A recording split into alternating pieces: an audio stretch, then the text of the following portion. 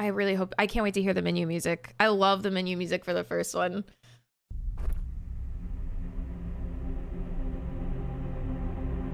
That was a bit excessive, I feel. Hi, Time Ed. to wake up, sleeper. We have dice to roll and repair. This one is good too.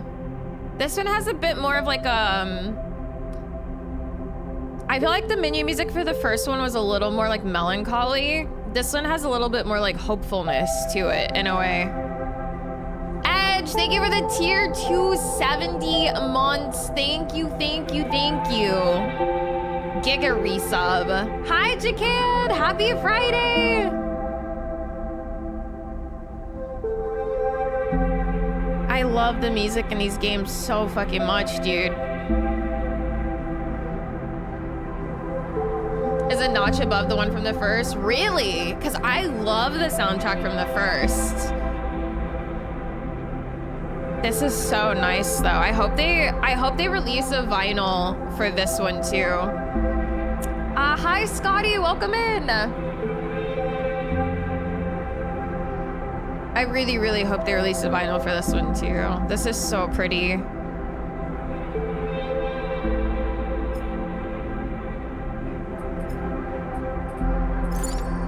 All right. So Throw, you said you played on the Dangerous. For experienced players who want an unforgiving challenge with no second chances. Dice repairs require more components, very low stress tolerance, double energy depletion, death is permanent. Hi Winter, how you doing? Until I got my butt kicked. Yeah, this scares me, I'm not gonna lie. Hi Martin, welcome in. I don't know. Broken dice cannot be used, standard stress tolerance. Death incurs a significant permanent penalty. I went back and did the whole thing on Dangerous for Plat, did you? It's permadeath. Like, that's scary. I don't think I ever like reached a point where I don't know that you could die in the first one. But I don't think I ever reached a point where it got really bad. Hi Juven, welcome in. I don't know, this scares me. The permadeath scares me. I'm doing good, Winter. Not too shabby. I'm excited to start this. I'm just trying to decide which difficulty I want to start on. It does say difficulty can be changed at any time. So it's not a Soulsborne game. No worries. The RPG part is a lot broader and day-to-day decisions need more thorough thinking. You can start on whatever you want and turn it up or down. I mean, I feel like maybe I could start on Dangerous, and if I get to a point where I'm like about to die, maybe I can bump it down if I'm getting my ass kicked too. Like do what you did. Hi Daz, welcome in. Hee, I can take the throw approach.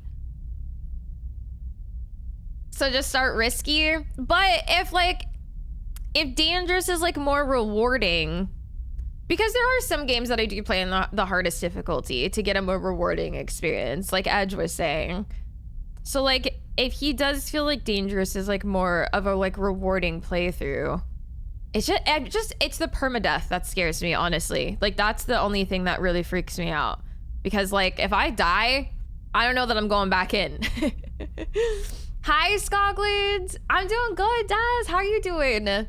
Say heck at Dangerous if it's more rewarding. That's kind of what I'm thinking, and then I can always do like throw, and if I'm getting my ass kicked, then just like bump it down. Like I'll just bump it down before I die. How about that? I felt it had a great balance, otherwise it is maybe a tad too easy. That's fair. Like the other difficulties, you mean? You're at the office and you're hungry, you got any snacks? I think it's all like auto saves, older. I don't think I can like I don't recall there being like manual saves in the first one. I think it's all like auto saved. Okay, let's try Dangerous, and if it gets really, really, really hard, I'll bump it down. I'm scared. Okay, let's see here. Skills, operator. Okay, so I was an operator, I think, in the first one.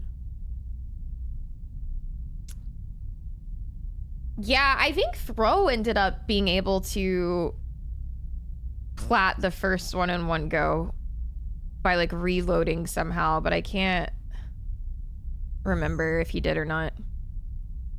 Oh, are there only 2 classes this time, or did I miss? Okay, there are 3. Okay.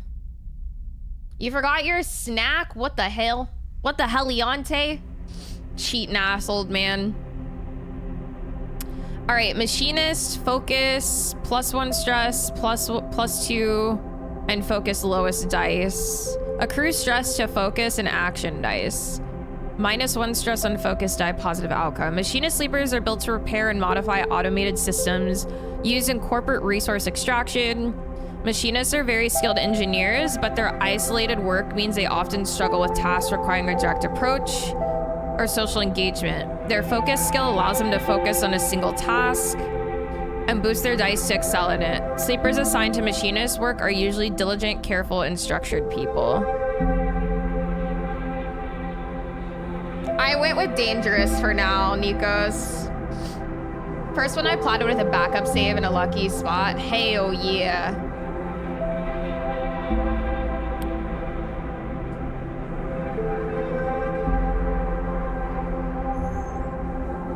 Operator sleepers are built to work with drones and remote machines over local networks to perform corporate resource extraction from a distance.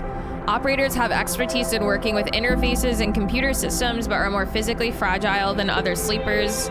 Their reboot skill allows them to hack their own systems to re-roll dice, a risky but potentially powerful move. Sleepers assigned to operator work are usually cerebral and precise people. So it sounds like the classes now actually have...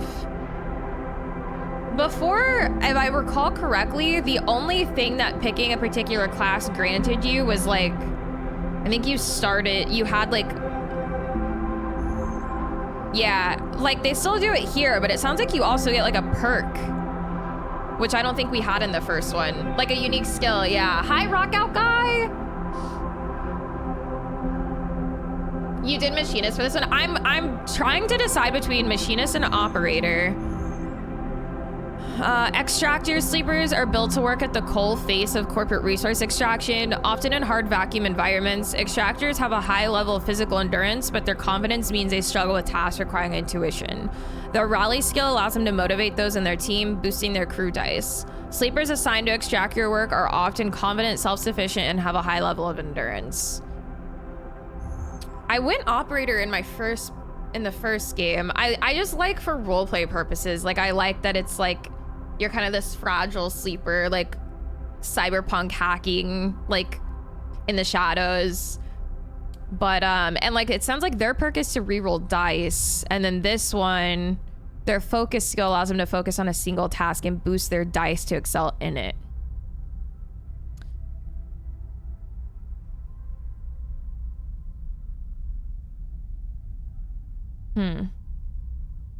So it looks like we start, I don't know how to read this. I think we start with a skill in engineer and we have no engage at all.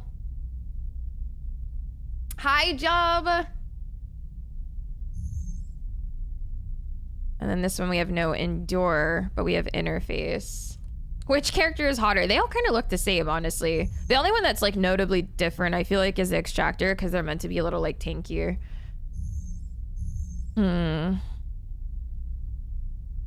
Maybe I change it up and go machinist this run since I did operator in the first game.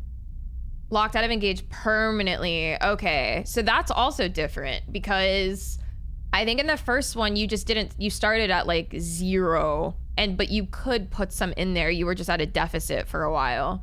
So that's interesting that you can't, like, you don't have engage at all. I kind of like that because it really helps direct your choices, I guess. No, it's very much like a, I guess you would call it maybe like a visual novel beast. It's very story heavy, but the gameplay is like kind of like dice allocation driven. You have -2 points, some are neutral, some have a plus point. Gotcha. Okay.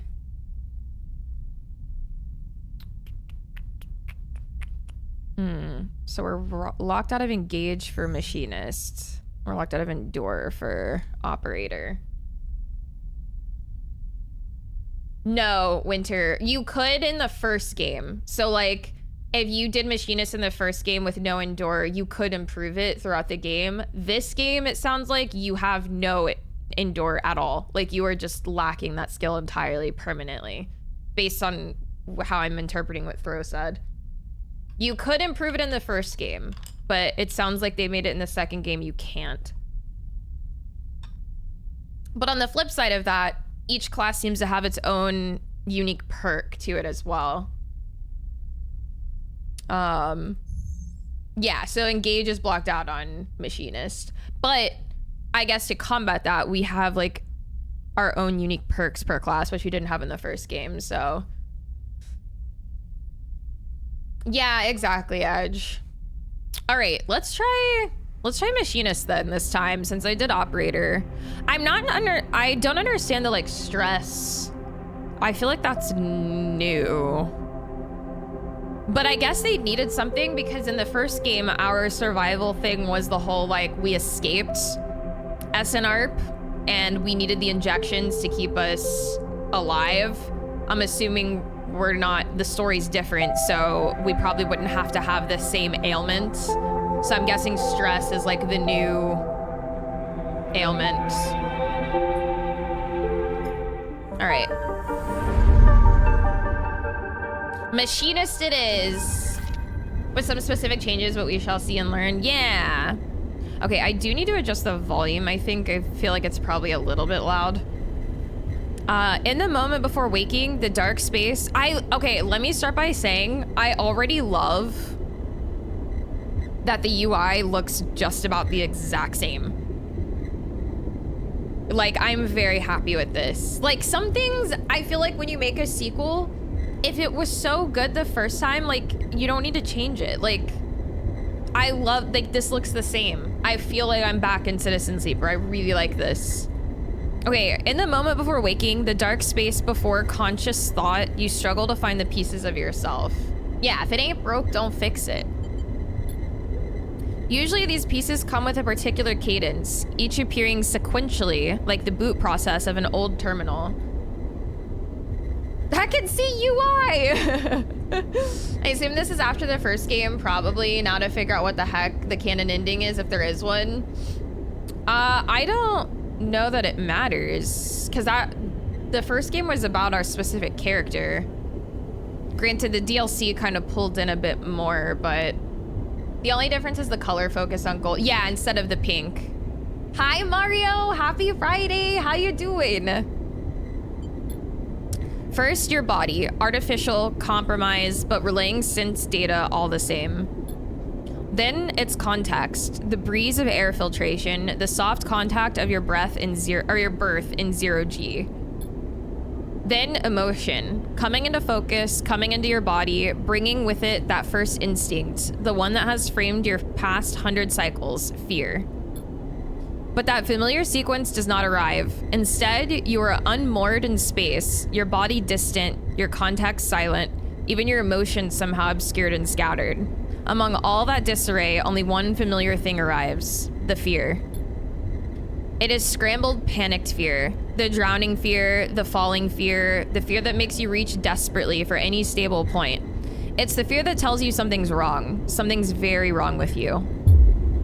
Wake up, sleeper. The voice is whispered in your ear.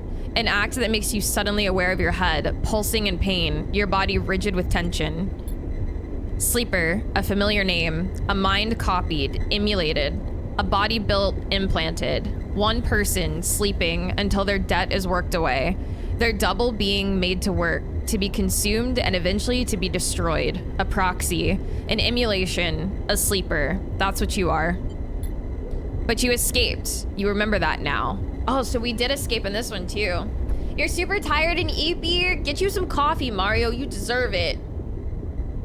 Let's just say this is very much standalone. I don't want to add more to the state of the world, etc. at the moment. Totally fair. Hi, Tofu. Welcome in. You escaped. You remember that now. Broke free of your corporate creators, SNARP, in search of a future. You cannot remember the details of your escape, but you know the fear has been with you ever since. All of a sudden, you remember you have eyes, and your eyes flicker open. Pale eyes and a pale face. Lane. The name comes with its own specific sensation of fear, one you recoil from instinctively. Sorry to interrupt, a sharp smirk, but this ends here. Dude, look at their Yakuza tattoos. Hi, Momo. Hi, Tree Hugger. Welcome in. Hi, Zinky. Hi, Radame. Hi, I'm new. Welcome, welcome. I don't want to drive the 1 mile it'll take to get me some coffee. DoorDash it. Fuck it. It's Friday. Do it. You search your mind for more than a name. Is this how you reward me for my generosity? Lane's leaning over your horizontal floating body, looking down into your eyes.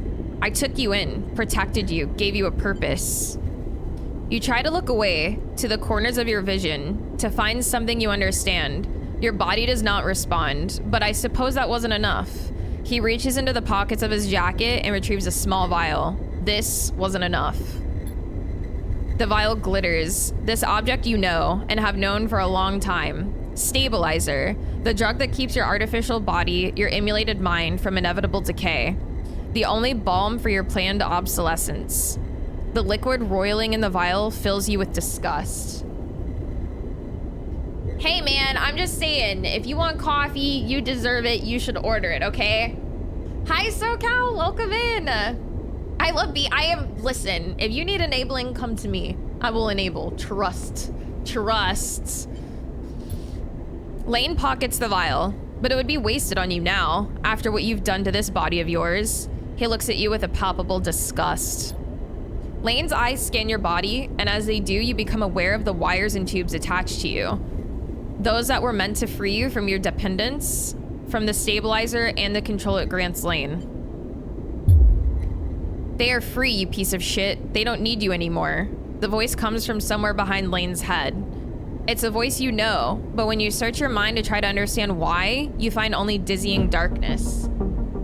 Yo, Radame, thank you so much. Thank you for the 2-month resub. I appreciate it. Welcome in. Hi, Darth. After 5 hours of Death Stranding 2, hell yeah. Everyone's working the Death Stranding shift. Hi, Saturn. Welcome in. Hi, Trindy. Welcome, welcome. I'd walk to get the coffee. Dude, if he's not up for driving to get it, I doubt he's up for walking to get it. No, I feel you, Mario. You were gifted first month? Well, I appreciate it, dude. Thank you so much. Thank you, Saturn. Shut him up, Lane barks the command, and you hear the sounds of impact, of pain, from elsewhere in the room. You try to move your limbs again, and this time you feel a flicker, the twitch of a finger. You feel the extension and compression of synthetic muscle. Free, are you? Lane smirks. You were free when I disabled your tracker, when I gave you the stabilizer you needed. He scans your body with angry eyes. Now you aren't free, you're just broken. I had such big plans for you, Sleeper. I invested in you. Lane grips your arm hard and you feel a jolt of reaction. You will the arm to move, but you've ruined all of that. Hi, Marthy. Happy Friday. You also did a short Death Stranding 2 shift before stream. Everyone is on that day, like everyone's been working day and night hours on the Death Stranding shifts. A walk sounds awesome, 90-degree weather at 10:30 a.m. True, it is very hot. But yeah, a little walk for coffee would be nice. Hi, Nokin, welcome in. Lane speaks louder over the sound of struggle behind him. I will try to preserve your body, of course. I have my own uses for it, but your emulation? You feel one of his hands searching behind your head. He finds and grips the thick cable running into the port at the base of your skull. I will burn that out. Lane jerks forward, slamming across your body, then spinning away out of sight. You feel yourself rolling, the cables plugged into you looping and wrapping around your limbs. Then you feel hands steadying you, pulling cables. You glance around wildly and see someone diligently unplugging you. You meet his eyes. You've built almost every road? Hell yeah. I'm shocked that I already clocked 50 plus hours in the game. Time always flies with Death Stranding 2. Sounds like everyone's really been loving it. Hey, he waves a hand in your dazed face. We need to move. Lane won't be out long. He unloops a cable from around your wrist. Sleeper, help me out here. You blink slowly. Do you know this person? He leans over you and you feel his hands on the connector, flicking switches, releasing locks. Come on, come on, come on. He tugs the connector clear and pulls you up. You see the room you were in for the first time, filled with tech and terminals, wires waving everywhere, all lit by big windows, looking out on an impossibly bright, screen-filled street beyond. In the corner, you see the dark shape of a floating body, surrounded by a glittering constellation of crimson baubles. Is that blood? Move! You're wrestled and shoved towards the door, which slides open in front of you, and then you're out in all that brightness, all that movement, gliding hard towards some unknown destination. My office interwebs is stuttering. How dare they interrupt my audiobook B stream? No, Daz! Hi, Patrick! How's it going? You come to a stop in a dark alley. The one who guided you here is pausing to catch his breath. He doubles over beside a massive life support unit that sends a lukewarm breeze across your skin.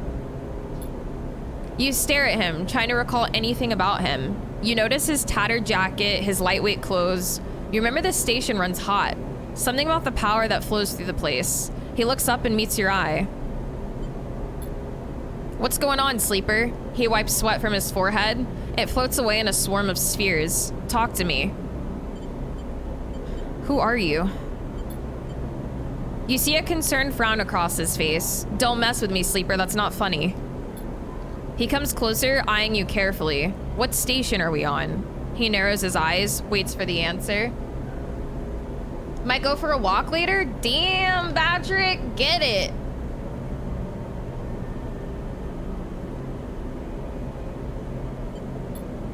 You close your eyes, trying to recall. You force your way through the dark to the image of a station. No, a city. Growing on the back of a vast set of hexagonal solar cells, shadowed by them. You open your eyes. Dark side. The word leaves your mouth like an exhale, an instinct. Before you heard yourself sound it out, you didn't know it was there. You went for a walk this morning? Dude, I need to be inspired by you guys. I need to start walking again. I gotta do it. Hi, Average Bear. Hell yeah. Happy Friday. He sighs. And me? Who am I? You see something like fear in his eyes. Panic, perhaps? You stare hard at his face, the slight upturn of his mouth, the intensity of his stare. Nothing comes. He closes his eyes and drops his head, putting a hand to his temple. The reboot. He's speaking quietly to himself. Lane interrupted the process and he lifts his head and stares at you. We need to keep going. We need to leave. He turns and kicks off down the alley. Come on, the rig can't be far. As you're led through the passages and serviceways of the station, you try to recall your life here. The texture, the temperature of Darkside feels familiar, but you struggle to pin specific memories to it. Focusing hard, you recall waking up in these passages, cycle after cycle. The rhythms of the station flowing over you along with the crowds. You recall desperation and the slow decay of your body that caused it. Then Lane, those pale eyes, offering you a glittering vial. Stabilizer. The promise of supplying more for your work. A deal he locked you into like a cage. There, your memory fails you. But in the dark, beyond that moment, the residue of panic, of fear, remains. Hi, Opinion. Welcome in. And yesterday and the day before, look at you, Winter. Hell yeah. Super healthy. You were Lane's prisoner. Lane's plaything. You shudder in the cold passage. Wait. Your guide holds up a hand, and you stop your glide using the wall. Ahead, you see the tunnel opens up into a wide open bay, with a few doors leading to a cylindrical tunnels. The docks. They're watching the rig. He nods towards the docks, and you see one of the doors has a couple of figures flanking it. One covered in ornate tattoos, the other with bright silver implants along their cheekbones. Utsubo, Lane's guys. He looks at you and shakes his head in frustration. All this, it's not coming back to you, is it? Something catches your eye and you see he's playing with a coin, nervously turning it over and over in his fingers. He sees you looking and slips it away. He places a hand on his chest. I'm Seraphim, all right? He looks pained when he speaks. Lane, he was our captor, both of us. We did this so we could escape. We needed to reboot you, to break your dependence on stabilizer. He pauses. You know what that is, right? You nod meekly. But Lane interrupted me back there. The reboot didn't complete, and he sighs and shakes his head. We can still make this work. He looks back at the docks. I'll lead them away. You get the docking bridge open. If we make it to the rig, I know how to get us in. Got that? He searches your face for a sign of recognition. What's the rig? I've got it, I got it. I had a few dinners with work colleagues this week, including deep dish pizza, not healthy. Healthy in moderation. You still gotta enjoy life, okay? I gotta remember I'm playing on a very punishing difficulty too, so I might need to be like more inquisitive than I feel I need to be. Hi Not, welcome in. Happy Friday. All right, I'm gonna say what's the rig just so I know for sure and I don't make any assumptions. Hi Narn, happy Friday. What's the rig? Seraphim looks annoyed. A ship, our ship, or at least it soon will be. Lane assigned it to us when we were on jobs for him. Get that door open. He pats you on the shoulder. I know you can do this. Seraphim kicks off hard and glides into the docks. Over here, shitheads, he bellows to the guards as he barrels through. They immediately push off from the wall, giving chase. During scenes, you may encounter skill checks where you can perform certain actions using your skills. Like the dice actions you will encounter later, skill checks can have a positive, neutral, or negative outcome. The better the rating of your skill, the more likely you will succeed on a check. The odds of success are displayed when you select the check. You can see more info in the guide section of the pause menu. Oh my lord!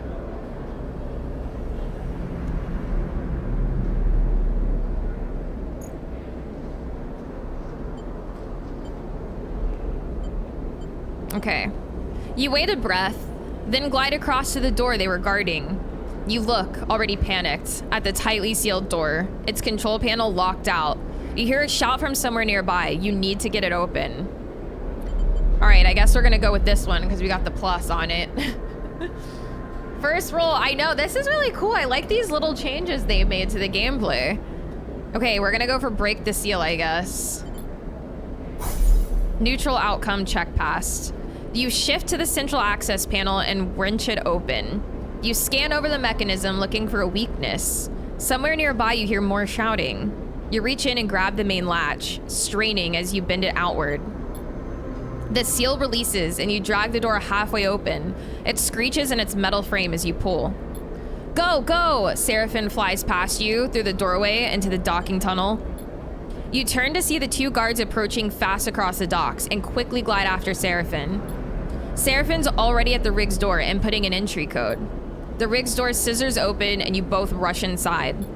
Quickly, Seraphim grabs you by the arm and drags you up to the cockpit, the ship's layout hazy in your minds. He dumps you in a flight seat and straps himself into his own. You see him tap a series of buttons as he does, talking to himself. Come on. The rig's drive rumbles into life, and Seraphim slams a button on the console. You feel the force of the ship's acceleration as it pulls away. We're busting out of here! Hi, Mavs, how you doing? So it's like it's an RPG, Radame. It's kind of a blend of an RPG, a visual novel, and then it's got like dice allocation for like the actual gameplay mechanics. So like if you see at the top here, these are gonna be my dice, and you basically will come across actions, and you have to use these dice to determine the outcome of those actions. And then we'll see how it progresses in this game, but in the first game, like this white meter was kind of like a stability bar. It was almost like your health in a way that you needed to micromanage to make sure it stayed full. because the lower this bar got, the less dice you're allocated. Also, let me see. I think it's just a tad loud. I don't even know. Okay, I can't change it. I want it to be fairly loud, but I don't want it to be like over. That's still kind of loud, huh?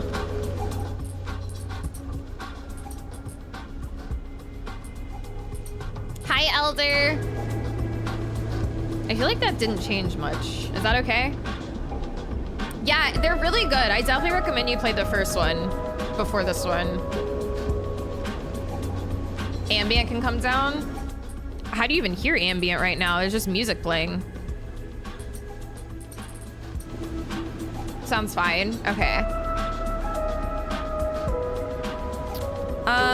As the ship glides into place on the connecting bridge, its automatic systems nudged by the port's docking protocols. You feel a sense of relief.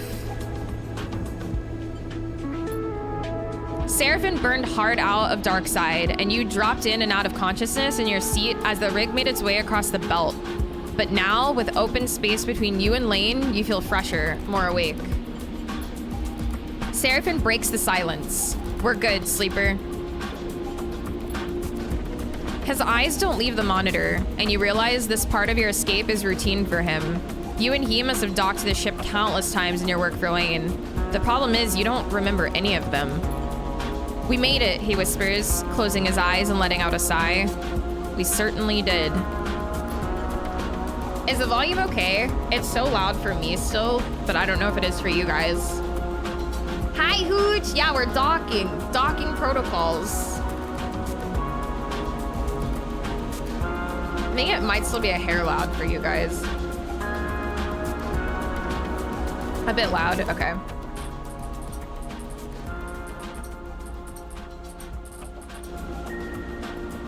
Okay, that looks like it should be better. Of course, now the music goes softer anyway.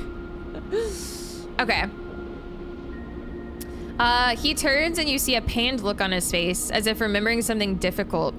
Have you said this exact thing to him before, in the same situation? Are you okay? He looks at you, chewing one side of his lip, searching your face. Not really, he puffs.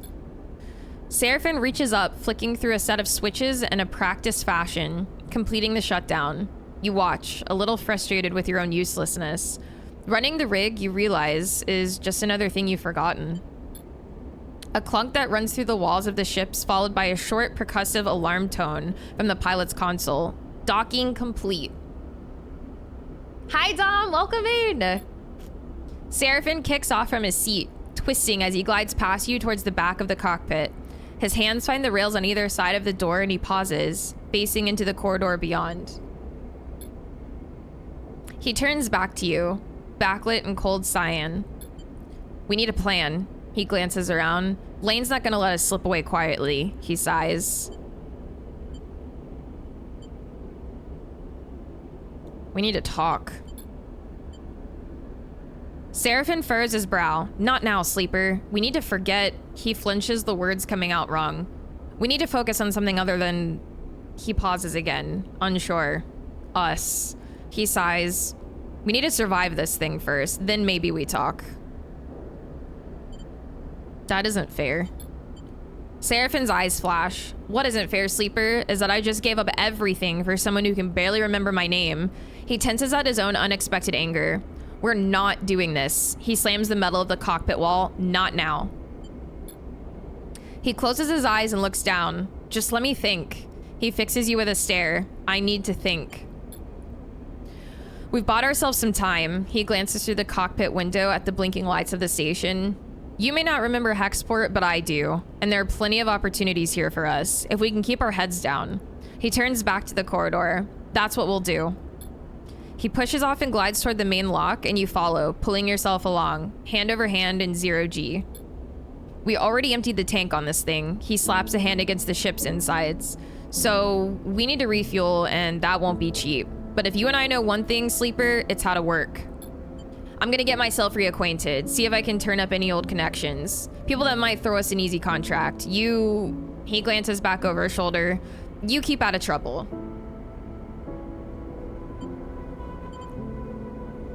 Low profile, got it.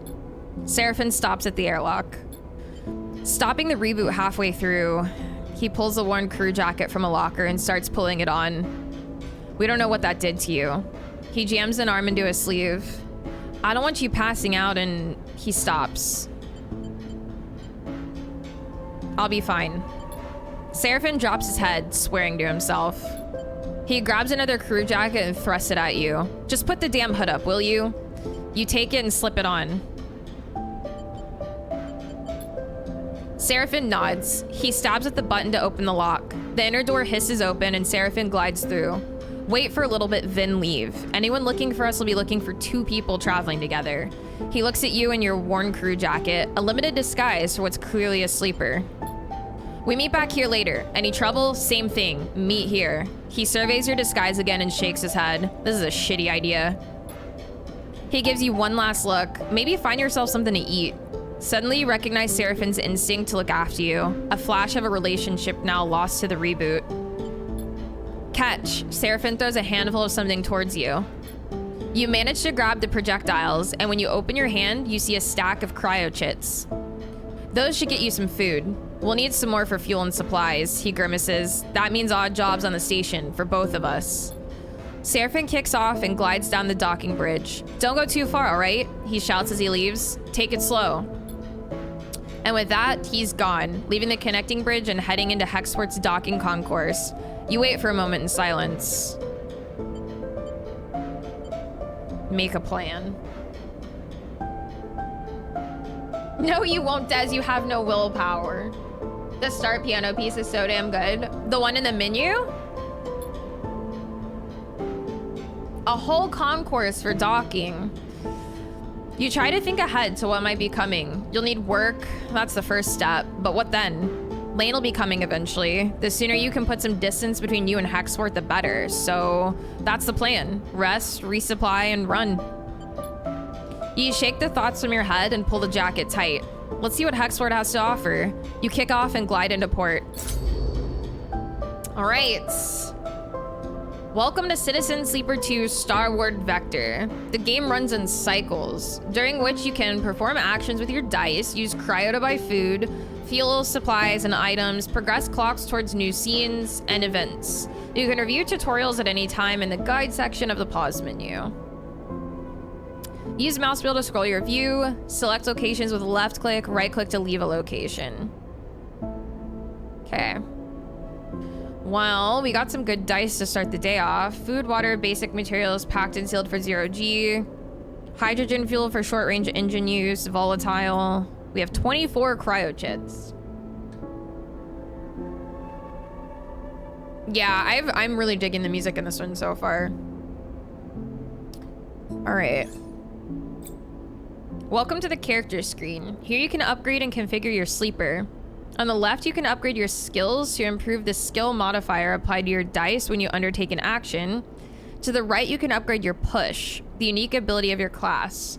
When upgrading your push, only one upgrade at each level can be active at once. You can configure which upgrade is active only while at the hub. This is kind of interesting.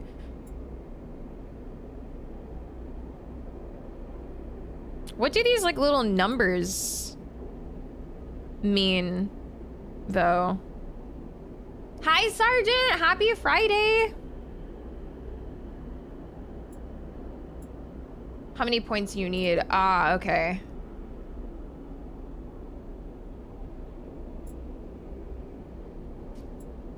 -1 stress, unfocused die, POS outcome, +1 to affected dice.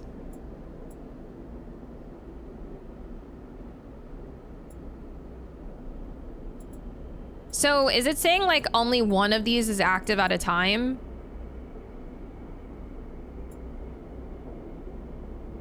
So you basically kind of want to pick one from each thing. Okay. Okay. That's pretty cool. I like that they added like a unique perk. No active drives. The rig.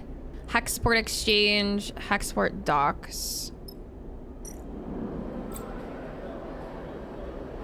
In Citizen Sleeper 2, you perform actions by assigning action dice to them. The higher the dice you assign, the more likely you will succeed at an action. But your dice will be modified by your skill. Your skill modifier for the action is displayed on the right and will reduce or increase the value of the dice assigned to the action. Like skill checks, dice actions have 3 outcomes: positive, negative, and neutral. Each action is also rated safe, risky, or dangerous based on the outcomes it has. The more dangerous an action is, the more significant both its rewards and consequences are. For more information on dice actions, check the guide section of the pause menu. Okay.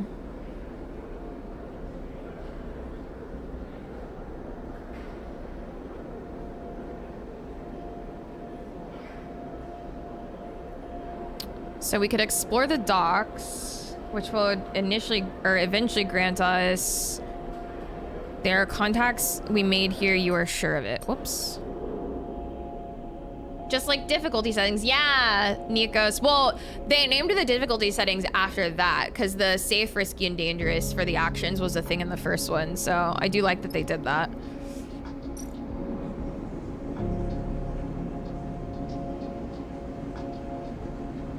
The exchange buzzes with the conversation of commerce. This is a place where contracts are found. You need to look. Okay, so these are 2 options for getting work.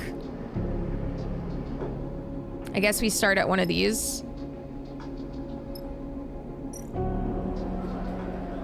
We'll have to do this one because this is intuition. Or yeah, this has, we don't have any engage to perk for this. But this is dangerous, so... Let's go. 100% positive. Oh, I like this animation. Sheesh! You just progressed a clock. Clocks track your progress toward both positive and negative events and can be filled by performing actions or by the passing of cycles. Dude, these little tutorial pop-ups are so nice. The graphic designer in me is like, I like this. Again. New location discovered. Ooh, okay. The bins, chaotic dockside bar. She suffers the same pain I do. We lost energy, we need food. All right, here you can eat in exchange for cryo. Eating gives you energy and stops you starving. Different foods give different amounts of energy. Buy a Bins Fry, a plastic bag of flash fried salt fleck tubers. The Bins Fry brings spacers back to the scattered tables of the bar cycle after cycle. Sounds good to me. Let's get some fries. Sheesh! All right, cool. SNS is a spacebar gambling game played with custom magnetic dice. Chits are stashed in symbol-marked cans, and winning is ruthlessly luck-based.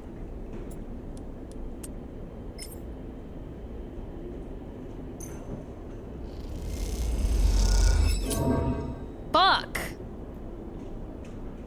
No more Gamba. No more Gamba. The warehouses at the Hexport docks supply the industrial operations of the station, meaning they need constant loading and restocking.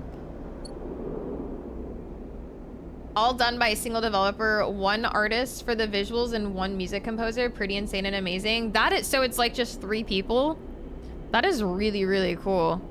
I'm telling you, man, these are like, I haven't even played through this one yet. Like, but I love the first one so much. Like, I already know this one's gonna be good. Like, I love these games so much.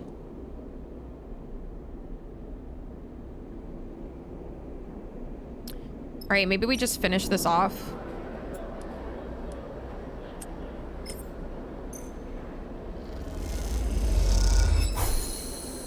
Okay. As you're gliding across the docking concourse, you hear a scuffle. The noise of raised voices cuts through the conversation drifting out of the dockside shops. Glancing down an alley, you see a huddle of figures shouting back and forth. You spot one man in the middle of the group, surrounded, pushing the others back as they grab the bag slung over his shoulder. You don't like the way this looks, but then again, Seraphim told you to keep your head down.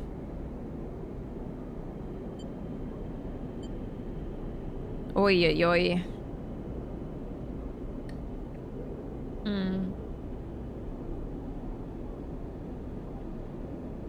Yeah, they're just so, I don't know. Just between the writing and like the embodiment of everything they've created in these games, they're just really special.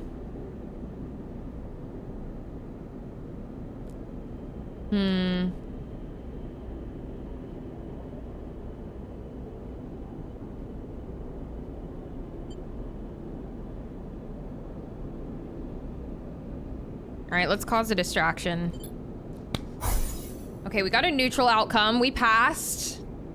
You look around for something that could break up the fight and see the thick cooling pipes running down the alleyway. You quickly try to understand the system and choose a valve to start spinning. As you do, the system begins to vent in sequence down the alley, violent jets randomly bursting into the air. There's a scramble in the alley and you spot the figure who is being attacked drop down to the alley floor. Then your vision instantly fills with pale liquid as a jet of coolant jumps out nearby, missing you, but sending you spinning into 0G. After a few moments, you manage to steady yourself. As you do, you see a clear alley, the assailants having fled, with one figure gliding toward you. I suppose you think that was clever. The man gives you a severe look. You like to break up fights you didn't start? He laughs. Belt's gonna eat you up. What the fuck? The Designworks book that was released by Lost in Cult, that is really in-depth and very interesting view. Probably the best art book or game. Wait, they made an art book for Citizen Sleeper?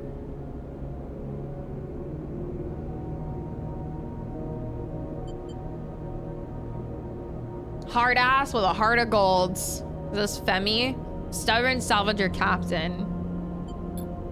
He shifts the large bags on his shoulder, weightless but unwieldy in 0G. How about some thanks? I didn't know they made an art book for Citizen Sleeper.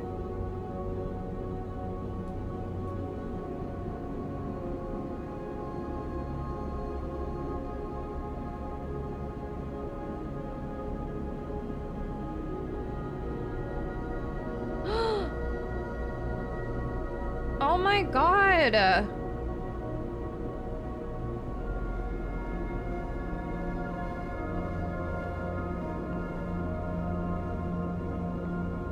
Wait, it's sold out. They're all sold out. Everything's sold out.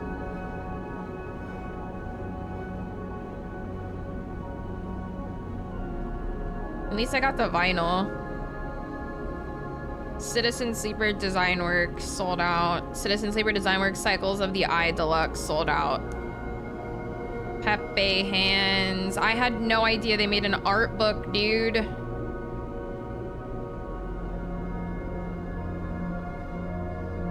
Oh, Designworks did Valhalla as well?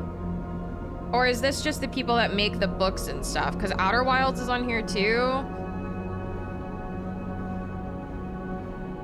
I don't want the digital version. The best part about art books is that they're physical.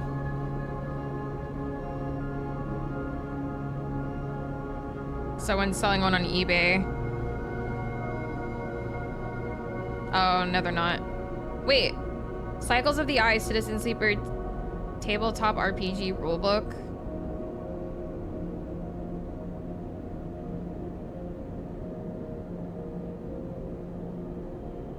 Damn, I'm so sad I missed that. I just had a moment in DS2 where my jaw tried to drop open, but it was already dropped open. Throw. No, I'm so sad.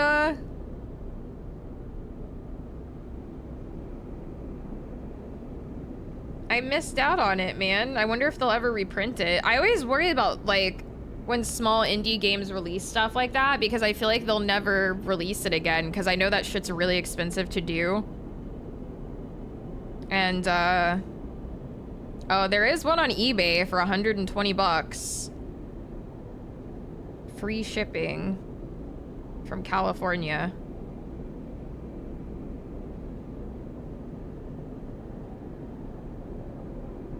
Bruh. I want that book so bad. Is it? It looked like the deluxe was fairly expensive. This is just for the regular one on eBay. I don't know if it's like, I don't think it's like sealed, unfortunately.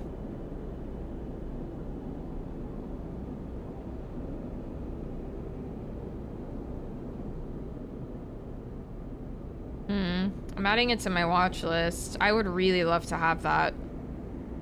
I had no idea they made art books. I'm so sad. No, we're looking, they made an art book for Citizen Sleeper Throw. Did you know that?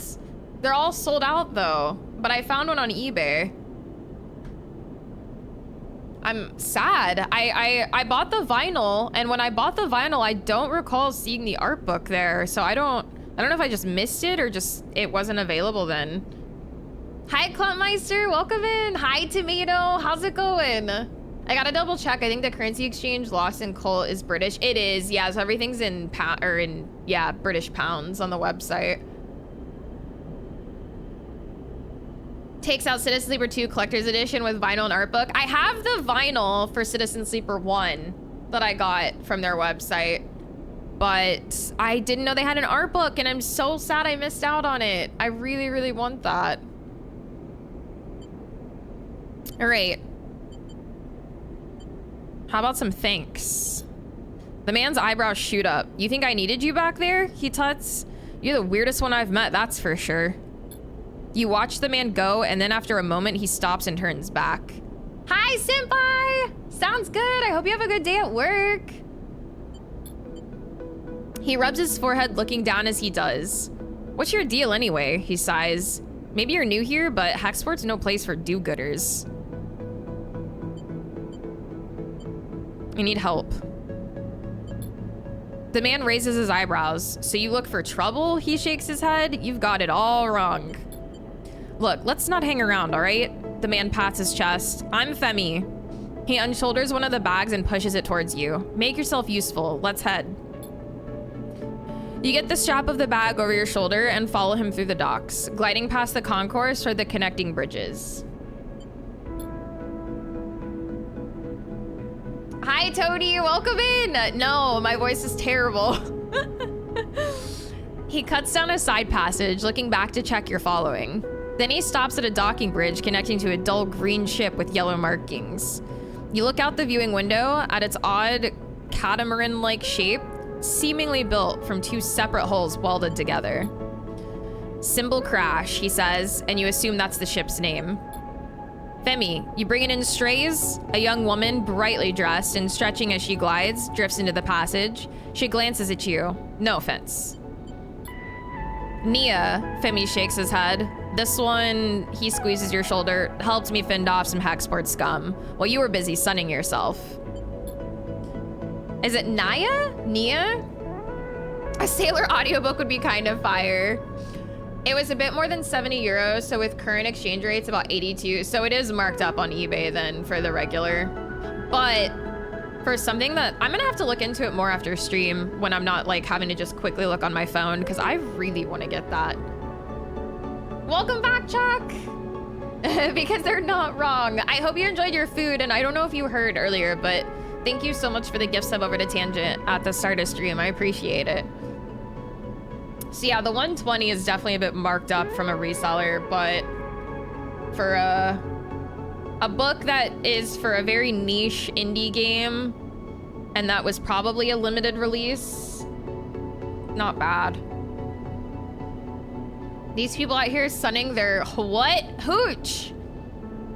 You think Naya? Maybe Naya.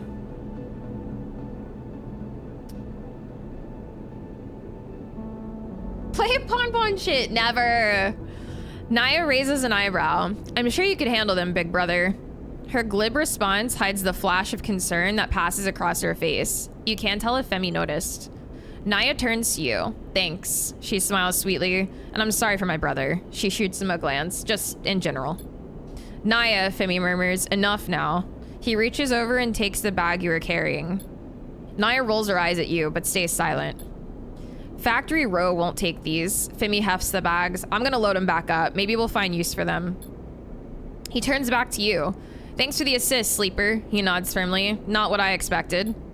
He slaps the button for the bridge door and kicks off the docking bridge on his way to the Symbol Crash. Naya looks at you with raised eyebrows. I hope my brother was joking, or did you really help him?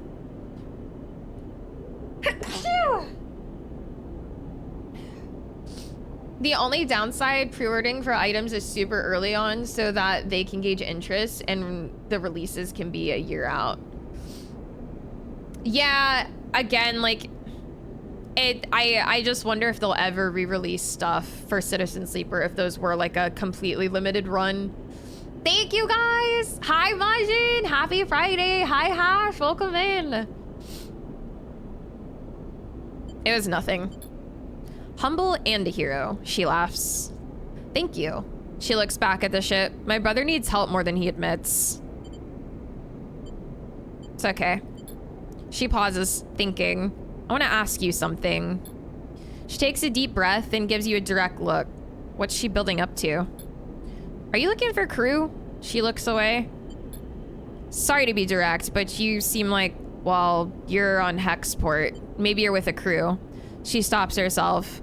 I mean, maybe your crew needs crew? Maybe you're looking? Why do you ask? Naya looks back at the ship and then at you. Look, I'll be honest. Being on a crew with my brother is nice, but he's suffocating me. She frowns at her own bluntness. I'm not a kid anymore, you know? But he still sees me like one. She shrugs. I want to show him I can handle myself. I need experience. I need to run some contracts. She gives you a determined look. What do you say? I'll think about it. I'm a good salvager, all right? You can use me, she smiles. I can spot things, find gaps, ways in. She folds her arms across her chest. I know what I'm doing. Femi taught me well. She glances back at the ship. Just consider it, all right? Let me prove myself. Suddenly, a shout comes from the ship, echoing down the passage. Femi, he makes both of you nervous. Naya looks in his direction. I should go. She pushes off towards the docking bridge. I'll be waiting. Naya gives you one last glance as she departs, then disappears into the docking bridge, leaving you alone in the passage. Interesting. So we can add to our crew. Hi, Clumpy. Happy Friday. Not.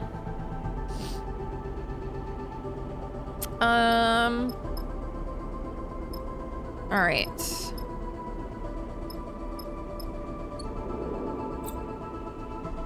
The rig is your ship and home in the Starward belt. While the rig is docked at a hub, there are multiple areas you can visit. Bunks, use dice to reduce stress. Galley, use supplies to regain energy. Other locations will unlock as you play. While the rig is in dock at the hub, your crew will also help to gather resources to contribute to the upkeep of the ship. You can choose which resources they should focus on in the crew task menu to the left. They have a random chance of acquiring it at the beginning of the following cycle. Hi, Yazinator. Welcome in.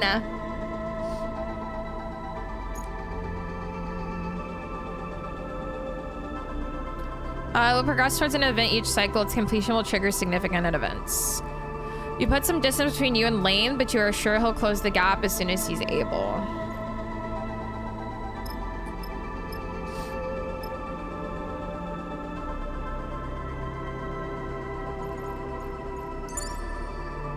Oh wait, task, chance per cycle, Seraphin.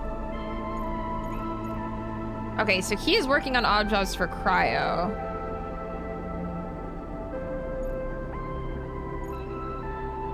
Okay. Hi, Red, welcome in.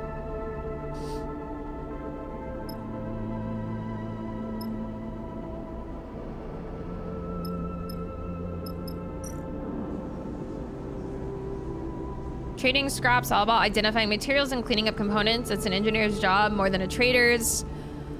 The data brokers are the heart of the exchange. They show off their knowledge by discussing decryption. Maybe if you can talk the talk.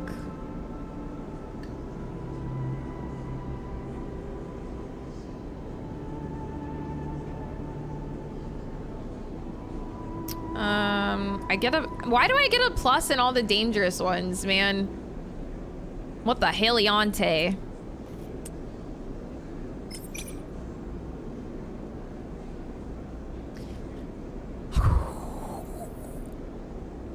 Go! Yeah! You had used all of your dice for this cycle. You need to end this cycle at your ship. The rig will reroll them. Sheesh! Good roll, good roll. All right. Shipboard kitchen. Supplies are typically safe for contracts, but when food isn't readily available, you've got to use what you've got to... you've got to use what you've got to survive. Yeah, go.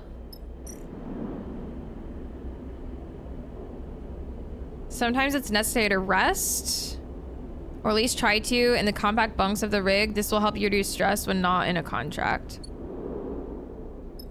Okay. End our first cycle. Hi, Nodding. Welcome in. Holy, my energy!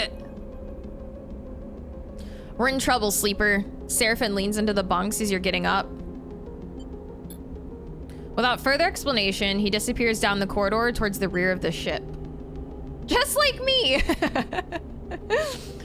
You drift out into the passage, pulling on your clothes, and glide down the length of the rig, the cool air making you shiver. Seraphin's a silhouette, silently leading the way. He stops at the far end, diverting through a side door, shooting you a glance as he does. You find Seraphin inside, holding one of a tangle of arm-thick tubes that are waving in the zero-G engine room. You know what these are? Tubes?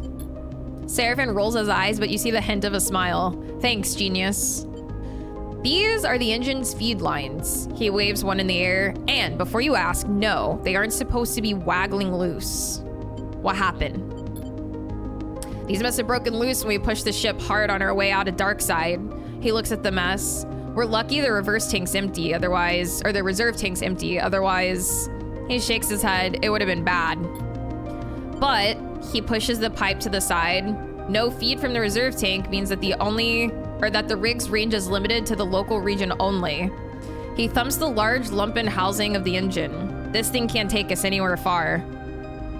So we fix it? Seraphin sighs. That's the short of it.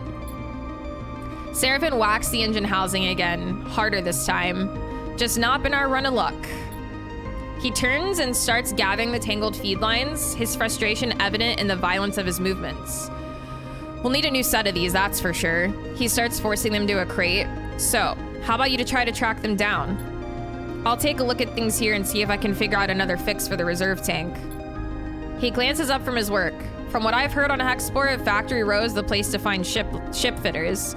Maybe you can do some recon while I sort this place out? It's on the other end of the station. Okay, I'll have a look.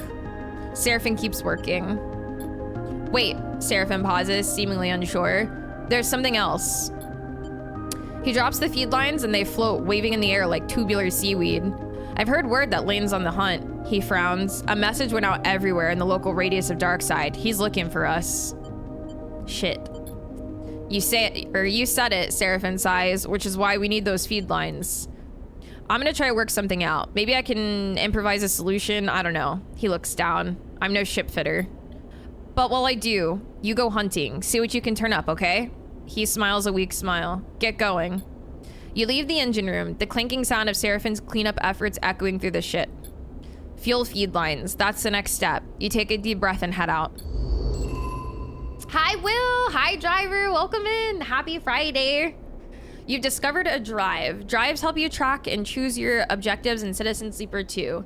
The arrow button on the top left opens the drive menu where you can choose which drive to track. Once a drive is tracked, a yellow marker will be placed above any location that relates to that drive. Drives come in two types, major and minor. On completion, a major drive awards 2 upgrade points and a minor rewards 1. Keep an eye on the drive menu as you progress to see what new opportunities and objectives are available. Cool.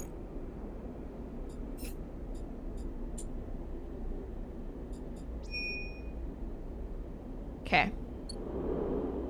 We got new dice. It's a new day.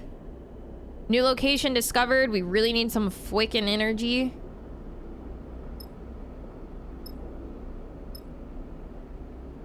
Hexport Trade Hall, Factory Row.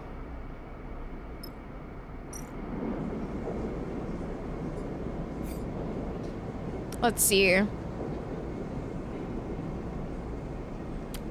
Fuel deposits like this can be found at most stations selling the lifeblood of the belts transfer and trade. Fill fuel. If you have enough cryo, they can fill your full fuel capacity in a single order. Buy supplies, fill supplies. So it's a shop, basically. I like that they added this little yellow, I don't think this is in the first one either, like a little yellow dot for which quests or like objectives apply to your quests, basically. Cool, blimey, I think I'm too much of a numpty to figure this game out. No, it's pretty simple, Crumpet. You just kind of came in once we already got started, but you could. It's very simple. All right, let's see here. Okay, well, we don't have to do the danger one this time, thankfully. Search the row. The factory owners of the row speak mostly in terms of supply and demand, but going door to door might help you find the ship fitter you need. The Hexport factories are picky about who they work with. Trust is a key currency here if you want to find a ship fitter.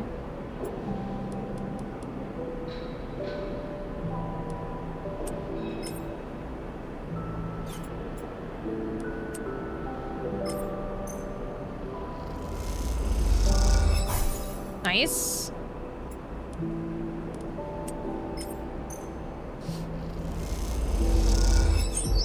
Nice.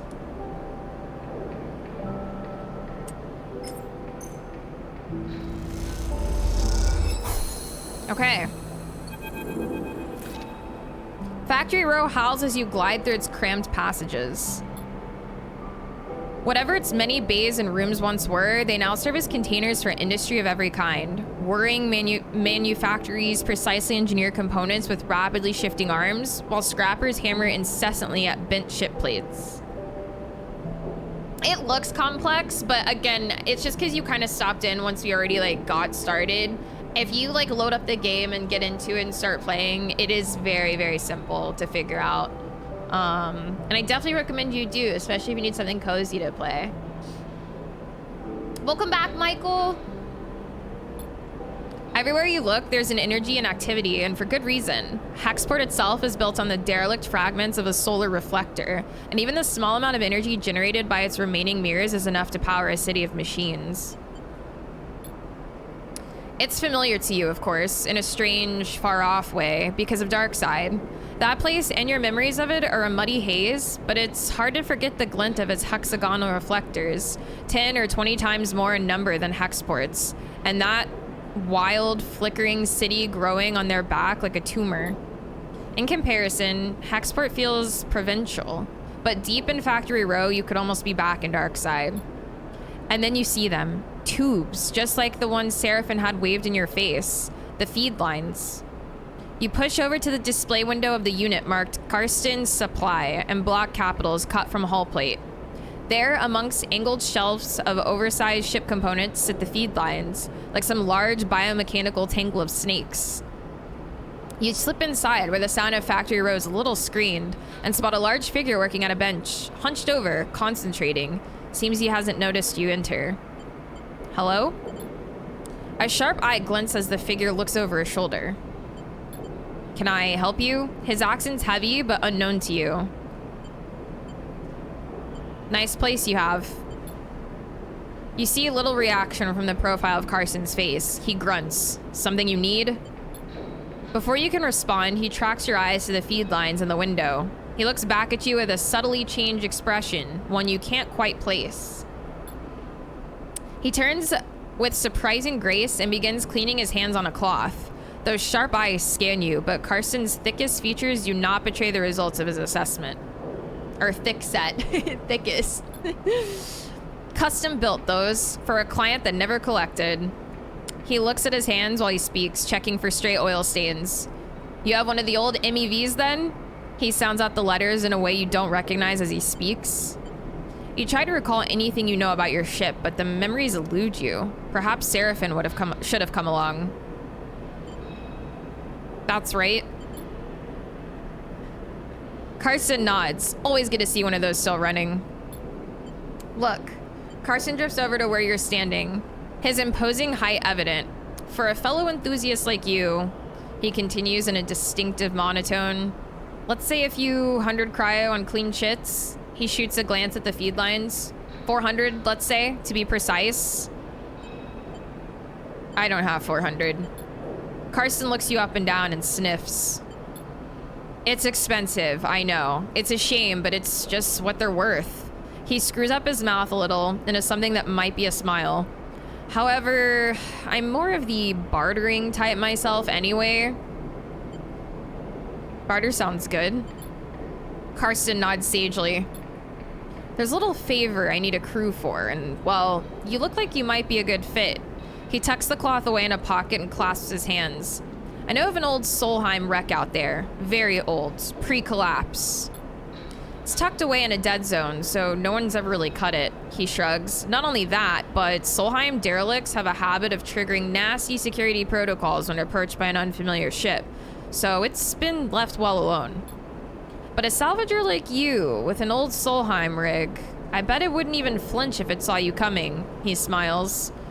I have special interests.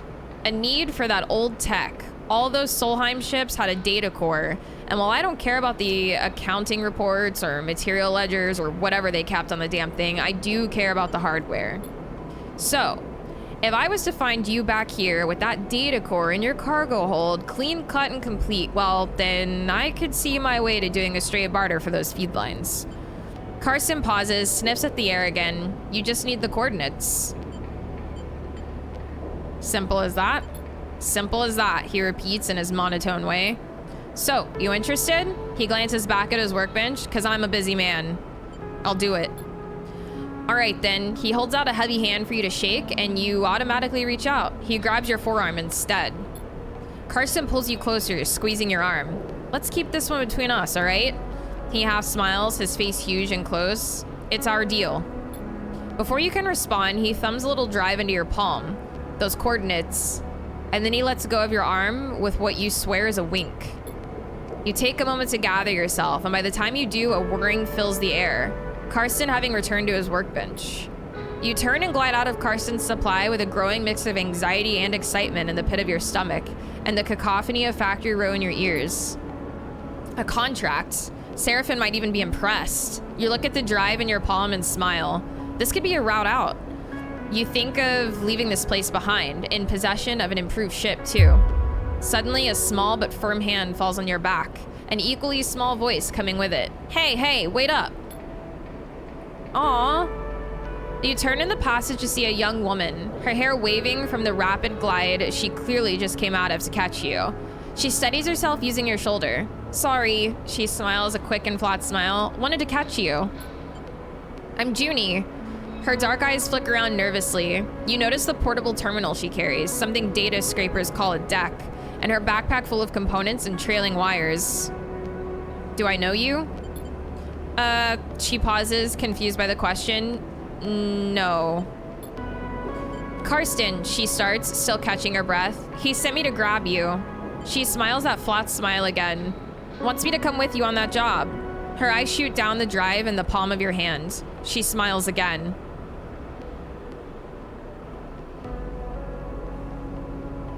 Wait, to come with us? I got your thickest features right here.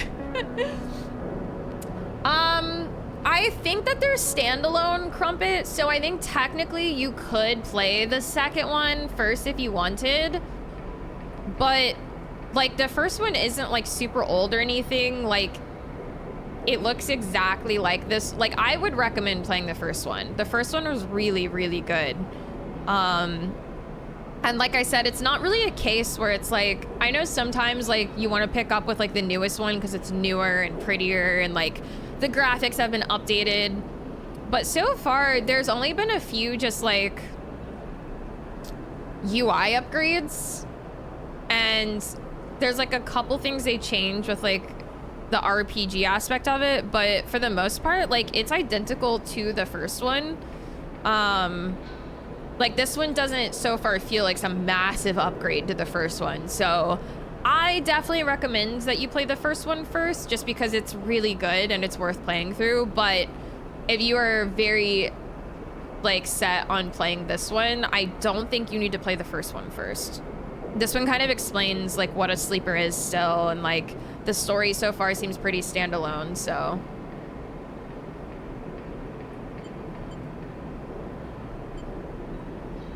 Why didn't he tell me? She glances back towards Karsten's. I guess he forgot? He does that sometimes. She looks sheepishly at you. He just grabbed me after you two were done talking, so... Carson's always sitting me on things like this. I guess he wants me to help you out. Keep an eye on things. She pauses. I can be pretty helpful.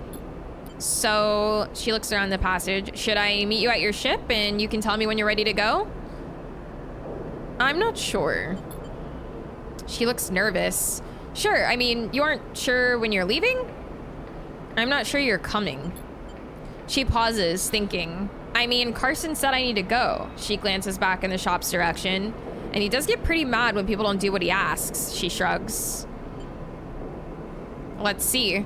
Okay, she glances around. Carson doesn't like waiting, but it's up to you.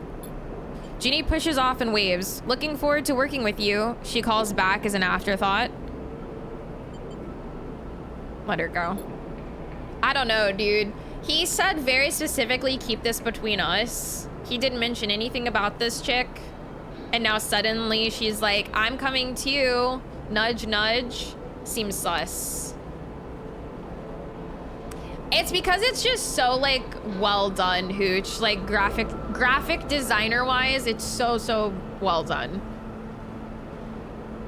You watch her disappear down the passage. Things are getting complicated already, but at least you have a contract and a way to get the feed lines. Junie clearly works with data, based on the gear she was lugging around, which might make her useful when it comes to pulling out a data core. But the question is, what does she get out of it, and why didn't Carson mention her sooner? You consider your options as you head back towards the rig. I don't know about this, Sleeper. Seraphin looks nervously out of the rig's windows as you finish explaining Carson's deal, as well as Junie's offer to help. If this job was easy, Carson would have done it himself already. That means there's a catch. He frowns at the stars, and there's definitely something going on with this Junie girl. He shakes his head. What choice do we have? What if, Seraphin narrows his eyes, we could get the cryo together to buy the feed lines? Is that even possible?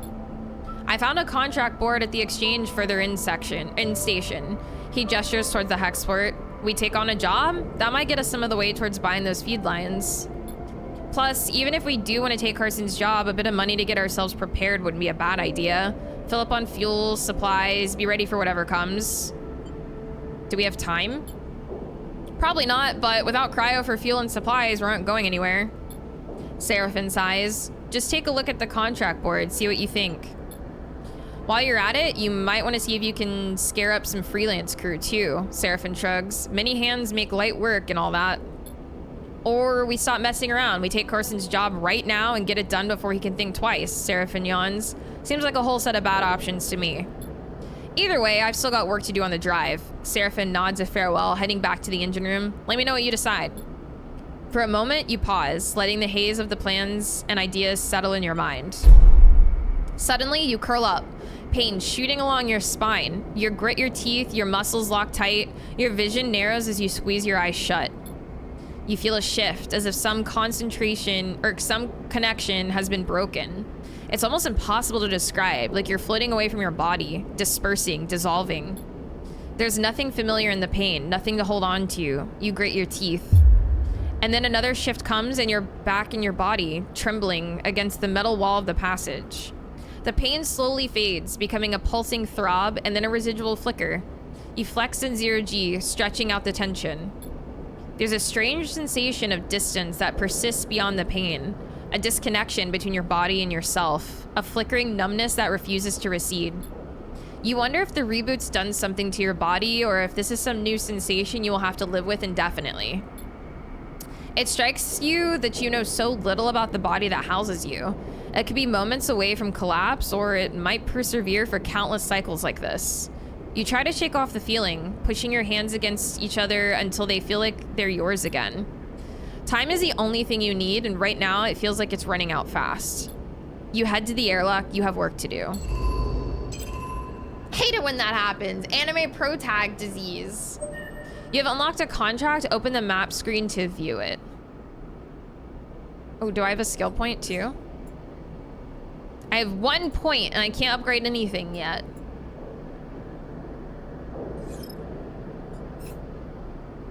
Complete board contracts.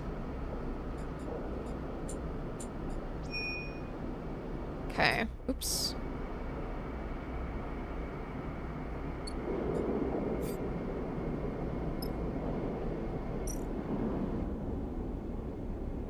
Okay, so that's where the feed lines go.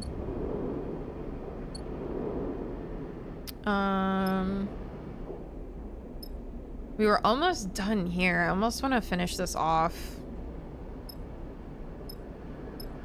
Carson Supply. So we either pay 400 or we get the data core.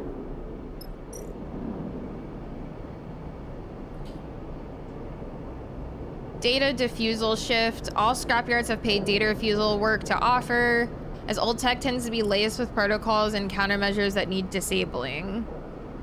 So are these just jobs? Is this the... what is this? Swift scrap soul. Scrapyard shift or sell raw scrap. Those are jobs, okay. Contract board. Conway signal. Station management have located a Conway signal. They are concerned to see one so close and are looking for someone to disable its source. Disable signal source, 200 cryo. Buy signal contract. This open contract for Hexport administration requires a fee to be paid to receive the coordinates of the job. Okay. Hi, Monkey. Happy Friday, dude. Welcome in. All right, I'm gonna try and finish this off really. Oh, yeah. Yeah.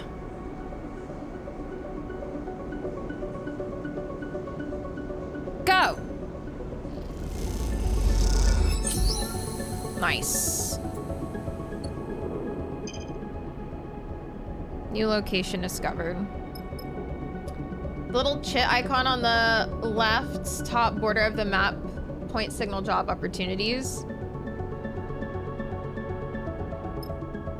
The what now? Oh. Contracts are high risk, high reward jobs that you and your crew can take on. Contracts require preparation and care to succeed. You'll need to gather enough fuel to travel to the contract. Gather as many supplies as you can afford to keep you and your crew going. Look for opportunities to recruit crew temporarily or permanently to help you on a contract. Consider which crew to take carefully. They have different skills and stress resistances, and who you choose can affect the story. Oh my god. This is Monka!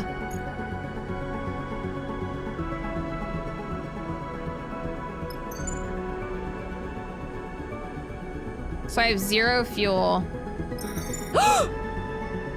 Did I do something bad? I just wanted to read this. Okay.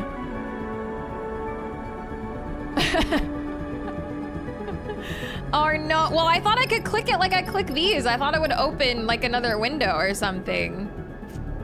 Sheesh.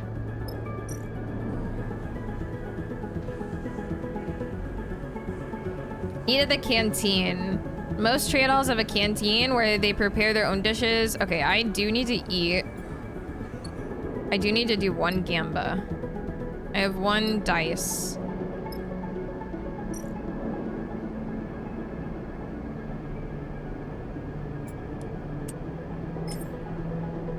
Go! Nice. That was a very good gamba.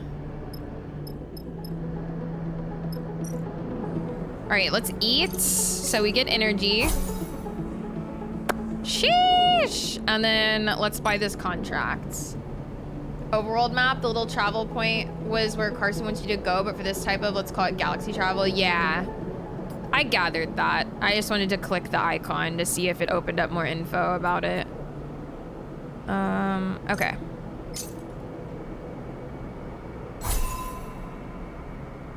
New contract on map. Okay, so we're gonna need fuel, but where the fuck do we buy? Ah, okay.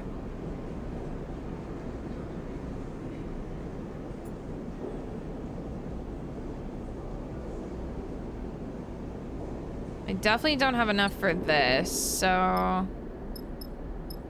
Oof. Is this just gonna be like how much fuel does this buy me? Because if I look at the map, it says I have 0 out of 5. So if I buy one, is that like 1 fuel?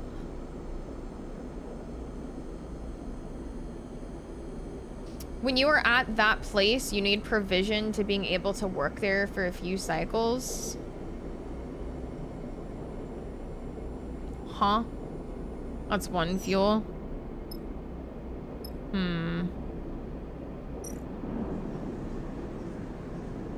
So I can buy the 3 fuels we need, but then I don't have any money for supplies. Bro.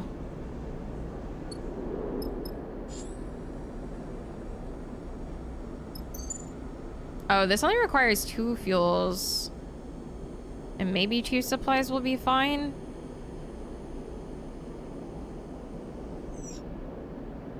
Oops.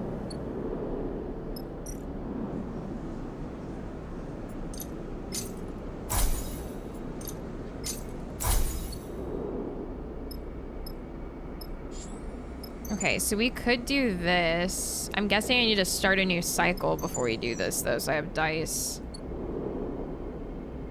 25 for full, yeah.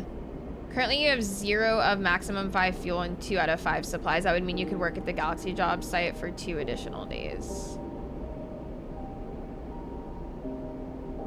I don't... Well, yeah. I just filled up my supplies, so we have enough to get there. Sure?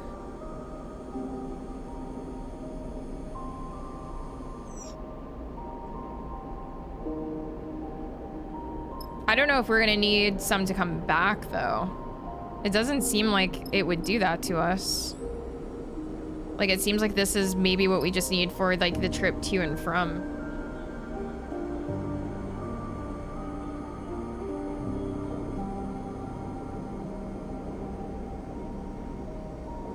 They'll automatically refill once you arrive. Always empty your dice before traveling somewhere. They will automatically refill. Okay. To travel, you need fuel. Yeah, that I know. Okay. So, well, our dice are empty, so... Do I go ahead and cycle, though? Are you saying that it'll give me dice, like, even if I haven't ended... Okay, so I should just travel with empty.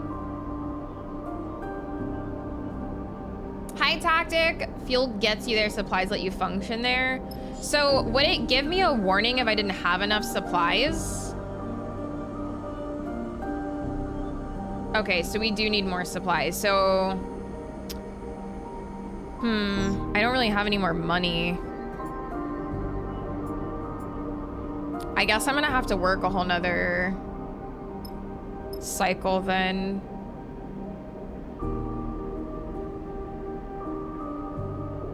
And save a cycle. Okay. Well, I don't have money for more supplies, so I think I am gonna have to just end cycle and do another day of getting cryo to buy a couple more supplies, I think. Supplies are expensive, dude. 15 for 1.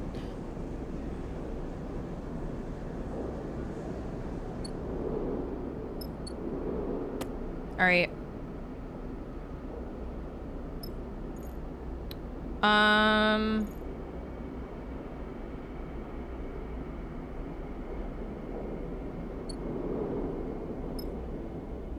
How can I find that girl again? Naya. I need her. I don't know if I can right now. She might just find me eventually as part of the story. 15 for 1 supplies or supplies exclusively eggs and avocados? Yes. Okay. I think I still want Seraphim focusing on cryo though. Cause like, we're gonna build cryo to get supplies. Or should I have him focus on supplies because we're gonna get cryo from the odd jobs that I'm doing.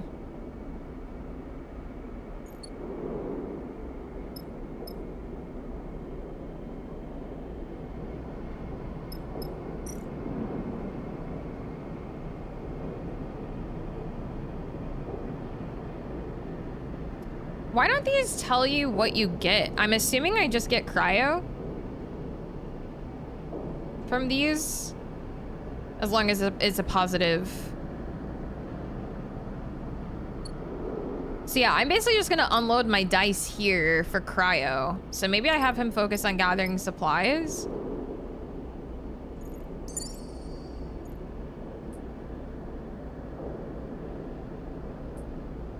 Let's see.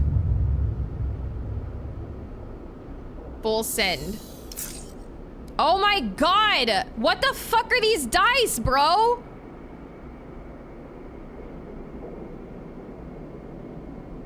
What the hell am I supposed to do with that?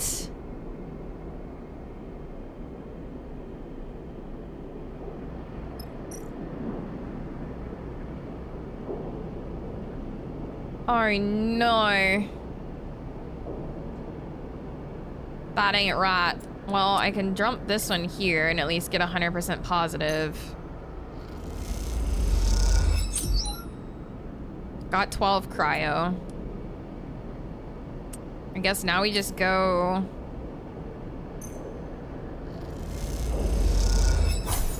Got 7 cryo. Bro, I'm scared. I don't know if I can put these anywhere else. And I need money for food.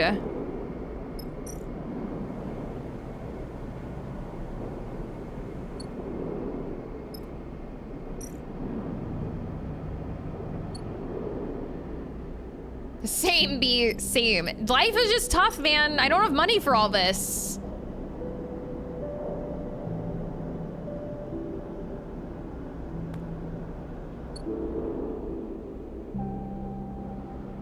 Preach, sister. Oh boy. Let's see how this goes, I guess. Relatable streamer.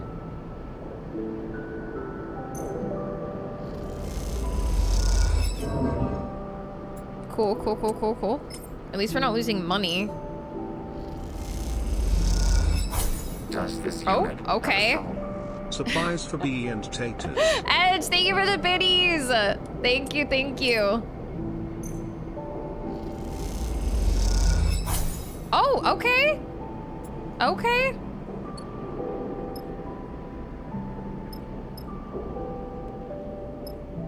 All right. So we have 3 out of 5 supplies. So I could spend 30.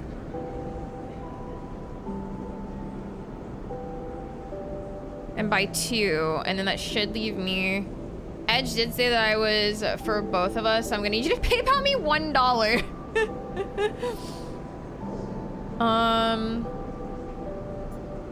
Okay, let's do this.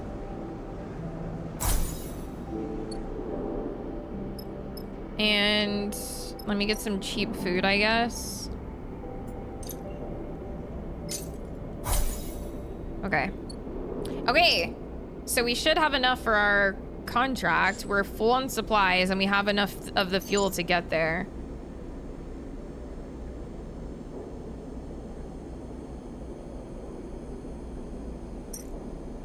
Confirm vector. I'm scared.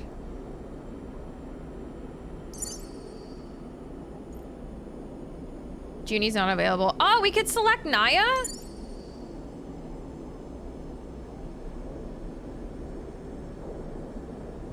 Okay, so she can handle 4 stress.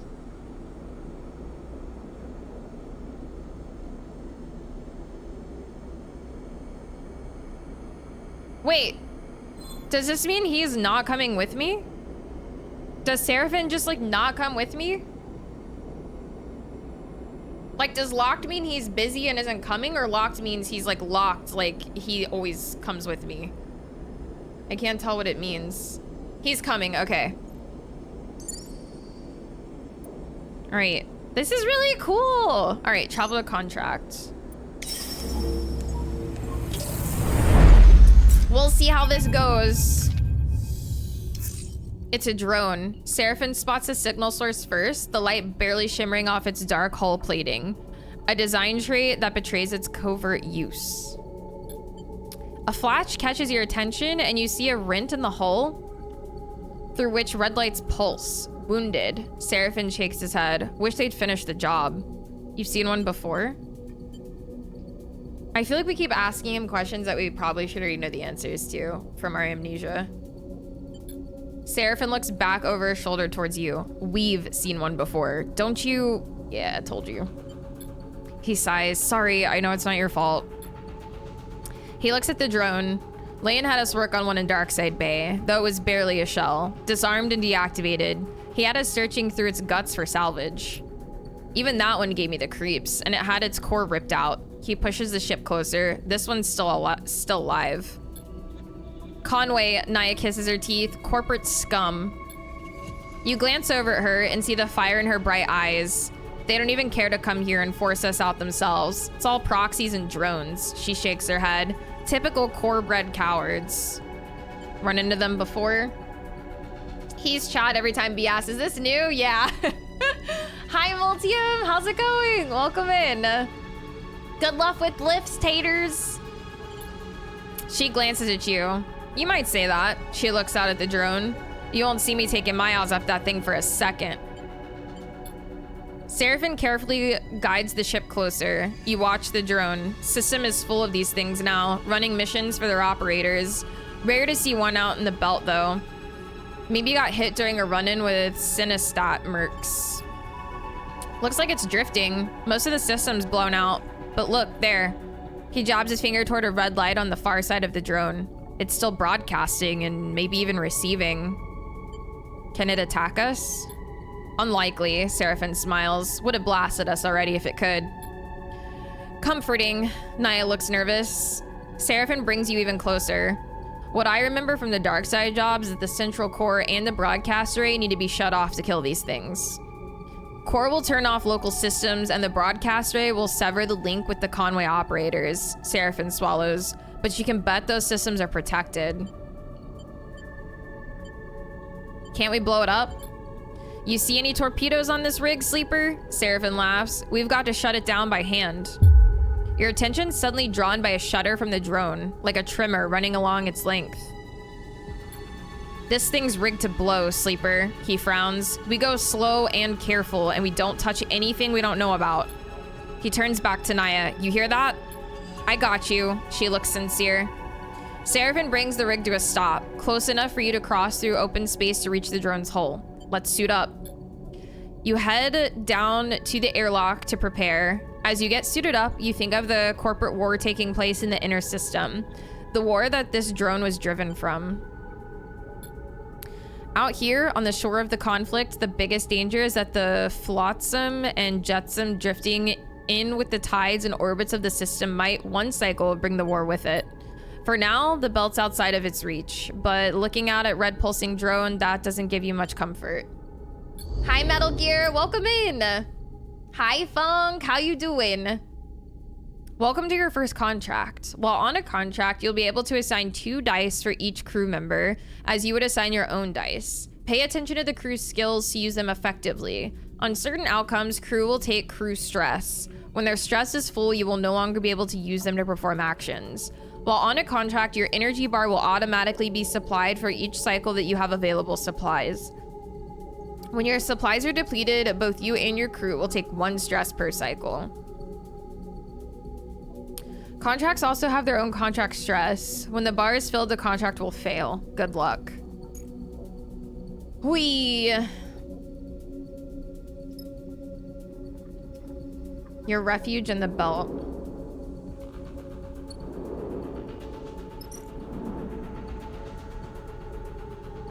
All right. Identify a route. It might be possible to slip through the gap in the drone's damaged hull, but once inside, where to go? How to find the broadcast array?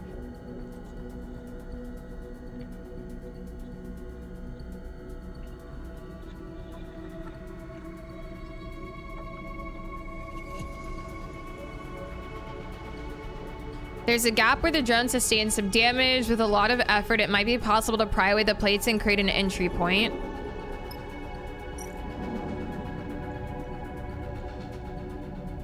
With the drone in such a reactive state, Ready to fry itself in defense? Perhaps reprogramming the hatch to open up to your crew is the best approach. The drone is in the delicate state and any damage could cause it to trigger its self-destruct. It will take skill to release the access hatch. Okay. So these are the 2 dice I have for each of them. I heard where to find the broadcaster, eh? Okay, let's see here.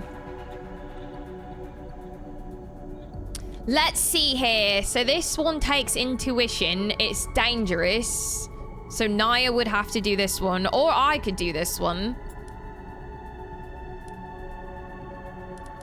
I've got 2 guaranteed positives. And then she's got some not so greats. But he's got some I could do here. I'm guessing I have to do both of these. I don't think it's like an either or, right?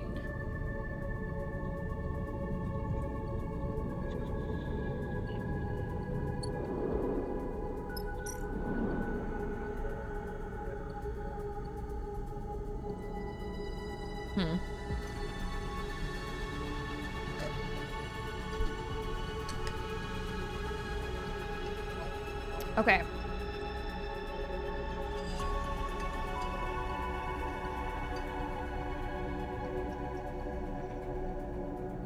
Let's get started.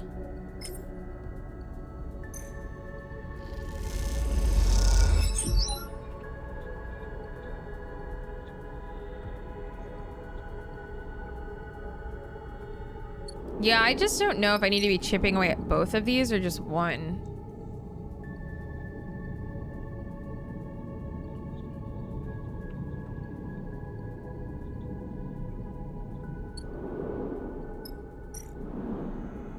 We're going in.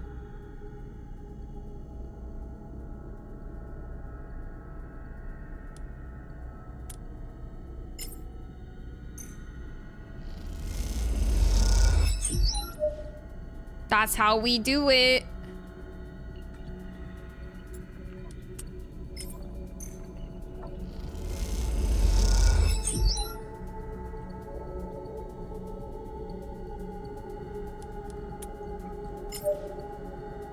Just show me where, sleeper.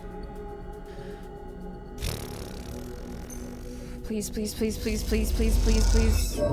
Fuck.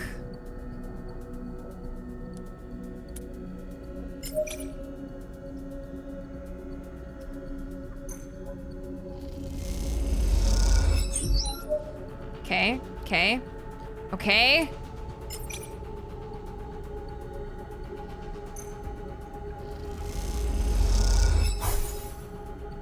Okay, so she got a stress. That's okay. That's okay.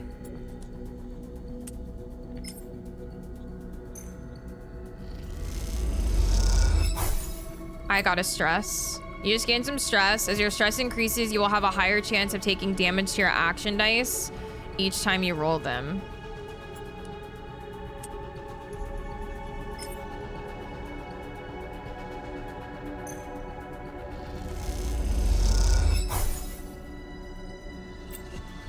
During contract, you can use your push ability once per cycle to give you an edge in a tricky situation. Pushing accrues 1 stress, but will give you a key advantage based on your chosen class. You can see your current push configuration if you hold your mouse over the button on the character screen.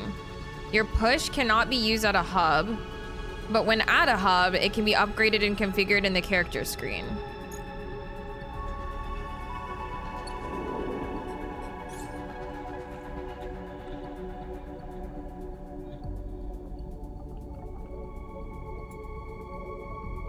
I don't understand.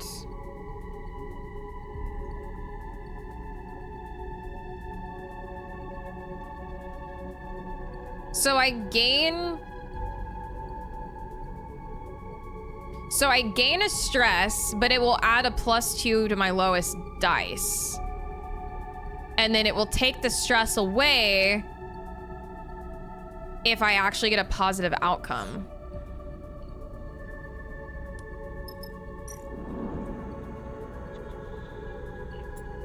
How do I see. Oh! Well, we're using it, I guess.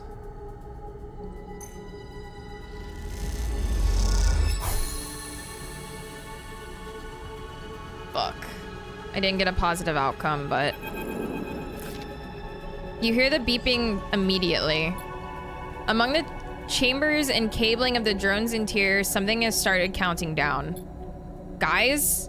Naya's voice comes hissing through the suit's comm channel. Does anyone else hear that? Because I'm getting nervous.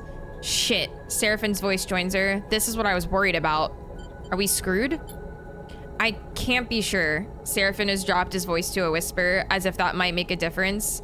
Either this thing's about to send out a distress call, or it's about to blow. We've got to shut the system down fast, he pauses. Then we move on to the other side, because I bet you there's a surprise waiting for us there too. We good? Naya sounds tense. Am I heading back to the ship, or what? Seraphine cuts in. We're good, we keep going. He shuts off the channel. You take a moment in the silence. All right, time to deal with this fast, then get over to the other side before something happens.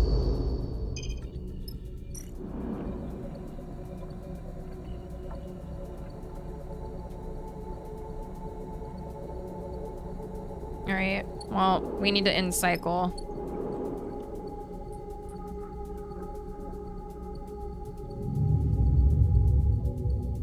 This is stressful. Oh my fucking god, dude. What are these dice? You've taken damage to a dice because of stress. When your dice are rolled at the start of the cycle, your stress dictates if you take damage or not. Higher stress means a higher chance of damage. Can I ever get rid of stress? The white markers above the stress bar tell you which numbers will damage your dice when rolled. Each dice has 3 dice health. When this is depleted, the dice will break and must be repaired to be used normally.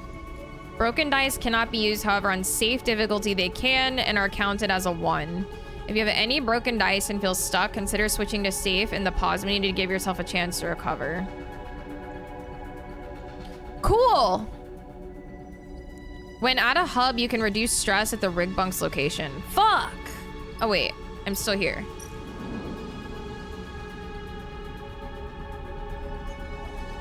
Action unavailable. Oh, I can't recover on contracts.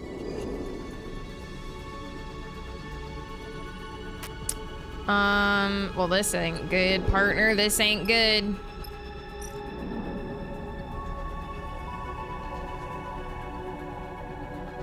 I'm the only one that has proficiency. Cool, cool, cool, cool, cool.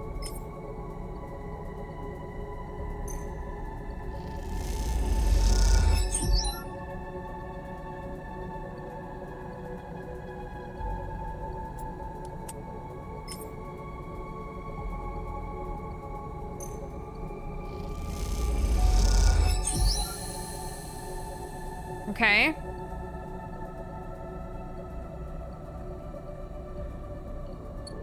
What the fuck am I supposed to do with 3 1s? Like, I'm guessing they don't reset if you end cycle, so I'll just be stuck with 3 1s next cycle too. Like, I don't even want to use these, bro. Oh, they do? Okay. Oh, wow. This really is not good. They, like, why? So he's not, and she's not proficient with either of these either? Or here, just me?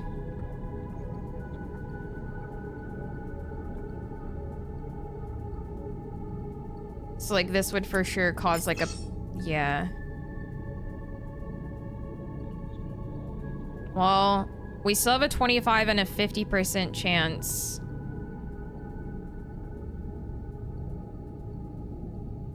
A key is often enough if the gambit with low dice is worth the potential outcome while also managing time on the jobs. It can be tense.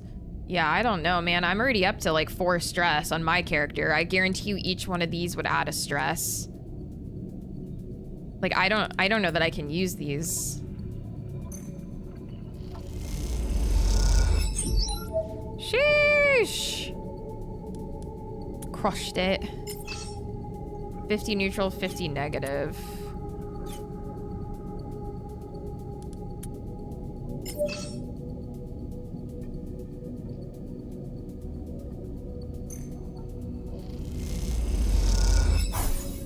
Okay, okay, okay.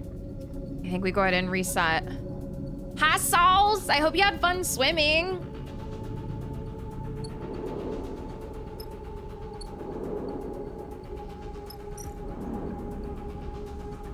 Why can't I? Oh, because I am on a contract. Okay. I'm gonna end cycle.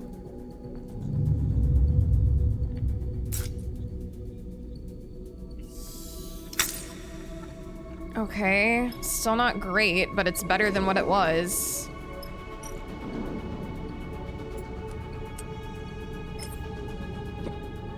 Go!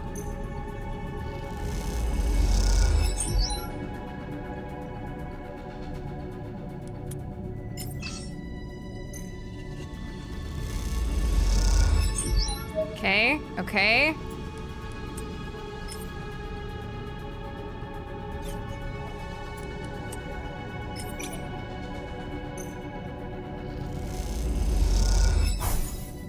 Fuck!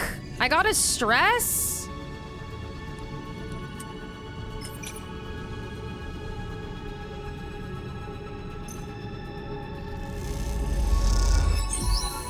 Sheesh!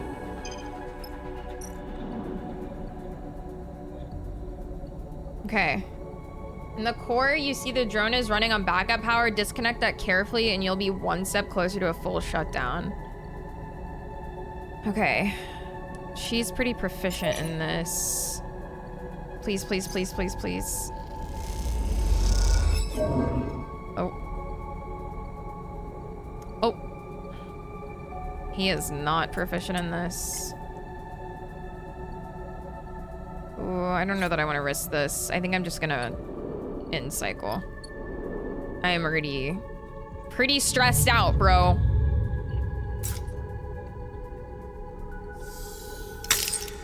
Fuck! One of your dice is broken due to losing all its dice health. Broken dice can be repaired at the rig for a cost once the workshop is available.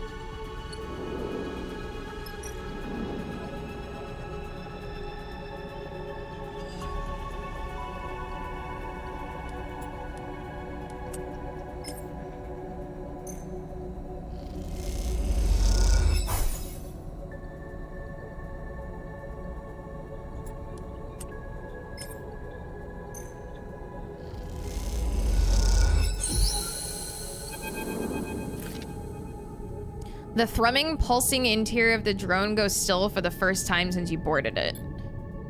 You look across at Seraphim and Naya and share a smile. You all exhale so loudly it can be heard over the suit's shared comm channel. The drone's dead.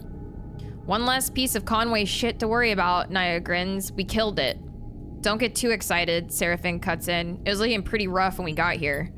You make your way back out to the hull, the drone now faintly rolling in one direction. Its stabilizer's offline. Naya catches up with you as you glide toward the rig. We make a pretty good crew, Sleeper. What will your brother think? Don't go ruining it by bringing him into this, Naya grins. Maybe he'll never find out. Hi, Fader, welcome in. You reach the rig's airlock and take one last look at the drone's dark hole. It catches the light as it rolls in the vacuum. At some point in the near future, this drone will likely be smashed to pieces by one of the many asteroids of the belt. Spread across the place is a twinkling dust. The thought pleases you. As does the thought of all that cryo Hexport now owes you. Time to go collect. The contract is concluded. You can leave via the map. This was stressful.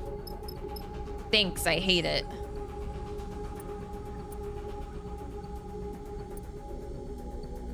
-5 stress during travel. Oh, sweet. Nice, Vader! Hell yeah, enjoy, dude. After docking at Hexport, Seraphim lets go of the controls and leans back in his chair. Naya leans over to you. Thank you, Sleeper. She stretches. I know you took a chance on me. Thanks for helping. Naya smiles an infectious smile. Feels good to make a contract work, Seraphim smiles, no matter how we pull it off. It's hard not to agree, and it feels better when the Hexport courier comes with a lockbox full of chits. Lane may still be hunting you, but this should help the effort to slip his net. Suddenly, you hear a familiar voice. Naya. It's good work. First job can be very difficult with learning all the mechanics. It was stressful, man. And now I have 2 broken dice that I'm still stressed about, and I gotta figure out how the fuck to fix, but I'm glad it went okay, because I would have sucked. Femi glides into view, approaching from the docks. He fixes you with a stare. What are you playing at, Sleeper? Naya wanted to come. You go to speak, but Naya drifts forward, cutting you off. Don't come throwing your weight around, Femi. I can make my own decisions. She glances back at you. Sleeper took me at my word, and I'm grateful. Femi's fuming. Did they know? He turns to you. Well, if you're working for Sleeper, I hope they paid you well. Oh wait, did they now? I hope they paid you well. Naya looks away. Well, I asked, so... Femi smiles. Oh, so they aren't paying you. Seraphim crosses his arms. Let's keep this civil. You realize this is the first time he's meeting Femi. If we're being civil, seems like Naya's owed her share. Femi fixes you with a severe look. I'll pay Naya a share. You grab around a quarter of the chits from the lockbox and hold them out to Naya. She takes them sheepishly. All right then, Femi smiles. We're good here. He turns to leave. Naya mouths a sorry and follows Femi across the docks. Seraphim watches them go. You sure know how to pick 'em, Sleeper. He shakes his head. He turns away and heads back along the docking bridge. I just hope we aren't going to end up a stack of cryo short when we need to get out of here. You have to pay your crew, bro.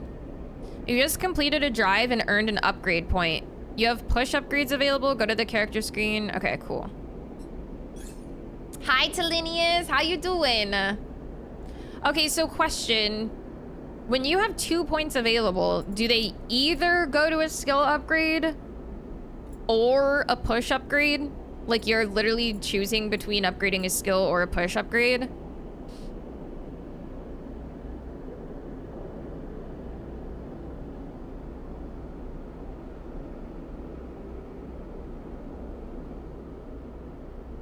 Okay.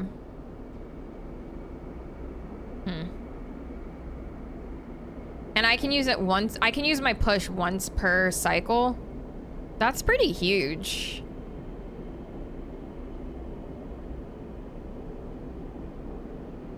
Also, this is probably a dumb question, but let's say I pick the left one. That doesn't lock me into like only picking all the lefts, right? Like once I get to this tier, I can pick the right one if I wanted to, and then I could pick the left one here if I wanted to. You just have to pick between left or right per tier, right? Nice, Fader. I hope you enjoy it. That sounds fun. Hell yeah. You can choose sides again. Okay, they seem independent. I would like the +1 to affected dice, but I just witnessed how quickly you can accrue stress, bro.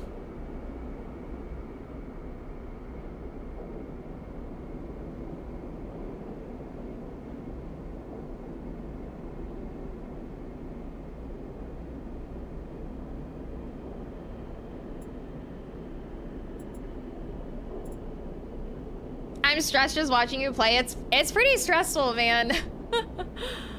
-1 stress on focus side, positive outcome. It takes you back to Inscription. No. I'm gonna go with +1 to affected dice. Fuck it. Okay. I did it. I spent the points. Okay, how do I fix my dice? Help.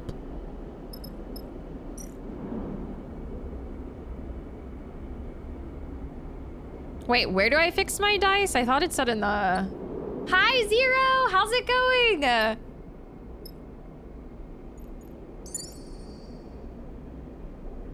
Happy Friday. I know, I keep reading piece of shit outcome as well.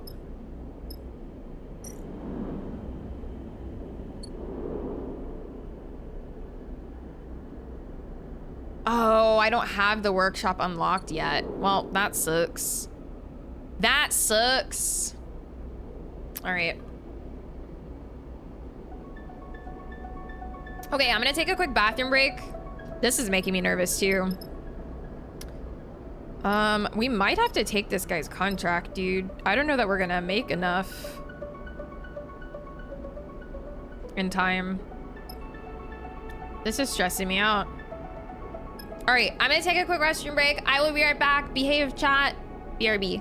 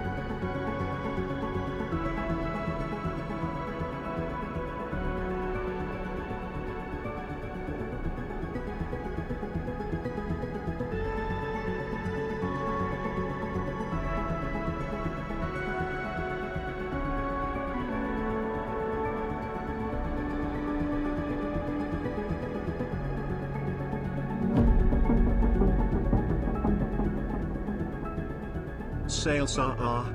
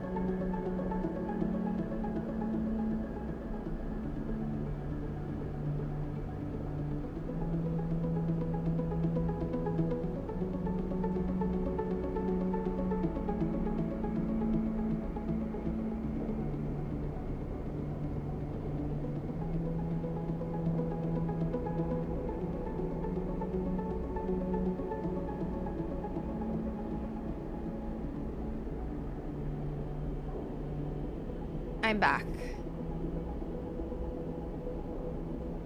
Lord Snitchin, thank you for the resub. Thank you, thank you. Thank you, guys. I appreciate it. Thank you, thank you. Beeperson, thanks. I did like Sleepy's idea of changing the server tag to beep, but she's like the only one that calls me beepy, so I don't know if it's super fitting. I could also just do B, like B-E-E, because it doesn't have to be 4 letters. But I do kind of like sail. I don't know, I just wish I had something more like universal, universally acclaimed than something super specific to me, you know? I actually got back and your resub was like right at the top before it went away. Just 4 E's. Since I went back, or since I went into work on my day off yesterday, I got tomorrow off, and being off the weekend went on a 3-hour road trip to visit my best friend. That sounds awesome, Zero. Hell yeah. I hope you guys have fun.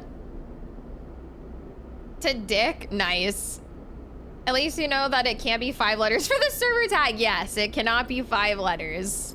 True. Dude, I'm kind of cooked. Is this really bad that I'm down 2 dice this early in the game? And like 2 of them are about to break, bro. I don't think that I can go on a contract again until I get these fixed, but I feel like I've already kind of fucked my playthrough.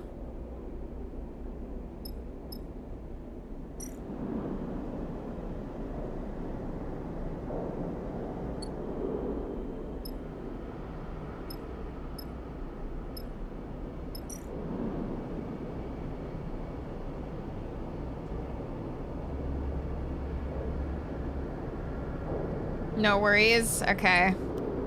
If you say so.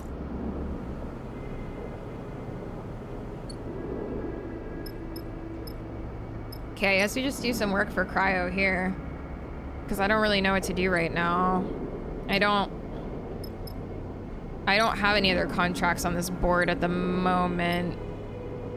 I definitely don't think we can go. Okay. Question. I mean, I feel like I know the answer to this, but I also don't know if I'm gonna have to do it. Would it be really bad to take the Carson contract with only 3 active dice and 2 are about to break? That's a bad idea, right? Welcome back, Patrick! I hope you had a good walk. It's not a B playthrough without something no one in chat has seen. True. I feel like that's just a bad idea. So I feel like I need to just spend these 3 on making money here. And you touched grass. I'm proud of you, Patrick. I'm so proud.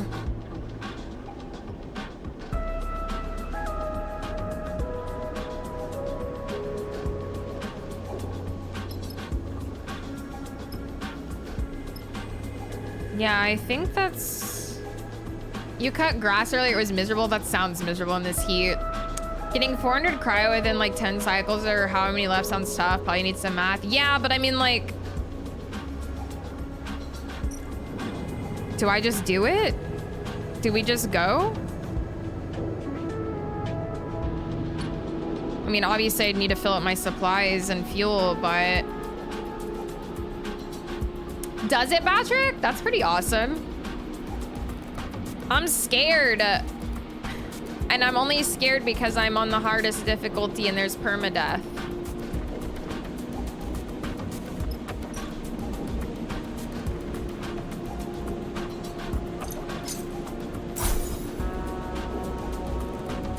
Three dice are not necessarily bad in context. Yeah, but 2 of them are about to die too.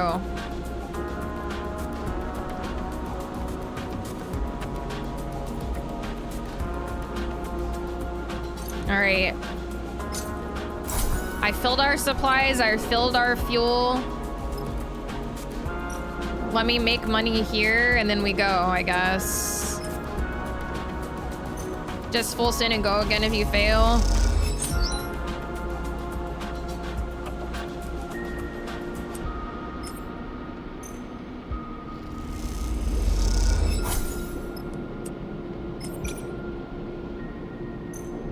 Survival in space as a sleeper is tough. All right, we made a little bit of cryo back. All right, fam. Let's go.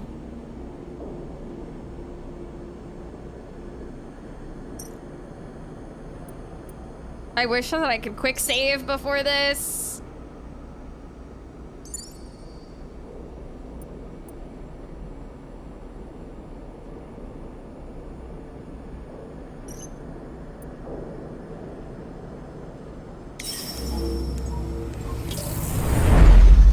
Here we go.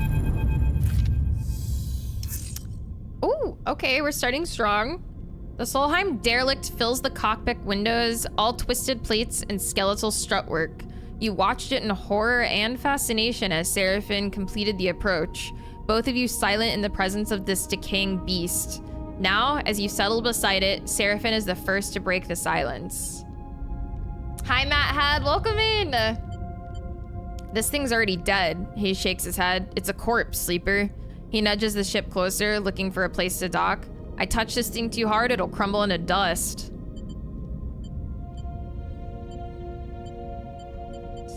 Let's not do that. Seraphim does a little mock salute. Aye, aye. He rolls his eyes. Any other tips? Take us up there. That's the bridge. Genie points towards one end of the ship, and both you and Seraphim turn around, having forgotten she was even in the cockpit. She hasn't said a word since you departed. She glances at both of your bemused faces. What? She looks away. Sorry, that's where we need to go. She stops pointing. Seraphim nods towards Junie. She's not wrong, Sleeper. The bridge would be a good start. Assess the wreck first. Junie settles silently back into her seat. She looks away, out of the cockpit, and you are unsure if she's upset or just embarrassed. Carefully, Seraphim brings the ship close to the derelict and guides it along the hull. The rig's lights ripple over the broken surface, finding gaps and cracks everywhere. It seems remarkable that the derelict is still held together. Shit. Seraphim hisses as a huge spinning piece of debris drifts in front of the cockpit. He pushes the rig down beneath it, squeezing between the debris and the hull. And as he does so, an ear-splitting screech signals the rig scraping across the derelict's skin. You freeze for a moment, waiting for the breach sirens to sound. But the moment passes and you relax. You glance at Seraphim. His face betrays no emotion. She is kind of sus, yeah. This isn't safe. Seraphim shakes his head. I'm gonna find somewhere better to settle the ship. Then we need to suit up and work our way along the hull on foot. You look back at Junie and see her still in her seat, eyes wide. You okay? Junie looks at you and there's a sudden unfamiliar hardness in her eyes that surprises you. Then, a moment later, it's gone and her gaze softens. I'm okay. She smiles a flat smile. Don't worry. Seraphim brings the ship away from the derelict's hull an inch at a time, then slowly brings it round to settle close to a mostly intact hull plate. This section's fairly free of debris. He nudges the ship a little closer. We should be good to hold here. Seraphim unclips from his seat, and you and Junie follow suit. As you all glide down toward the airlock, Junie silently follows. You can't help but feel judged. As you reach the airlock, Seraphim begins suiting up. If we're lucky, that little collision hasn't started a cascade that will end this place coming apart under our feet.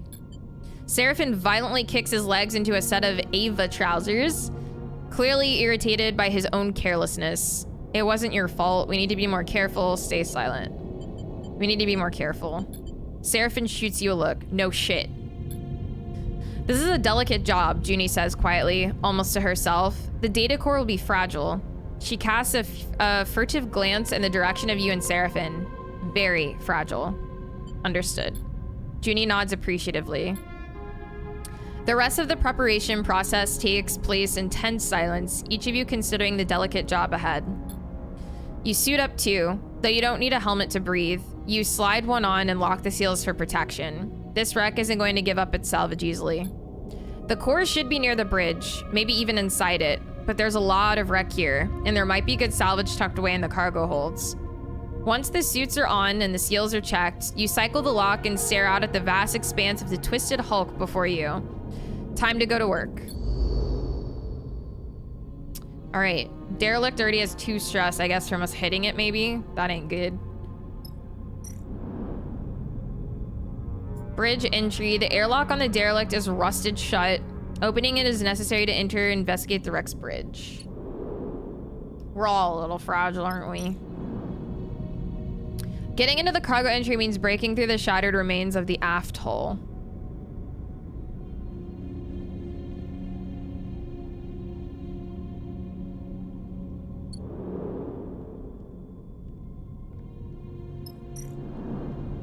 Aft. AFT. It will take longer, but cutting away the lock layer by layer is the safest way to make it through. Forget being delicate, the clock is running on the contract, and forcing the lock is the fastest way to gain entry.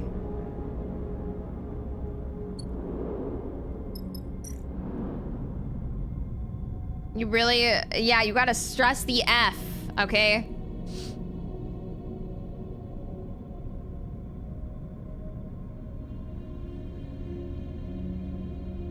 Dude, why did we even bring her? She's literally not compatible with any of these options.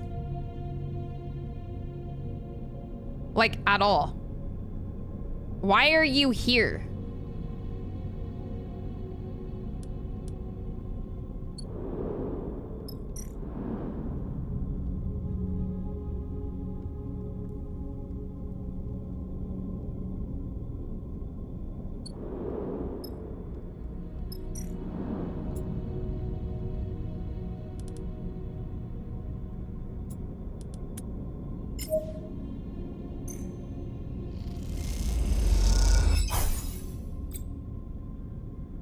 One crisis active, one per cycle. Contract stress has triggered a crisis.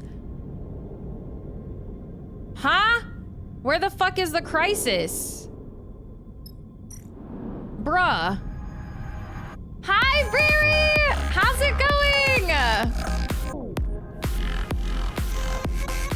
Welcome in! I am so sorry. I think ads are literally about to start. I can't even snooze them. I swear Twitch knows. They know when you're gonna get a raid. Hi guys, welcome in. I am so sorry for the ads. I hate it. They just know, man. I know, I'm so sorry.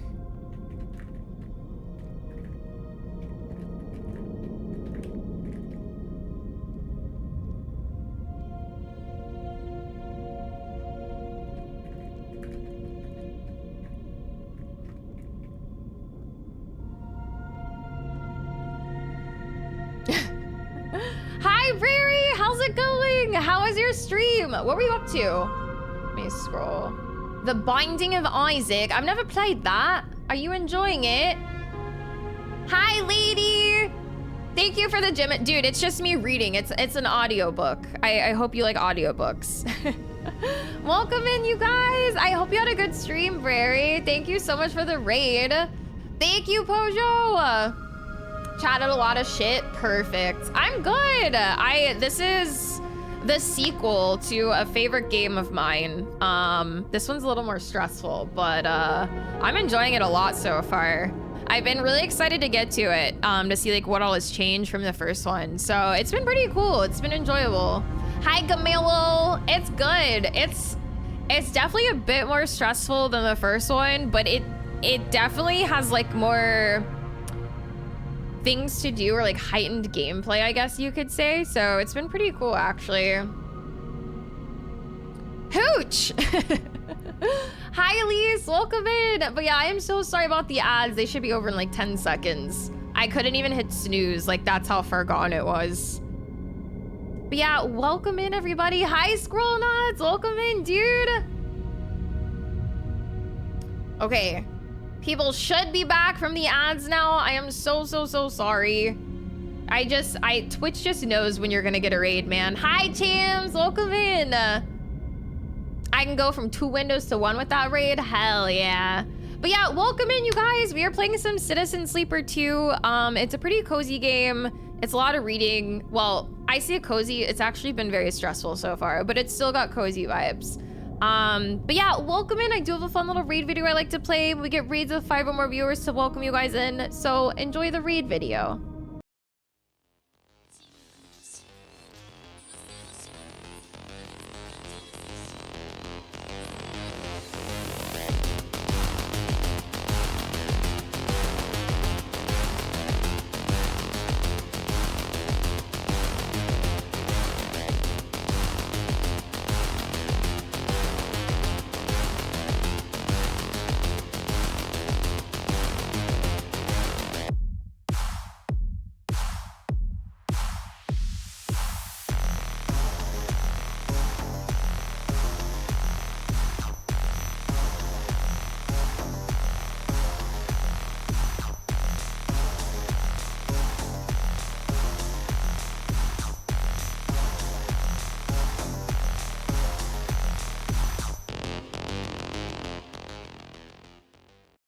Thank you again for the raid, Riri. I appreciate it. Welcome in, you guys. Hi, Prismatic.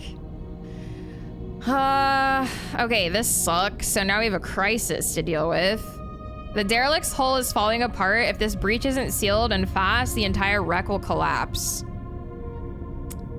Oh, look, she still is fucking worthless. Isn't that great? I'm also worthless here.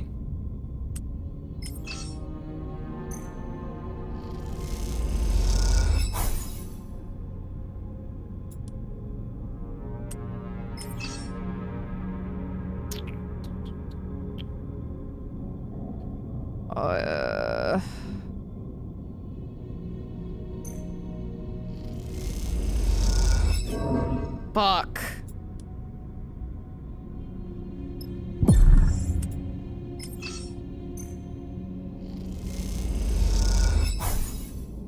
Okay.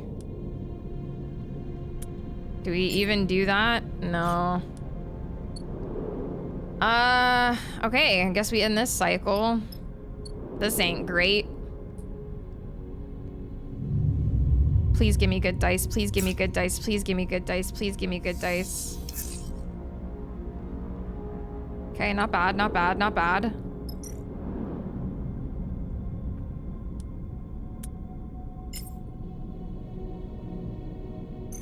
Does his not reset? Or did I just like get shit luck again with his?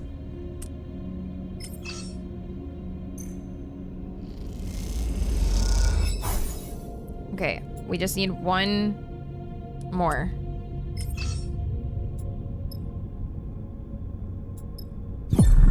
Oh, that is not the one I wanted. Does it just randomly pick one? Please, please, please, please, positive, please, positive, please, positive, please, positive.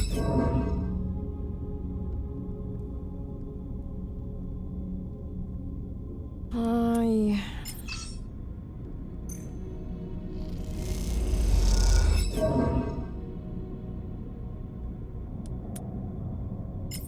Do something.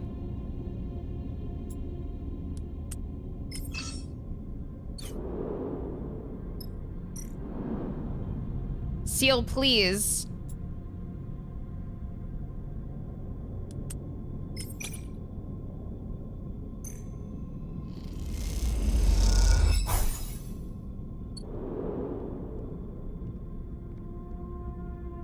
This is stressful.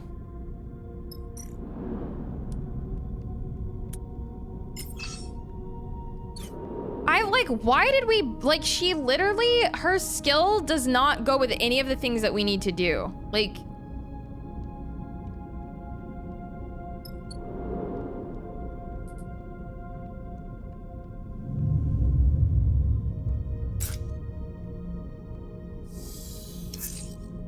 oh, this is looking good.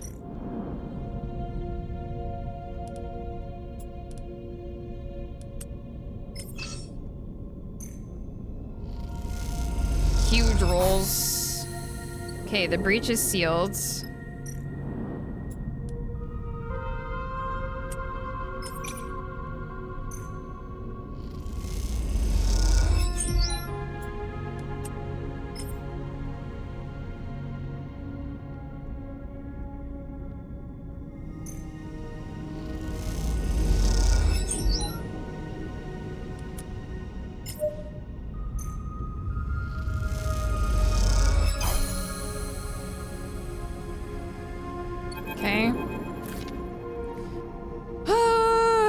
The bridge of the derelict lies silent. The pale beams of your suit lamps catch rows of terminals and clouds of glittering dust. Wires wave like seaweed, and the whole scene appears as if underwater. Chaotic, but still. Junie glides past you, disturbing the dust and taking you by surprise as she does. She's been a stoic presence so far, but in this moment, she seems drawn forward by some force of curiosity. You watch as she bats away debris and begins checking terminals. What are you doing? Junie doesn't seem to hear you, or at least is ignoring you. She's already prying an access panel off one of the more intact-looking terminals, and as she does, puffs of rust color the vacuum around her red. Approach her. She turns back to the terminal and finishes prying off the plate. Then, quickly, she reaches inside, fishing around for something. Her hand comes back out with a waving cable topped with a thick connector. As soon as she sees it, she slips a keyboard-sized deck out from somewhere on her person. She runs her hand across the back until she finds the right port and slots in the connector.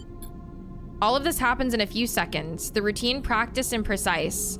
It's hard not to be impressed. Not your first Solheim ship? She glances at you, a nervous look on her face. Does she think you're accusing her of something? She shakes her head and goes back to her work. Junie's fingers dance across the deck's keyboard, and a burst of static lights up the Solheim terminal screen. The sudden burst of light and color takes you by surprise. Slotted a cable first try, how unrealistic. We love a thick connector. Junie's fingers tap away, the terminal screen flashing with blocks of color and lines of code. It buzzes and vibrates, its long dead systems forced back into chaotic life. Then, all at once, it goes dark. The terminal's dead. Shit, Junie hisses beneath her breath. Useless. You cannot tell if the insult is directed at the terminal or herself. What are you doing? She looks up at you as if she was just waking from a dream. Looking for something useful. She pauses. Useful for the contract, that is. She glances down, a map of the ship. Plans, you know. The cradle with the data core can't be far. She pushes off the terminal, gliding away from you. I'll start looking, she calls back and heads to the other side of the bridge. Seraphine glides up beside you. Everything all right? What do you think of Junie? The kid? Seraphine shrugs. You'd know better than me, keeps to herself. He squints at her, retreating form. Seraphine stretches in his suit. I have to admit, it's nice to be back working, especially now that we're the ones who will reap the benefits. He claps you on the shoulder. Feels good to be taking our fate into our own hands. I know it's pretty rough there, back on Hexport, and out here we're just as likely to get shredded by debris as find the damn data core, but aren't you glad we made a break for it? He pauses and looks down, having asked the question almost by accident. I mean, I am. I just don't want to speak for you. I'm glad too. Seraphine smiles. You better be. I didn't give up that little dark side cupboard I was living in for nothing. He laughs at his own joke. Look, Seraphine checks his suit's wrist seals. Once we've got a bit of space behind us, once we've gone the distance, if we even manage to get that far, he furrows his brow. Don't feel you owe me. I'm not a charity case. You want us to go our separate ways? Fine, by me. He meets your eyes. Just do me the favor of telling me to my face. I will. Seraphine nods but doesn't respond. After a moment, he shines his torch out into the dark, checking the rows of terminals all across the bridge. You watch the glittering dust as it eddies in the beam. Seraphine sighs. Let's get to it. You watch as he crosses the bridge, his torch probing the dark corners. You feel a chill run through your body as you imagine the people that once ran the ship, the Solheim crew, surely long dead. What was it like here before the collapse, when the system was the jewel in Solheim's crown? It's impossible to know. That history is lost to you now. All you can do is pick what you can from the ruins. Another crisis.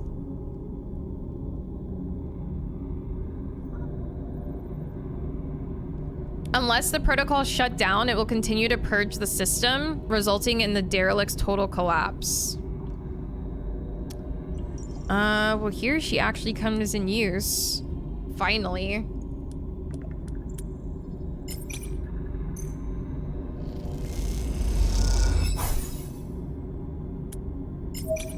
Oh.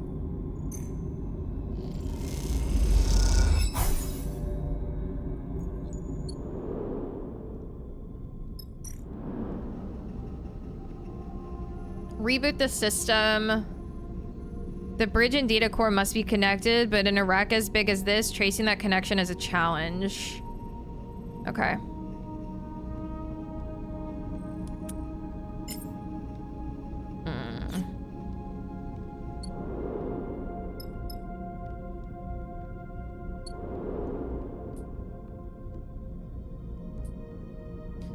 This is scary.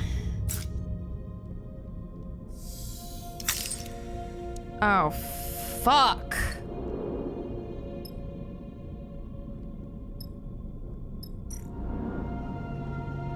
What do I do if all my dice die? Do I need to lower the difficulty?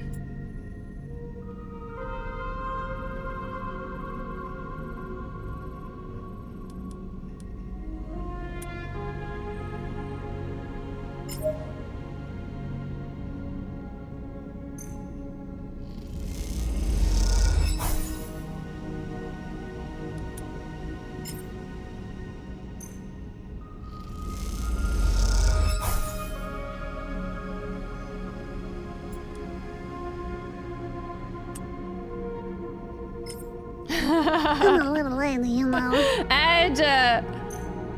Oh almighty Gamdagos, please hear us. Hear us now. Lend be your strength. Thank you for the biddies. I genuinely don't know if I should lower the difficulty, man. This is not feeling great.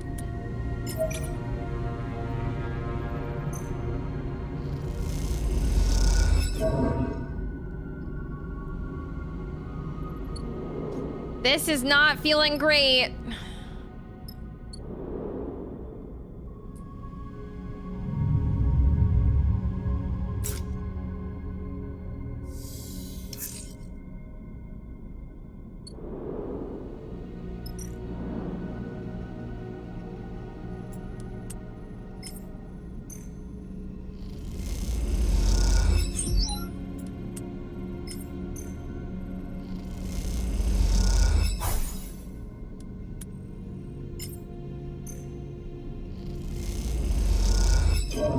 Fuck!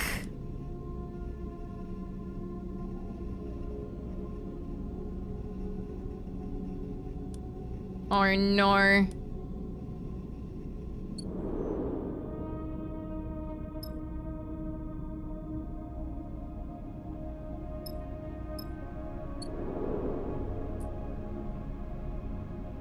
No, we're not winning at the moment.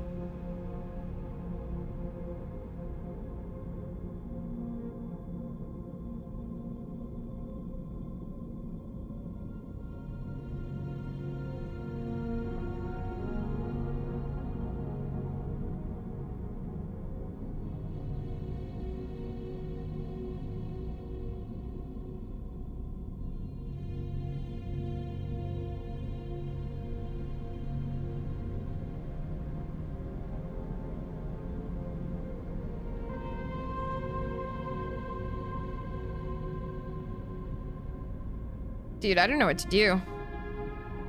This is not... If these dice break... Well, the first one wasn't this stressful. You have used all your energy and are now starving. While starving, you gain 1 stress per cycle and any energy loss accrues stress. It started as a creeping dullness, something that drew you farther from the world, cycle by cycle, but now, in this moment of waking, it's a shifting pain. Hi, J-Hood, welcome back! It jumps across your body faster than you can follow, and you jerk against it. As you do, a numbness starts to spread across your skin, as if you were sinking into cold water. The pain dances across this numbness as if it was skimming on its surface. But then, as you submerge, it becomes distant, and you realize you're leaving this body, your frame. Your shutdown is an unraveling Wait, did I die?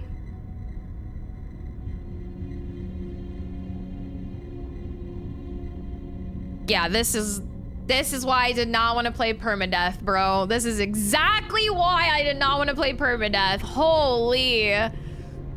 Wait, can I change the difficulty now? Hee. Maybe not. Your shutdown is an unraveling, no longer painful, but now inescapable. As parts of you disappear, your mind decays, your awareness depleting alongside your body. All of a sudden, something is missing, but you're unable to tell what. Then another thing, then another.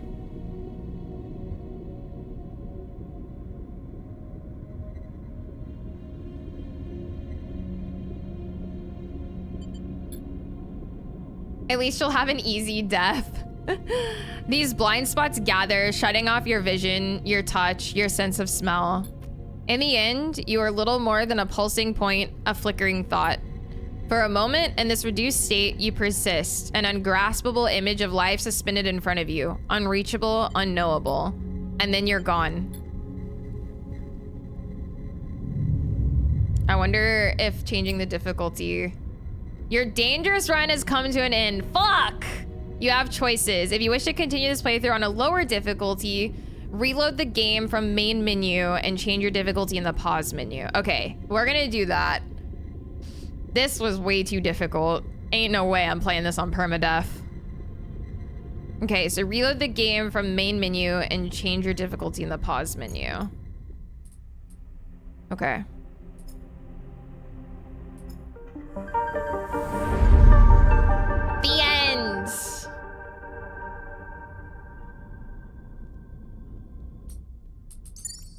We'll do risky. Okay.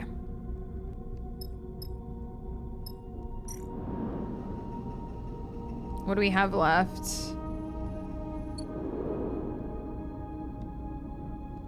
One supply left. Okay, so this is me ending this cycle, and then I died. All right. Yeah, that makes sense, Core. You just like won't get your like achievement or whatever for like being on the hardest, probably like honor mode, which is fine by me. Oh look, I have 1 dice left. All right. We go again. Or we continue going.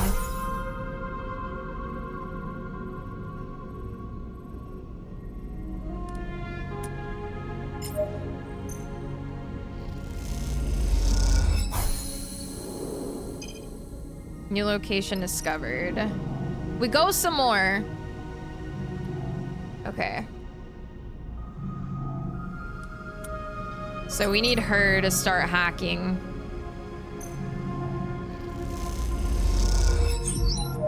Nice, nice. Again. Nice.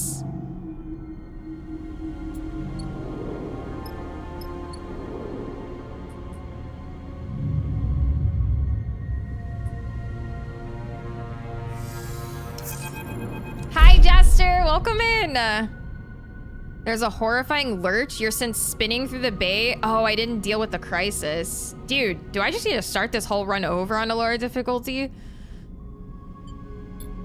You watch as the side of the base silently tears open in front of you, a gaping black maw toothed with flying debris. You stare into it, breathe heavy in your ears, your eyes wide. Suddenly, you feel a tug on your back, your tether. As you spin back from sudden arrest of your glide, you see Seraphim holding onto the other end, reeling you towards him. We have to go, Sleeper. His voice comes urgently over the comms channel. This place is done. You both make your way up through the splitting derelict in silence, charting a path through what were once passages but are now twisted tubes like the intestinal tract of some dead creature. Eventually, you make it out onto the surface and find the rig still tethered, but gashed with debris and scars. You and Seraphim exchange concerned glances. We're going to pay for this. He looks over the damage. Let's hope she still flies. You tether together and push off from the hull, Seraphim guiding you through the debris. Below you, the derelict is exploding in slow motion, tearing apart into a swarm of razor-edged shards. All this and no core, Seraphim fumes. Now the rig's torn up too. You don't have much to offer an answer. He's right. It seems the job was a disaster. You just hope it isn't terminal. It's gone. Junie's voice comes through faintly over the comms. She must already be on the ship. The whole ship's falling apart. No shit, Seraphim answers back. Contract's a bust. What a waste, Junie says quietly. Then the channel clicks off. It's her fault. She didn't do half the skills at the start, and then when she finally was able to play the game, she rolled shitty dice. It's all her fault. You arrive at the rig's airlock and bundle yourself inside, noticing the exterior damage. It looks mostly superficial, but it will no doubt take its toll on the ship. Once you're back in the cockpit, you look out at the derelict's shattered form. It seems you will be its last visitors. Well...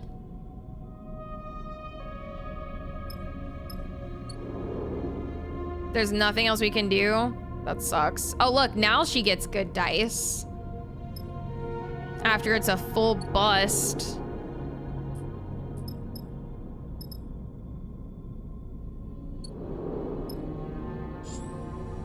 I guess we leave. This may be game over already. As you arrive in a hexport, Junie speaks up from the back of the cockpit. I need to speak to both of you. On the journey back, you notice a change in Junie, a hardening, and now she seems very different from the nervous hacker you first brought with you. I know we failed to extract the core, Junie sighs, but I wanted to be honest with you about why I came to you. I don't work for Karsten. Perhaps that was obvious, and I didn't want to bring him the core.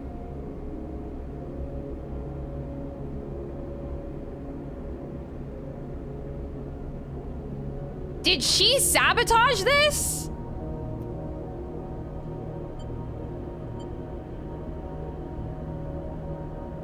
You lied?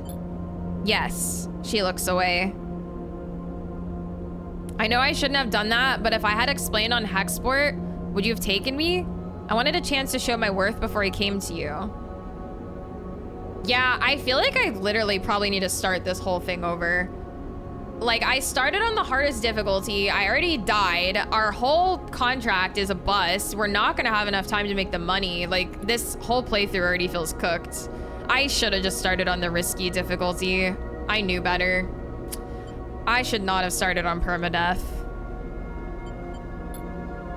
Do you know how many of those cores are left intact? Junie suddenly looks gripped by emotion.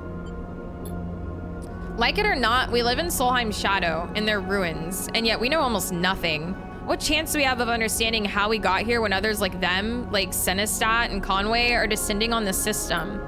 The station and most other habitats of the belt are built on Solheim Foundation. She frowns.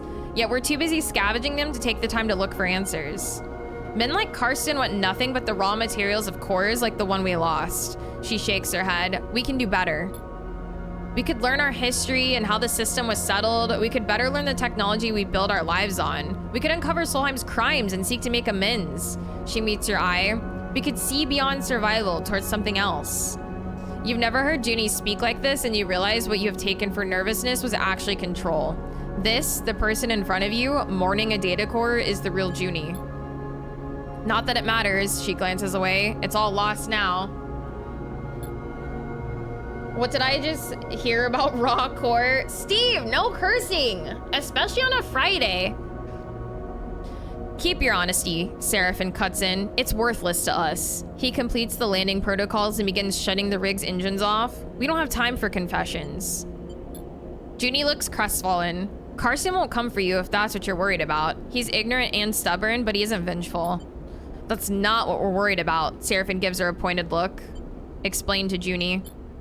You tell Junie about the feed lines Karsten has, about you and Seraphin fleeing something, and that you can't run any further without them. Junie nods along, her eyes darting back and forth as if trying to calculate something in her mind. No fucking cursing. Seraphin turns to you. If you have any bright ideas on how to get those feed lines, now would be the time, Sleeper. There's another way, Junie interrupts.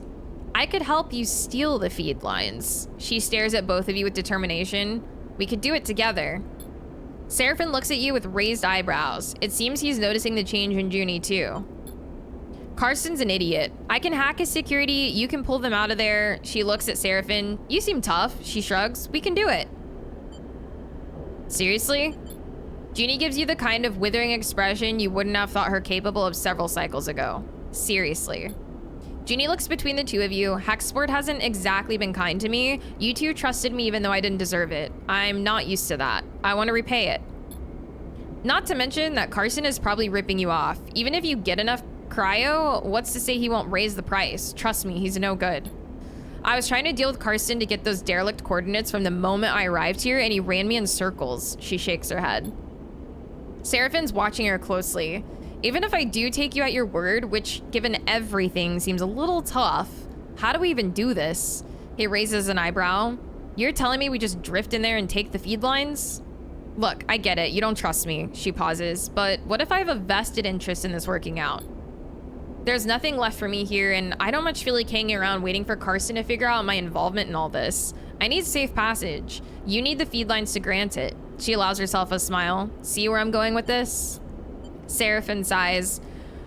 I don't like it. He pauses, but it makes sense. What do you think, Sleeper? We all get something. Exactly, Junie smiles. Let me prepare. I'll head to Factory Row, scope the place out. Meet me there and we can work out a plan. She glances between the two of you. Trust me, we can find a way. We'll keep it simple, clean. Simple is good. Still seems risky. Look, Sleeper, I'm not gonna hang around with you two. That's not going to be a good look. So I'll get myself set up in an empty bay, and if you want to make this happen, you meet me there. You get cold feet, she shrugs, then good luck finding another way to get those feed lines. Junie unclips from her seat, floating. I want to show you I can be trusted, that we can do this. She looks between the two of you. Believe that, please. And with that, she slips away down the passage towards the airlock and Hexport beyond. You look at Seraphin. I'm saying nothing, Sleeper. He unclips from his seat too. Either this is the kind of mess you have to go through to get out the other side, or it's the kind that you never escape. Either way, we're in it now. He leaves the cockpit. You stare at the chaotic lights of Hexport and wonder if anything in the Starward belt ever runs smoothly. I mean, I have one cycle left before this guy comes to get me. This playthrough's so fucking cooked, bro.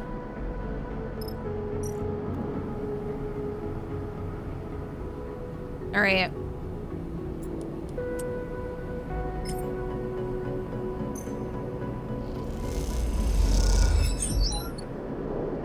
Well, we may be starting over, chat.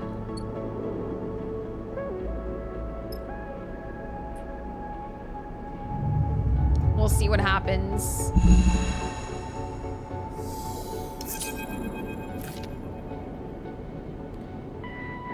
Seraphim wakes you gently.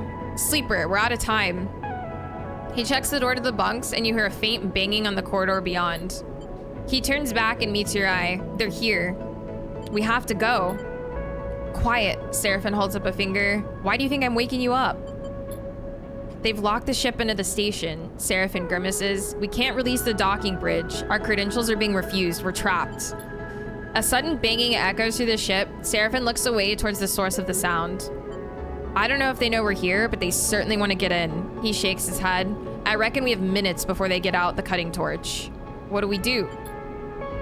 The feed lines are a bust. They aren't going to happen now. Our best chance is to burn out of here as fast as we can and hope our drift takes us to a station when we run out of fuel. He sighs. At least we might live a few more cycles before we starve. Problem is, we need to release the lock Hexport has on us. Otherwise, we aren't going anywhere. Seraphim looks down, and I need to pilot the ship, so what I'm saying is I have to release the lock. Exactly. I'm sorry, Sleeper. He gives you a dark look. There are some big manual release levers inside the docking bridge itself, but to get them, you're gonna have to go out through the airlock. He swallows hard. And once you do that, you'll need to get back in as the docking bridge releases. He grimaces. If you mess it up, you're likely to be sent spinning into the black. That's our only choice?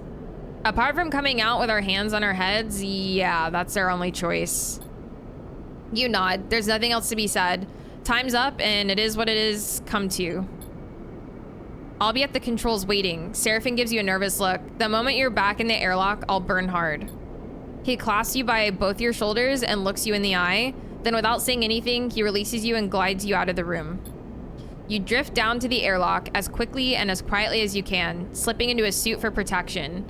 At least you think as you secure the seals, you don't need to breathe. Hi, Vitor? Did I say that right? Welcome in. This is gonna go great. The banging subsides and you hope the hunters have left, even though you know this is only the quiet before the storm. You take a moment waiting inside the airlock as it cycles. The second the exterior door begins to open, you go. As you dash out of the airlock, the scene in front of you appears as if in slow motion. Welcome back, Dez. You see two figures a little way down the docking bridge, wearing dark spacesuits, a canister being carried between them. Meanwhile, floating between you and them, a heavy-duty cutting torch, knocked spinning by the opening airlock door. You see the release levers in yellow hazard stripe just beyond the hunters. You know you were lucky, and you know you only have a moment to make your move. Cut the bridge. You change the plan, ignoring the levers and instead reaching out for the heavy-duty torch. Your fingers grasp the handle, and in one swift move, you ignite it and run it along the edge of the bridge. The frame of the docking bridge glows white hot, releasing globular sparks into the air. You push the torch harder, knowing you have little time. As the bridge shudders and twists, the frame melting away, you feel the fizz of projectiles slicing through the air around you. The hunters are firing. A scream blocks out all sound, and you feel an urgent pull tugging you away from the ship. The tunnel bends sickeningly and then comes apart. You're close enough to the ship that you manage to kick back, away from the twisting storm of debris that the tunnel becomes. You see the dark suits of the hunters among it, retreating towards the station side airlock. But as they do, a hail of projectiles slices across the void from their direction. You have no time to react. You're carried backward by the hunters' stun rounds. Hi, Spiffany! Welcome in! Thank you for the read. How was your stream? I hope you had a good Friday. Thank you, thank you. Welcome in, you guys. What were you guys up to today? Thank you, thank you. Just in time, too. Ads just finished, so we won't run into the ad issue again. Thank you so much for the raid. Welcome in, everybody. My name is sailorbeeee. I'm a variety streamer. We play in all kinds of stuff. On Fridays, I usually play like some sort of indie game. And we were playing Citizen Sleeper 2. Yeah, it's Cozy Friday. Welcome in, everybody. But yeah, I hope it was a good stream. I hope you guys had fun hanging. I appreciate everybody stopping by. I think we're about to trash this run. I started on the hardest difficulty, which is like a permadeath, and I really fucked it up. And I was able to reload on a lower difficulty, but my run is pretty cursed right now, so we're seeing where this leads, but I may end up having to restart entirely. Ended up playing Mario Kart and Jackbox and chatted a bunch. Nice, that sounds pretty fun. Hell yeah. I'm doing pretty good. Not too shabby.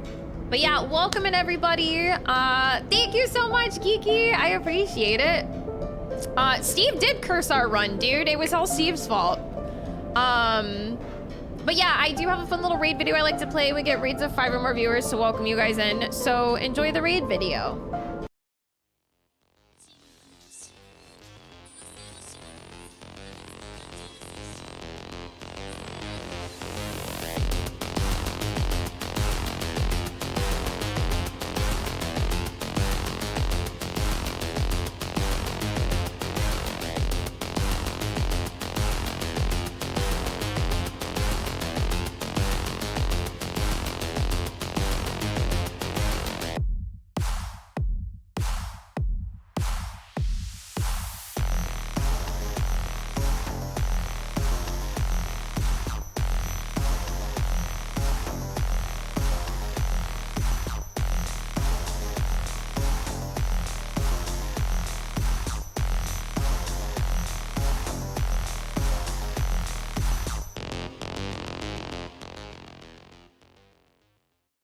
Thank you again for the raid, Spiffany. I appreciate it. Thank you, thank you.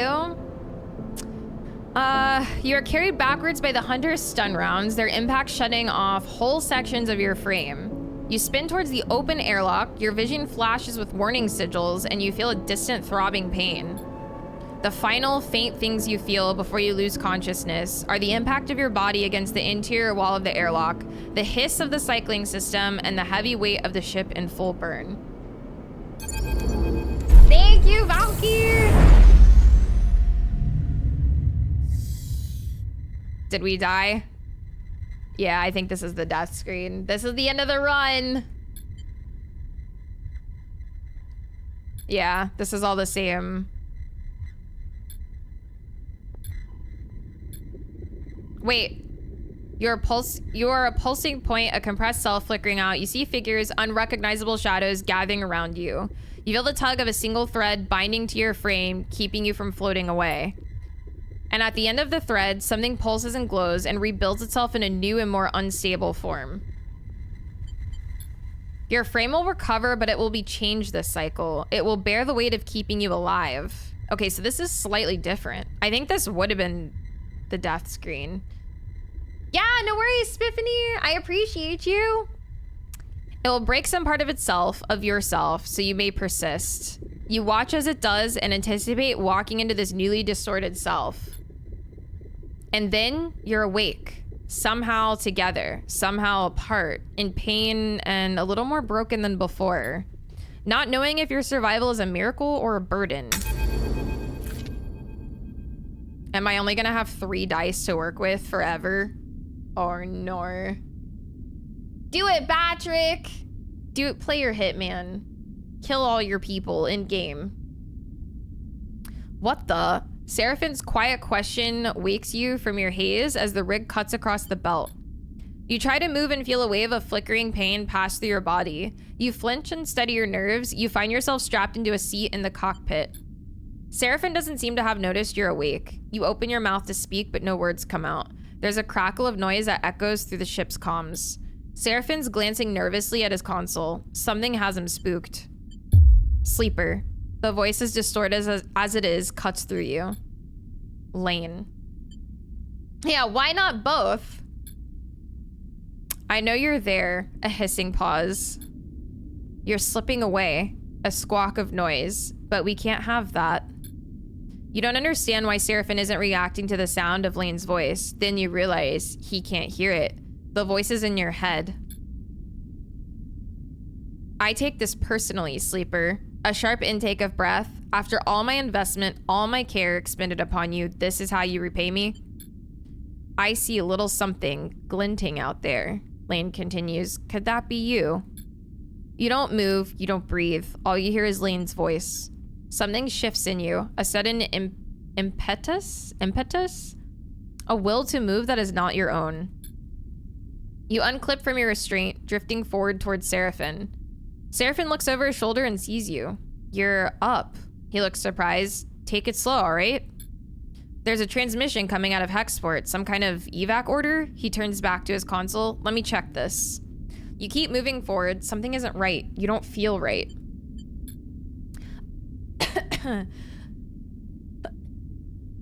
A numbness grows in your body, your fingers flexing without your input. You reach out towards Seraphin. No, not you.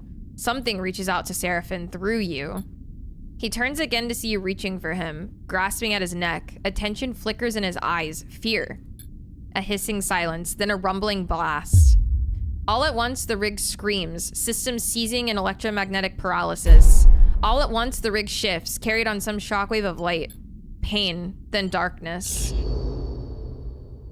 You have gained a permanent glitch. A permanent glitch is represented in red on your glitch clock and will not be expended when rolling a glitch dice. You now have a chance of rolling a glitch dice every cycle. This cannot be fixed. Great. So I have a glitch dice and I have 2 broken dice.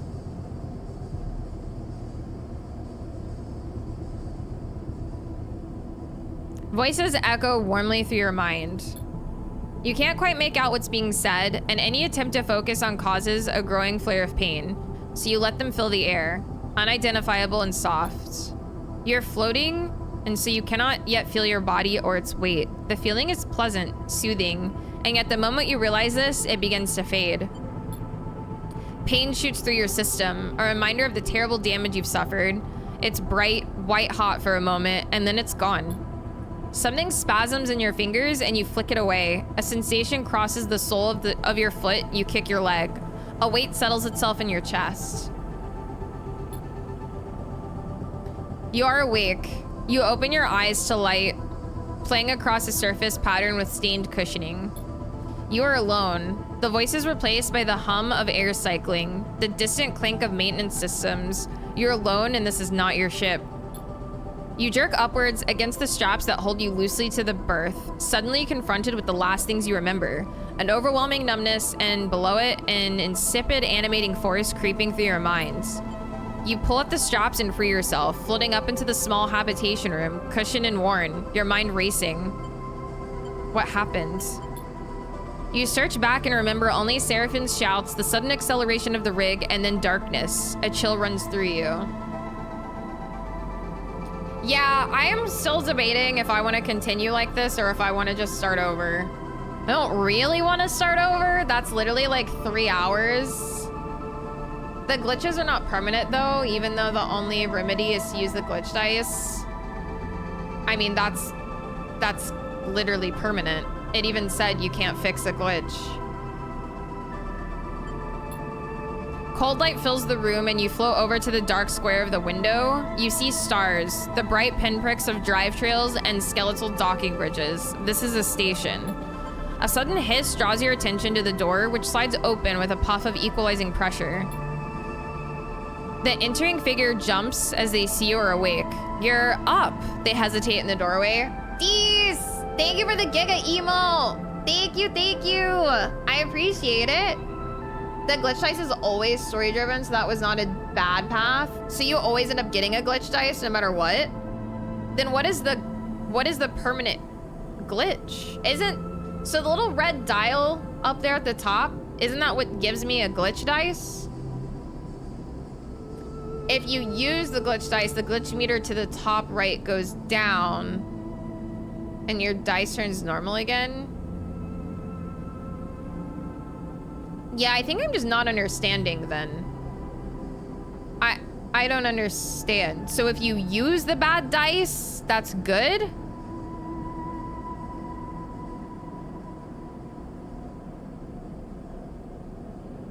Who are you? They laughed nervously. Right, we didn't meet. They glanced back out of the doorway as if looking for help. I'm Bliss. They shrug, not sure of what to add. Your friend Seraphim is out. Sorry, he brought you here. Here? Right, they nod slowly. This is my room. They glance around. Not much, I know. We're in my repair bay on the far spindle, if you know where that is. In the belt? Yeah, they smile sympathetically. In the belt. They look around at the room again. Come on, let's go somewhere a little more comfortable. They hold out a hand. You're safe, don't worry. You follow them out into the corridor, gliding behind them. They move with the ease of someone who is either born into zero-G or has spent most of their life in it.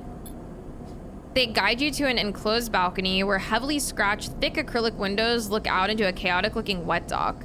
At the center of the dock is the rig, scratched and worn, but still your ship. It's a reassuring sight.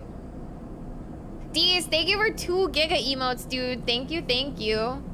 If you use the glitch dice, the glitch meter to the top right goes down and your dice turns normal again.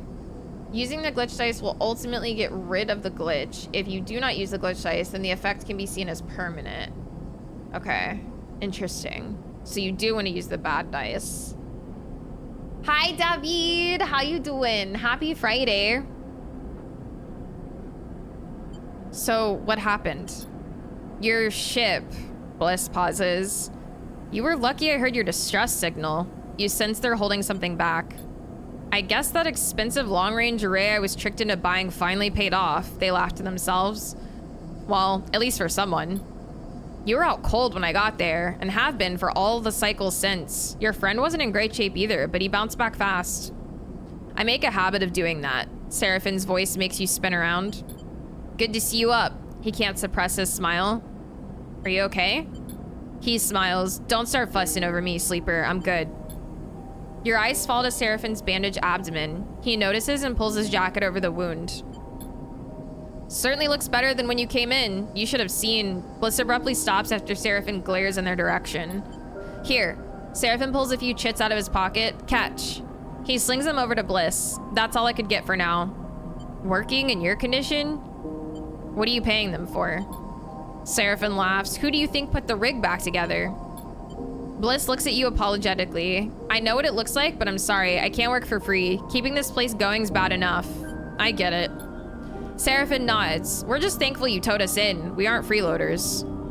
Bliss looks between the two of you.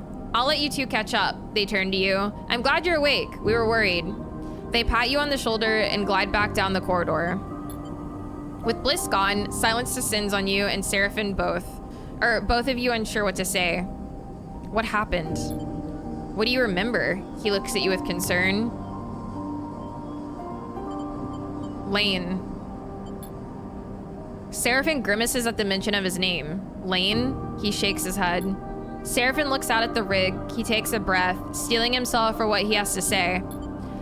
Hexport is... He clears his throat. It's gone. He flinches. What do you mean, gone? It's gone. Seraphim catches your eye. Dropped off the map. No signals apart from one sent from fleeing ships. He frowns. I don't know what happened. No one does. Your mind skips, unable to focus on the information you have just been told. You think of the constant activity of the bins, the rumble of Factory Row, Karsten, gone. By the time Bliss reached us, we drifted out of range. They couldn't have seen it go up, but I saw a sleeper. Something exploded, white hot. He rubs his arms, suppressing a shiver. A moment later, the shockwave was on us. The rig was crippled. Engine kept firing, but guidance went offline, sending us arcing out across the belt. He drops a hand inside his jacket, pressing against the bandage on his side. I managed to get her under control, but not before we started spinning. My restraints came loose and you weren't even strapped in, so we both got scrambled. He smiles a weak smile. Felt like being trapped in an auto wash. He turns back to you. I'm impressed you made it, to be honest. A flesh and blood human would have been smashed to pieces. He goes silent, the image a little too raw for him to continue. Could it be to do with us? When did Seraphim get more clothes? Get those nips out, man? Because he's hiding his injury, I think. I think this is to, like, keep his guts in or whatever. It sounds like he took a really bad injury to the abdomen. Yeah, go on. Seraphim shrugs. Your guess is as good as mine, he squints. Would Lane do something like that? He doesn't make any sense. Utsubo's a gang. They run dark side. They don't go around blowing up stations. All anyone's seeing is debris and radiation. I picked up a lot of ship transponders before the rig went offline. Maybe some people got out. He stops, unable to add anything more. You both float in silence for a moment. I might have, Dom. I don't know, man. So we lost our tail? Seems like it. He looks away. At least that shockwave would have burned our trail out of the belt for now. We already owe Bliss for the work they did on the rig, and it isn't finished yet. A few more cycles, I've been told. Bliss won't hold us hostage, but I don't like to skip out without paying.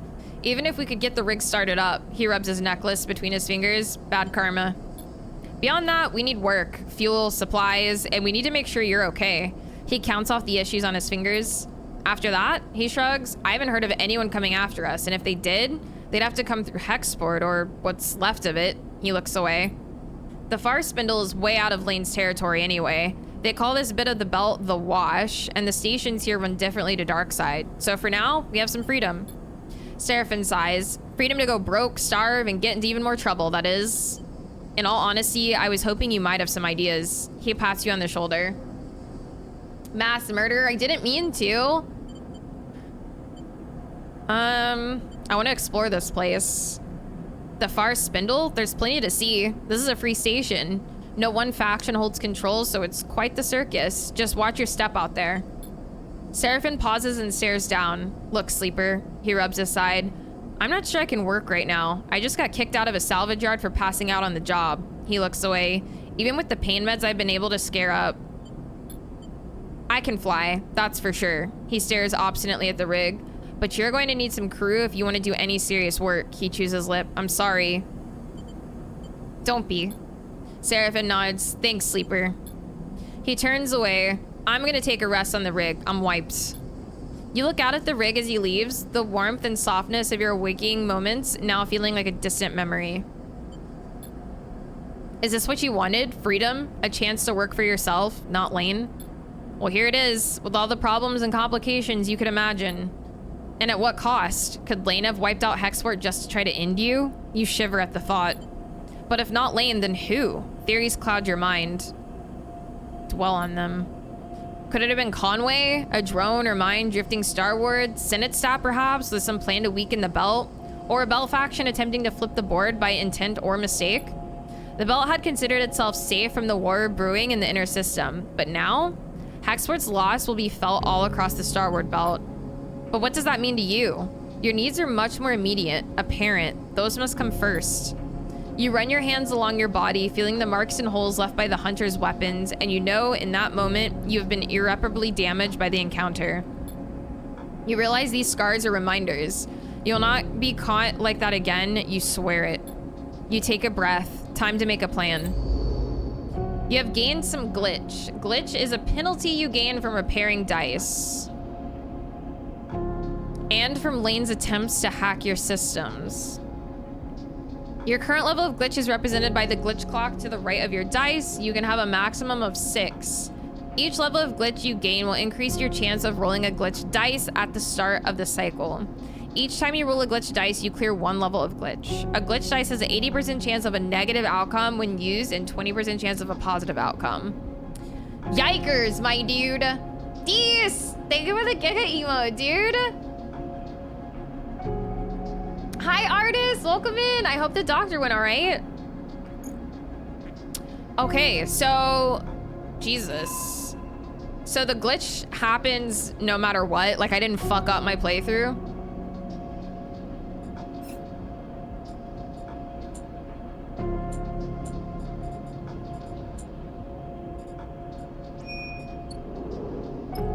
I still don't have access to like a workshop to repair my other 2 dice. Will I ever get to repair those?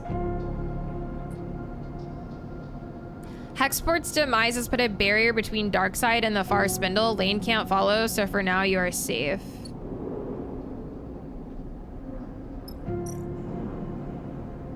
The rig is mostly patched up, but Bliss wants a few more cycles to run final tweaks and diagnostics.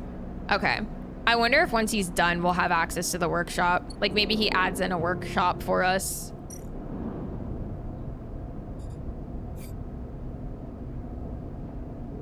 All right. Hi, Mindflux. Welcome in. Happy Friday. Have a good night, Red Hood. Underhang residents couldn't afford to rent farther up, so they came here to build their own units. They're always in need of repair work. Was an hour there plus an hour and a half wait. Dude, that sucks.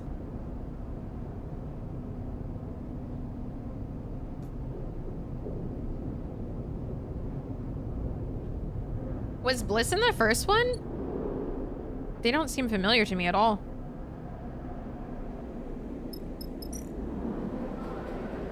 Explore the core. The core of the spindle is where crews and freelancers mix, travelers rest, and resupply, and business gets done.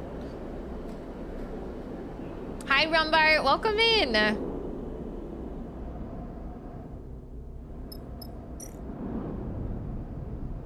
Many residents of the far spindle live in a ramshackle underhang. It's not an easy place to learn to navigate. That would never happen. No, never.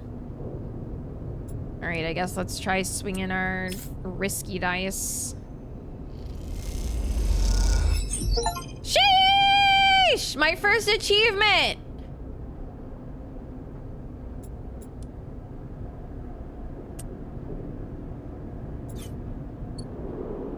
Let's go.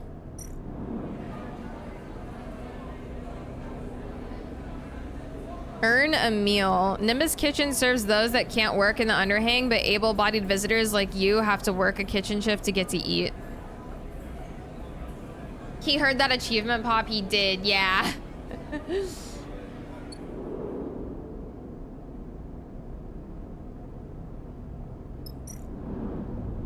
All right.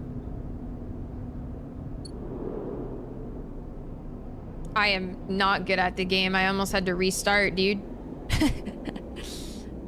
I literally almost destroyed this playthrough.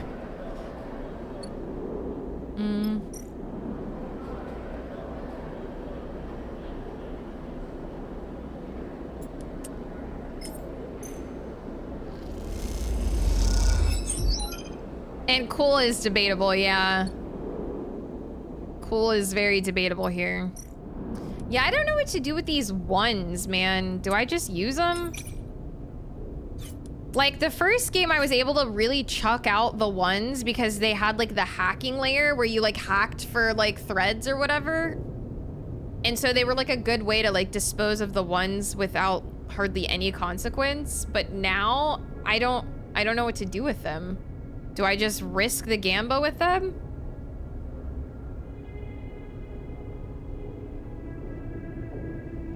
Oh, I could, couldn't I? Oh, wait, no.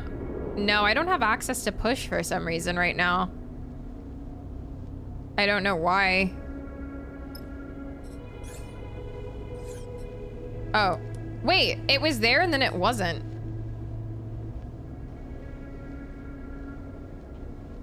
Trying to play WoW with my dad and watch stream on my phone, but he types so slow I have to call him or I'll walk into the sea. Oh, no worries, Nikos. Have fun playing WoW with your dad, dude. Enjoy. I appreciate you hanging out for a while. It like pops up and then it goes away. So I don't know if it's locked by like story or like I just can't use it right now. I guess I could use it here. Oh, that's still... Well, I wish I knew what the negative outcome was. Energy, maybe? Fuck it. I did it. Oh, wait, my negative outcome was plus energy. Okay, that seems like a good way to dump the ones.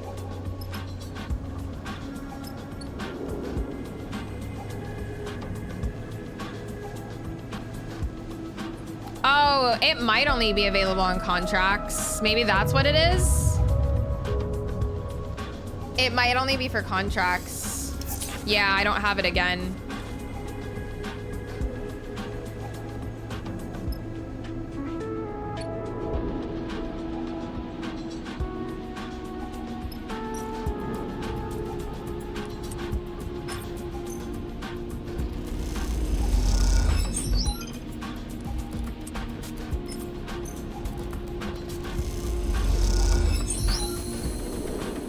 Nice.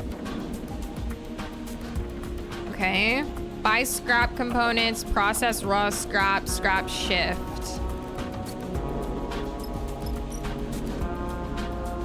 Most of the farspinal workers don't like going out to seal up the new units, so they leave that tiring and dangerous work for outsiders. That's not gonna be for me.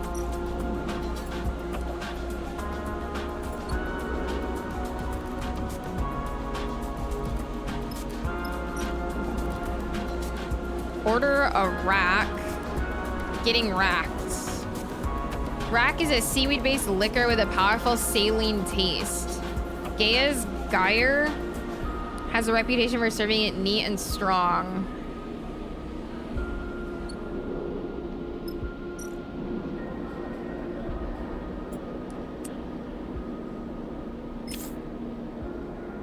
Godspeed. We love a good rack. True. Okay.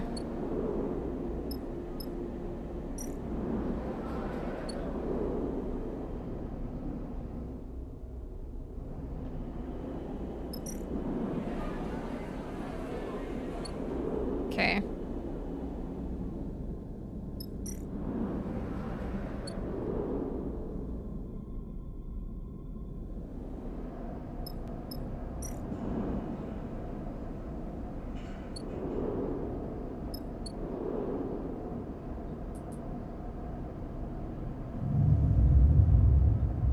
This sucks with only 3 dice and one of them's a glitch dice, so... The rig. You awake to the sound of blaring proximity alarms. You quickly unstrap from your bunk and dizzily glance around. Lane? Bounty hunters? You kick off and glide to the door. As you do, Bliss pops their head around the corner. Sorry. They look a little sheepish. In all honesty, it's not my fault. Your wiring's all backward. Takes you a moment to understand what's happening. You steady yourself against the door frame. Sorry, I'm just a little jumpy. I get it. Bliss looks down. Didn't mean to wake you. Takes you a while to get ready and drift down to the mess to see what's happening. By then, Bliss has turned off the alarms. You find them unspooling wires from a hatch you'd never previously noticed in the mess's ceiling. Sorry again, sleeper. Their voice comes through the ceiling panels, muffled and dull. You settle at a stool, neatly tucking your legs behind the crossbar. How are the repairs coming? Bliss spins deftly, hooking their legs into the open ceiling so that, from your perspective, they're hanging upside down. Almost done, if you can believe it.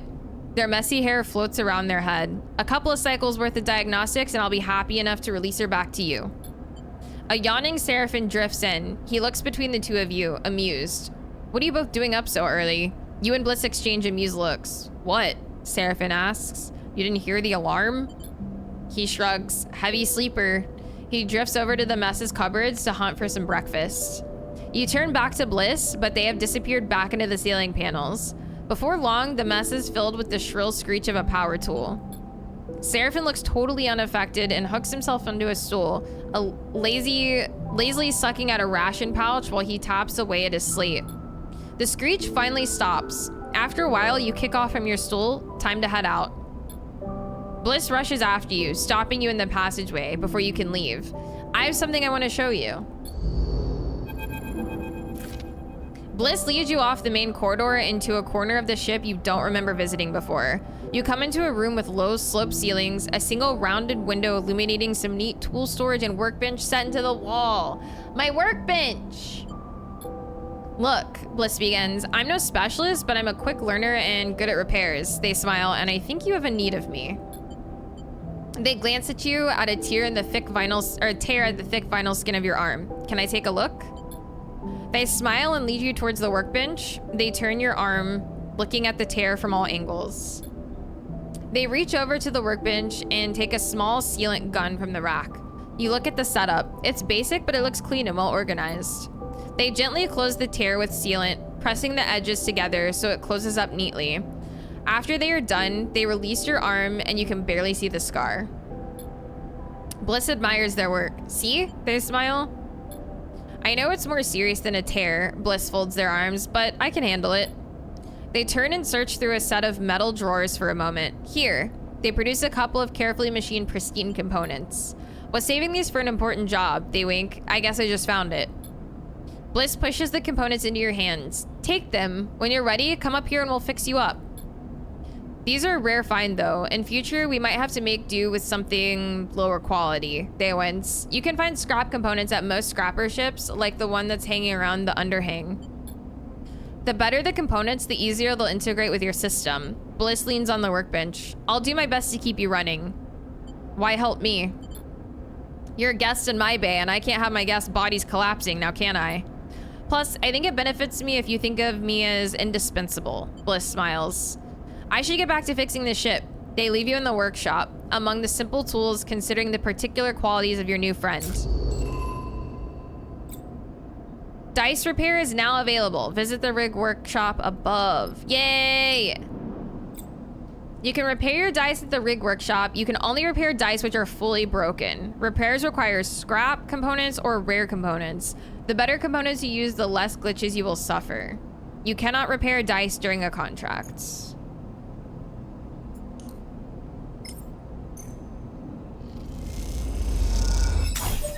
Yay!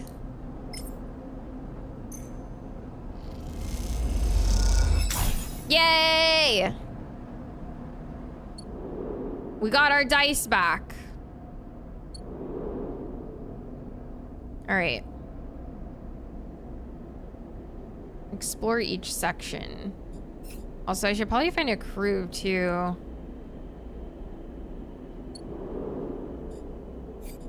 This is like counting down and it scares me because it's not a lot of time to do like anything.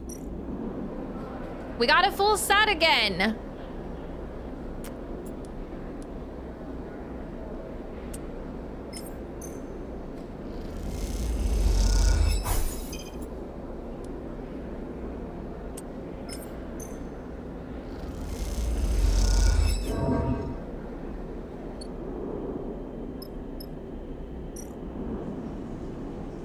Okay, this is where we buy fuel and supplies. Nice. I need food.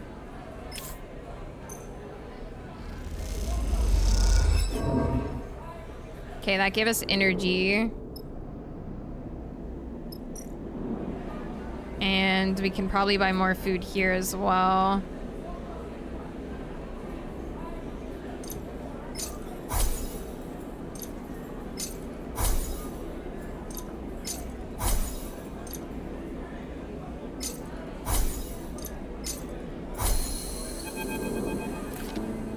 Far Spindle. The Far Spindle is an exhausting place to find freelancers. There's no shortage of spacers here. The corridors and bays throng with crew inbound and outbound, on or between contracts, trading stories, contacts, and materials. But whatever language, appearance, or a code identifies someone as worth signing on with, you don't seem to have it. Perhaps it's because you are a new face or noticeably unsure, or perhaps it's just because you're a sleeper. You push the thought to the back of your mind and instead focus on what's in front of you. The vast cylindrical tank at the center of Gaia's gyre. The first time you entered the bar, you floated open-mouthed, much like all the new arrivals do, at the sight of the huge kelp stack, the biggest you have ever seen. Even now, your eyes fixed on the fawns of seaweed that wave in the circulating water, beyond the curve of the dirty glass, you find it impressive. You take a sip of the harsh, saline-scented whack from its magnetic vessel, secured to the bar. As you suck on the straw, your eyes following the shifting fronds, you hear someone clearing their throat beside you at the bar. Hypnotic, isn't it? The voice is low and rumbling, comes from the large figure on the stool next to you. The fluorescent lights behind the bar glint in his eyes, shining up into his wide, rough face. I've heard talk you're hiring. The figure turns to face you. You don't recognize him. But in the shifting light of Gaia's Gaia, that isn't surprising. And you are? Eugen, currently freelance. He turns on his stool and leans back a little. The effect is clearly meant to impress on you his size, and you have to admit it works. Served on a whole slate of crews out of the spindle. Cutters, mercs, extractors. He smiles and places a broad hand on his chest. Broad skill set, good work ethic, sense of humor, the full package. Humble too. He clucks his tongue, smiling. I like you already. We're going to get on. I'll run anything out of the far spindle. I'm tough and quiet, and you won't need to worry about me. He folds his arm across his chest. What kind of work are we talking about? Before you can answer, a voice echoes out from you. Eugen, you look over your shoulder for the source of the shout. Busy as ever, I see. A group of 3 spacers drift up behind you, one of them placing a heavy hand on your shoulder. She's fitted with matte metal optical implants, and you cannot see her eyes. The caustic light from the tank plays across her face. Vesna. They look cool. Too busy to keep in touch, she sighs. I really don't like it when I have to come and find you. Vesna, Eugen nods politely at her, not betraying any strong reaction. Do I look like I'm socializing? He shakes his head. This is a meeting. Oh, a meeting. Vesna squeezes your shoulder. Is that what this is? Yes, Vesna, we're talking about your delivery, in fact. Eugen smiles widely. That's a bit excessive, I feel. Yo, Blackmore, thank you so much for the Giga Tier 2 35 months, dude. Thank you so much. I appreciate it. I hope you're having a good Friday. My friend here is being very helpful. He shoots you a knowing glance. Stay silent. Eugen shoots you another glance to try to cue you in, but you ignore him. Vesna looks irritated. Hi, Zilly. Welcome in. You know, Eugen, I'm pretty tired of this whole act. She gestures dismissively at him. But in the end, it doesn't matter. She drops her hand from your shoulder to her belt. Your eyes follow it down and you see a dark, boxy shape there. A weapon? You either deliver by the deadline or you don't. And when you don't, she smiles tightly, I'll be happy to take you through the consequences. Until then, she shoots you a final glance. Chat to whoever the hell you want. Vesna and the 2 spacers flanking her glide out of the bar, and Eugen watches them go with little emotion. So, Eugen's smile returns. You were about to hire me? What was that? Vesna, he shrugs. She's just trying to rush me, that's all. I won't be working with her again. He pauses, choosing his words carefully. Of course, I can't talk about the particulars, you understand. Vesna just wants to scare you off. She likes to cause me trouble. Eugen looks away out of the door of the bar. Let's not let her. He pauses in silence for a moment, still looking away. You try to get a read on him, but his face is blank. Only his glittering eyes hint at some rapid internal activity. He turns back to you and meets your eye, a sudden shift in his manner obvious. If you need crew, you need to work. If you need to work, you need cryo. Is that right? He doesn't stop for your answer. Well, I can offer both. Hard work and a good contract with a good payout. You take me with you on this job of mine and we split the take. He looks down, thinking. Hell, if you do, I'll consider signing on long term. He smiles. Think of that. No more recruiting. What's the job? Yeah, Spaceman Thara, maybe. Salvage, he leans in. I know of a wreck untouched by the local crews, which recently turned up in the wash. It's just a little sunward from here, but it's disabled. Transponder makes it invisible to anyone who doesn't know it's there. Had to squeeze the location out of a contact, but I'll share it with you for a straight split. Take me and your crew, and we'll claim it all. It's gonna be a good payout. He winks. A really good one. What's the catch? Eugen frowns. No catch. He leans back and looks around the bar. Happy to take the offer elsewhere. I just felt like you were the right captain for this one. I'll be ready to go whenever you like. Eugen pauses. As a show of good faith, I'll also fly out with you on any job from the far spindle. But I'm not leaving the station with you yet. Not till we get my job done first. After that, we can talk flying together. No need to rush into it. He shakes your hand firmly. His palm rough and pitted, then turns back to his drink. You slip out of the bar, looking to see if Vesna is nearby. You don't spot her among the passing crews, but you can't help but imagine eyes on you in the bar. You shake it off. Having become familiar with the feeling of being observed, what matters is you have found yourself a crew member and a contract. Whether either will come of good, however, remains to be seen. Sheesh!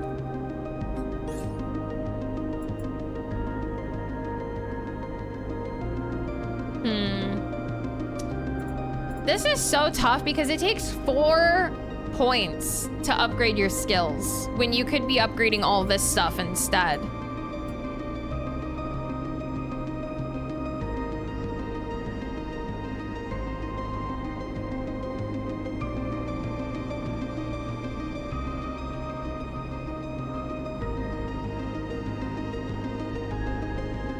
Hi, Banful. Welcome in. Happy Friday.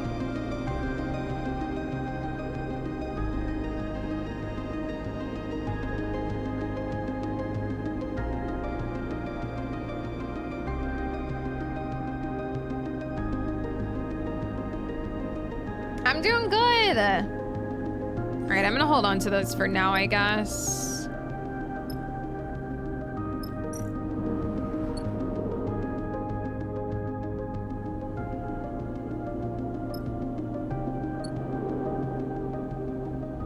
All right, guess we go ahead and end cycle. Hi, Martinez, welcome in.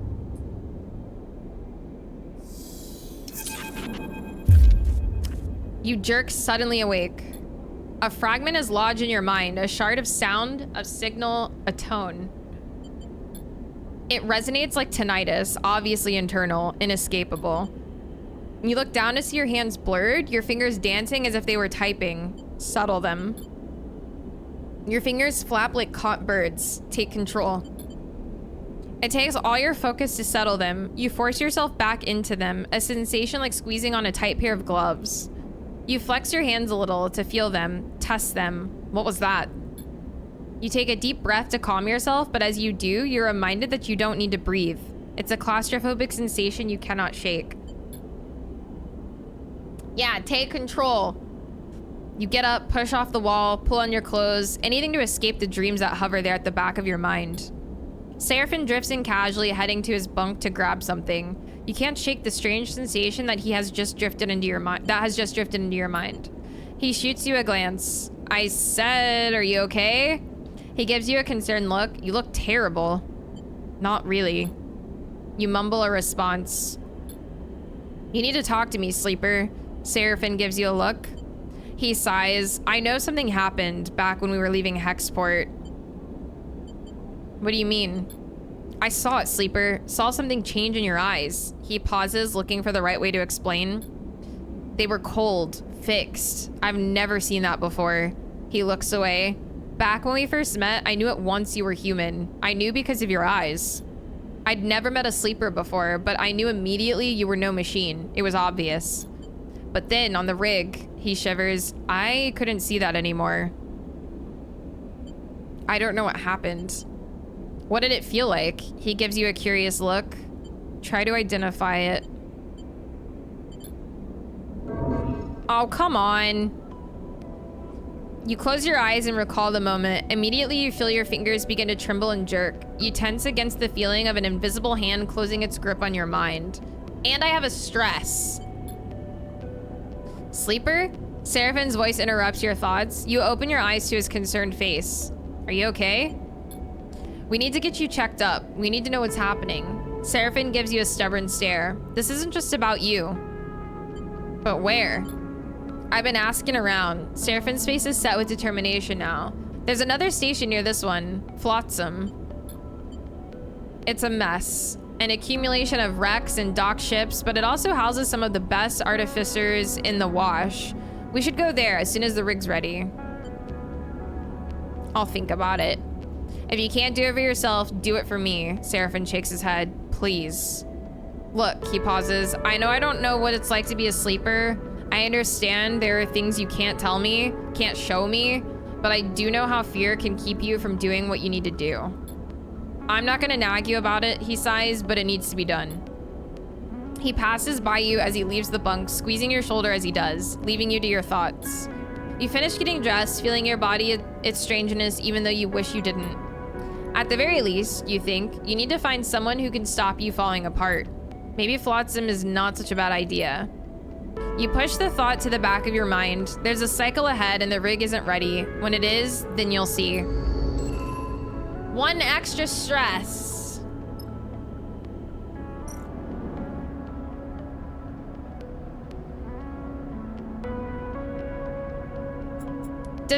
Does stress go away at the end of a cycle, like when you start a new cycle, or is it just there until you use this to get rid of it?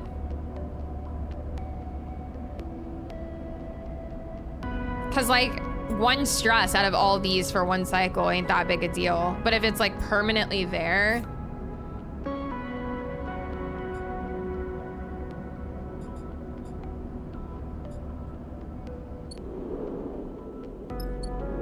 Okay, I think this is almost done.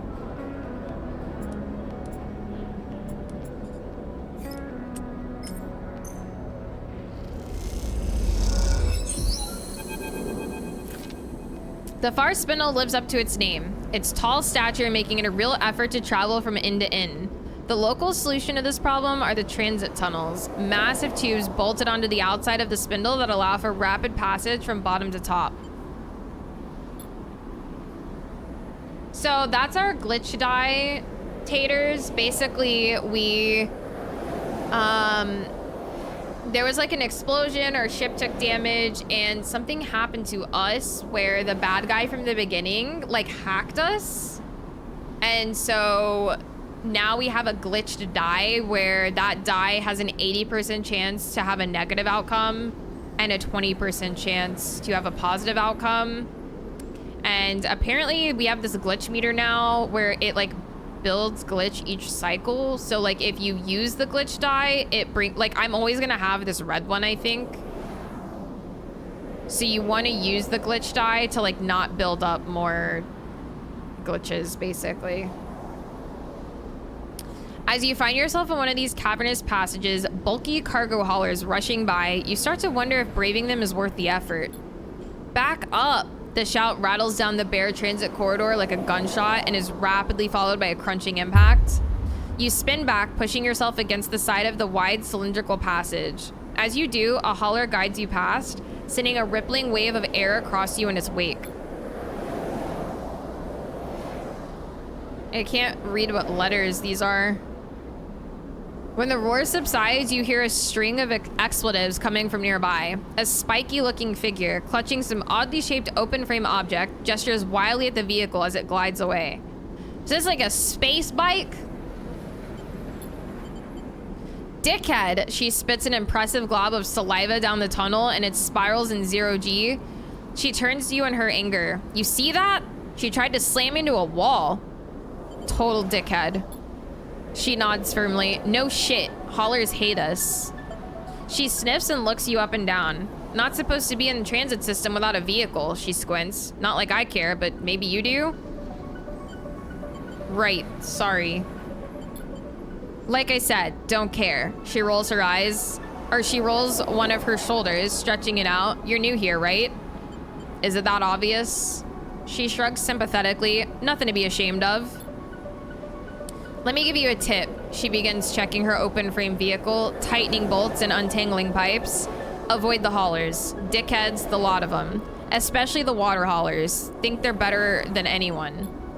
Don't mess with the stevedores, though. They're good people. Get treated like shit by everyone else, just like us. She rapidly plugs and unplugs a series of connectors. They'll show you the shortcuts. She looks up. And never ever get in a Spindlejack's way, she smiles, spinning the vehicle in her hand. Spindlejack? She thumps her chest. You're looking at one. She pauses, considering something. Then suddenly, she reaches into one of her many pockets and pulls out a small, transparent rectangle punched with holes. Text glints within it, reading, Cadet, Stripline Express. You take it. Cadet. She flexes proudly. That's me. Stripline's my outfit. Kamal's the dispatcher. Small outfit, but we punch above our weight. Dispatch is here in the spindle's core, but I run the transit tunnels up and down the spindle 10 times a cycle. You need anything moving on the spindle? Data, tech, messages too hot for the hardline? Come find me. You're a courier? Got it in one. She kicks off the wall and mounts her bike, triggering a small burst of compressed air to keep herself steady in the transit passage. You hear a buzz of distorted speech from what you assume is her dispatcher. Cadet angles her head to her communicator and mutters back into it. Gotta hop, sleeper. She looks over at you and something flickers in her eyes. An idea? Or perhaps just a realization. You might be able to help me with something. Package that's been bothering me. She squints down the passage. Come to the office at Stripline in a few cycles and I'll show you.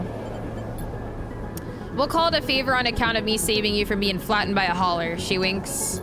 Now, you better get out of here before another hauler tries to squish you. You step back as she twists the handlebars and a burst of air sends her flying down the transit corridor at an unsettling speed. You watch her go, slightly caught off guard by her final remarks. What would a courier need for you? Or need you for? You turn the idea over in your head as you find a way out of the transit corridor, back to the safety of the main concourse. Yeah, I don't know. Your name was in here, Steve. A Steve doer, I think is what it said. Cadet's complication. Cadet mentioned needing help with something, but you are still at a loss to know what the courier might want. All right.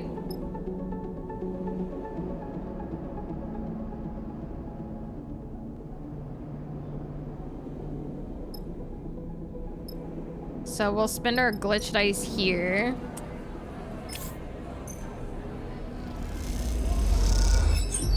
Nice. Finally got a positive outcome there with it. Okay.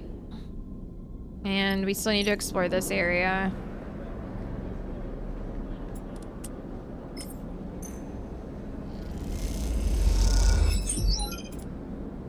Okay. Looking good. Please give me two, please give me two, please give me two, please give me two. Yeah! As you glide through the Pinnacle docks, you hear shouting echoing down a corridor. My throat, man, so much reading.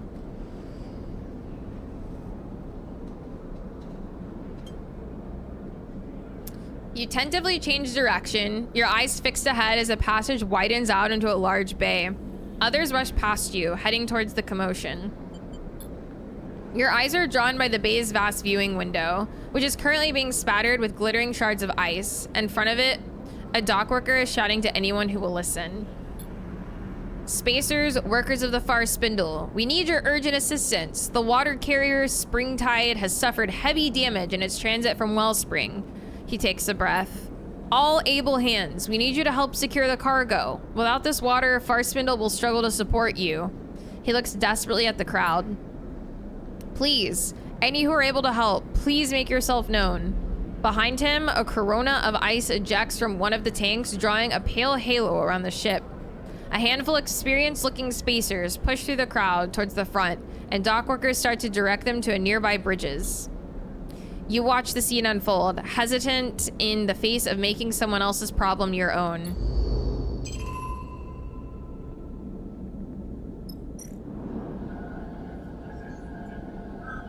Interpret signals, align arrays. Did he just give me money?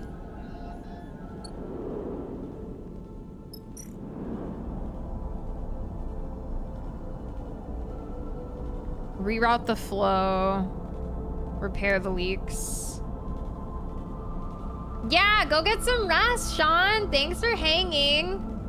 You made a mistake concerning the glitches. Yeah, it doesn't give me back a dice. I've noticed. It's just a glitched dice. Hi, Perseus. Welcome in. So, again, do you always, like, no matter how the game plays out, do you always end up with a glitched dice? Or should I have started over? Because someone else said they started over because glitched dice suck, which makes it sound like you don't have to have one. But then you said you always have one. The red glitches are indeed permanent because of failing a contract or dying. I never had that. Only regular glitch dice. Ah. Yeah, I was wondering. Yeah, that kind of sucks. I mean, it hasn't been too bad so far, but I feel like it's going to be pretty rough on contracts. I'm so far into this game, though. Like, I don't know that I want to start. Like, that's 5 hours, 4.5 hours of game I would be starting over. So, I don't know what to do. Should I just keep going and hope for the best? Yeah, sleep well, Sean. Thanks for hanging. It was good to see you.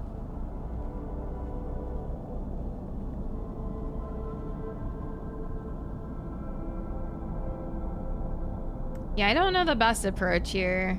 If you speed click the reading parts, it's probably done in 30 minutes or so. You think so? Hi, Perry. The longer you wait until you restart, the longer you have to replay. Yeah.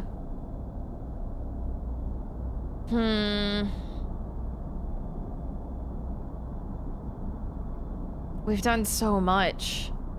4.5 hours wasted. But yeah, having... Hi, OZ. Welcome in. Having a glitch dice for the duration of the playthrough does not sound great. I've done so much, though. I should have never picked permadeath.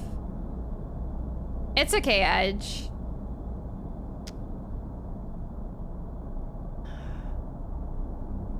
Yeah, I've learned a bit. I shouldn't have picked permadeath difficulty. I knew better. That's really what fucked me here.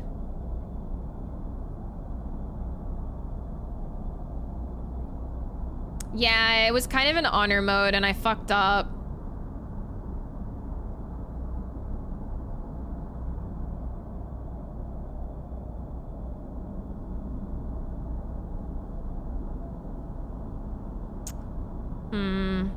Ugh, I just feel like it's gonna take so long to replay through everything.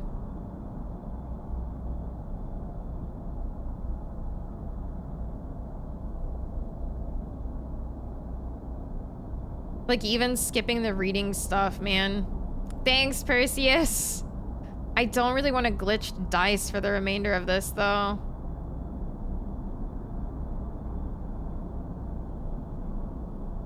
I did lower it. So, Older, basically what happened was I died. I died on the permadeath difficulty. And what it allows you to do is it allows you to reload and lower the difficulty. But apparently the death is like still recorded on your record and leaves you with this glitch that kind of like stunts you for the rest of your playthrough. So like I am on the lower difficulty now, but I'm forever going to be playing this playthrough with one fucked up dice, basically.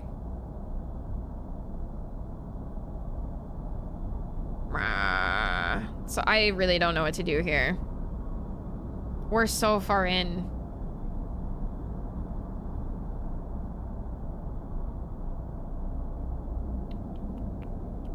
Force AP to start you a new game and get you to this point again. And it's so much reading. I can't do actual on stream. We have movie night tonight. Having the red glitch is kind of cool because it makes this journey your journey, but the game will be more difficult. Yeah, the game is already difficult, bro. I died in the first like hour. Why did I pick permadeath? Ugh. Hi, Raichu. Welcome in.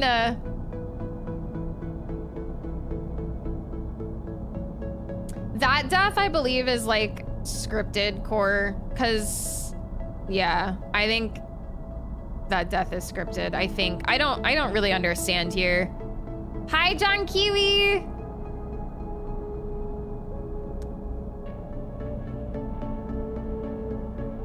How fast can I spam through stuff? Because I still have to like make choices and die. Oh, this sucks.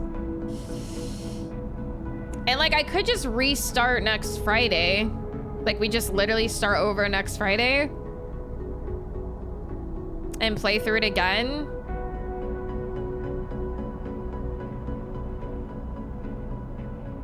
It goes fairly quickly, does it? Well, yeah, I mean, that's what we were saying, Satan, is I wouldn't even read it. I would literally just spam through everything, but still, you have to, like, click all the choices and, like, play the game, like, all the dice and stuff, like...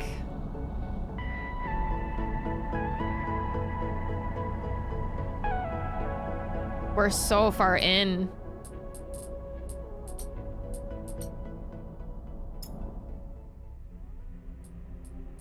All right. Well, at least it saves this if I decide that this is taking way too long.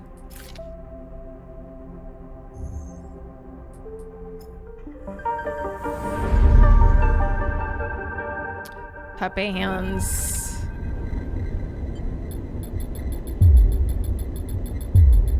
All right.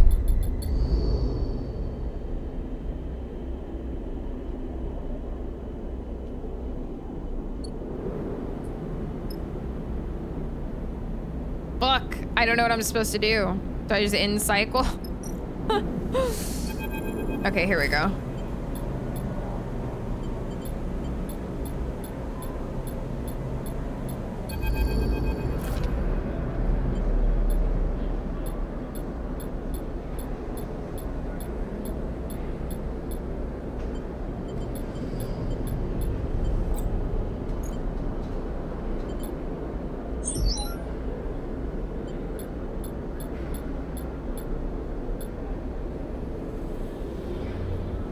I wish that you could press like space bar instead of mouse click. Have a good night, Not. Thanks for hanging. I appreciate it.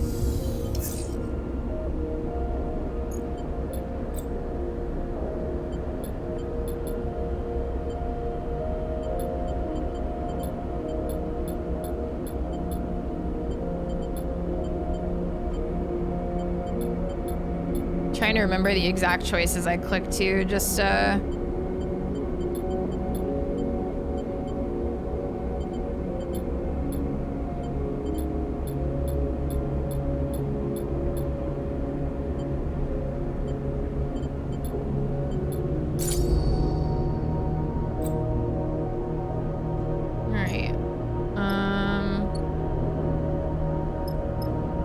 starting with really fantastic dice.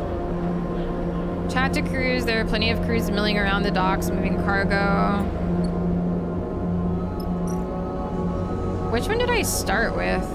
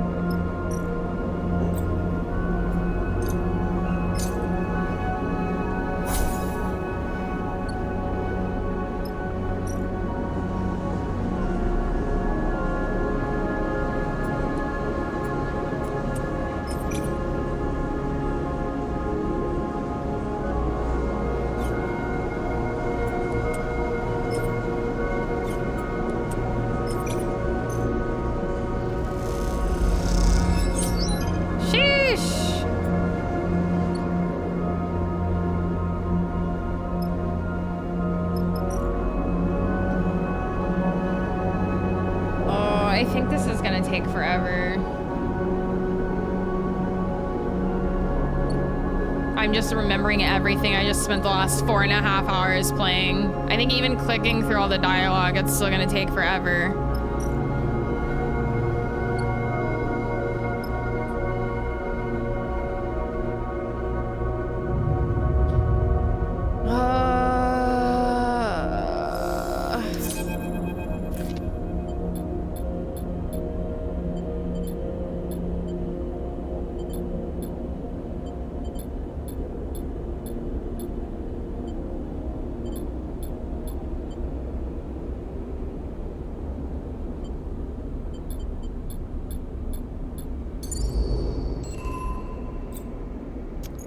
I feel like I found that other... I feel like I found Naya by now. Did I not?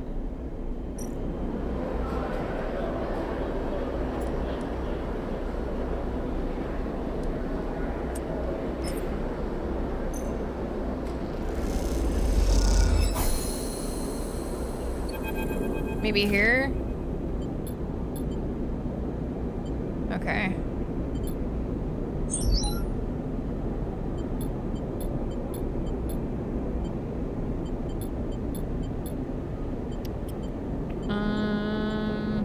Need help.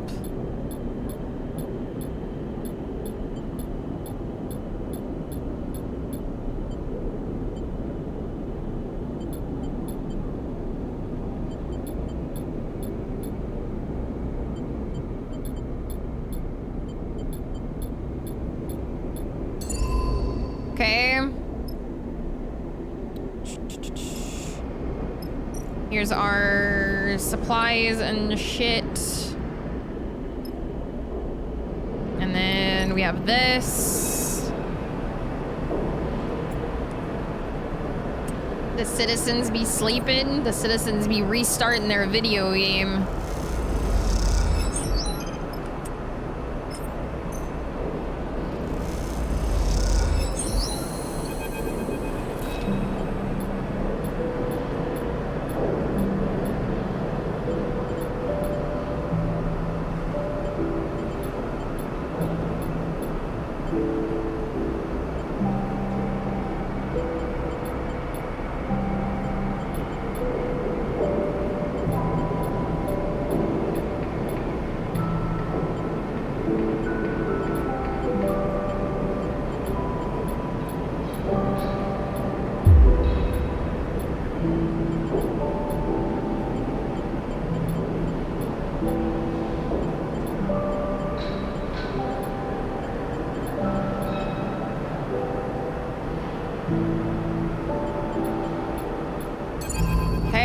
That's done. We're doing a speed run.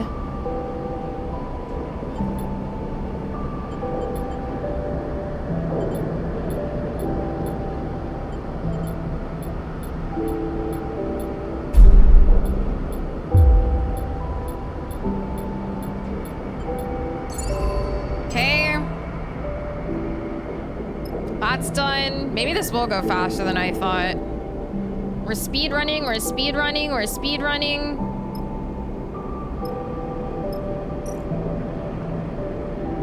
Okay, so I need money.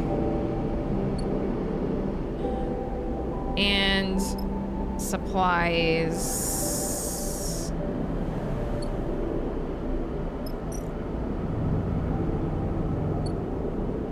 And energy. It's kind of survivalish. It's basically like an RPG, visual novel, dice allocation game. They're really great. I love the first one. The sequel just released a couple months ago. This one is much more, there's actually like a difficulty setting. I am a dumbass and started on permadeath difficulty. So now I'm speed running through to get back to where I was, because apparently what I did caused me to have like a permanent debuff for the rest of the game that I don't want to deal with, so I'm trying to speed run through this. Wasn't there another place that gave me more energy than this?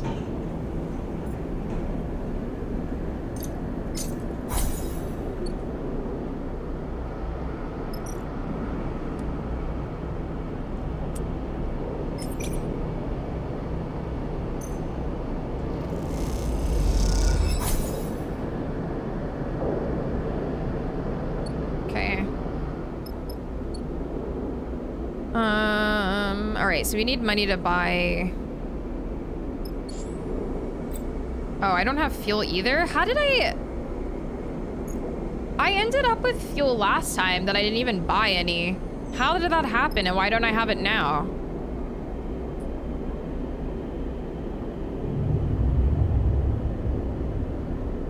I wonder if I, like, skipped a step.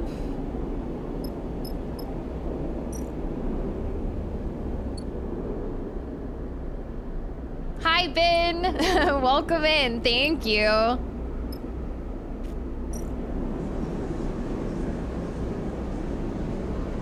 Oh, maybe I completed this.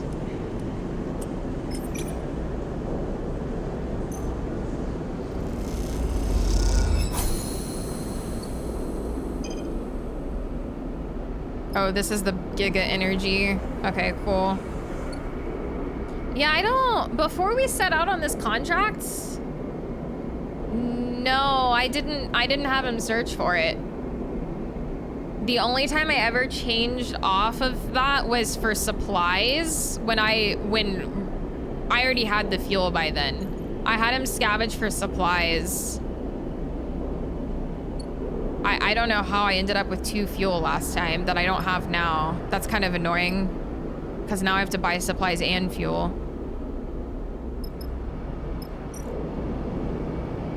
Really weird.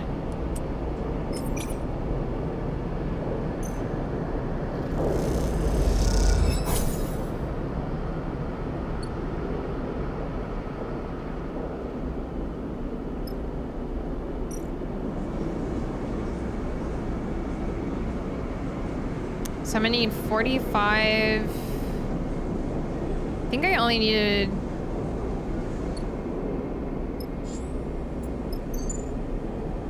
Damn, this takes 3 fuel. Oh wait, the other one though.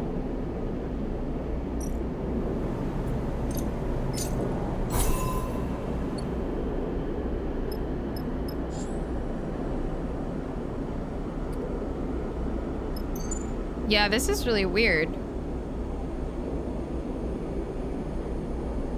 I had fuel before.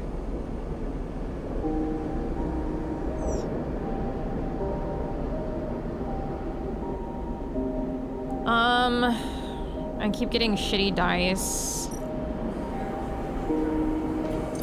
And I keep having to spend all my food on energy.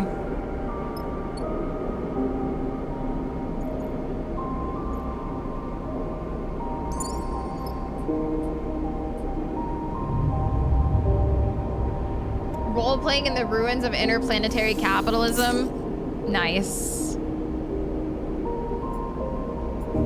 Okay, now we have 2 fuel and we have 2 supplies.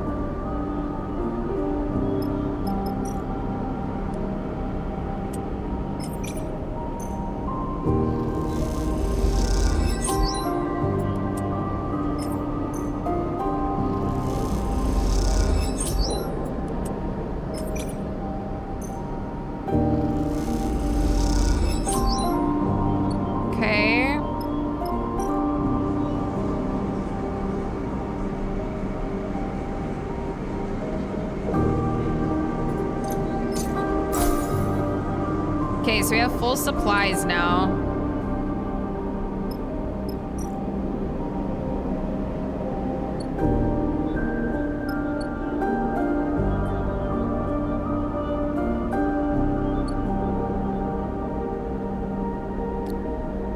I need 1 more fuel though before I can go. Quick. All right, 1 more cycle.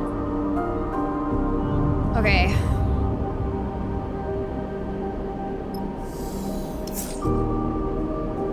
Okay, we're full. All right, so let me spin my dice really quick. At least get some cryo back. And then we will go on the first contract.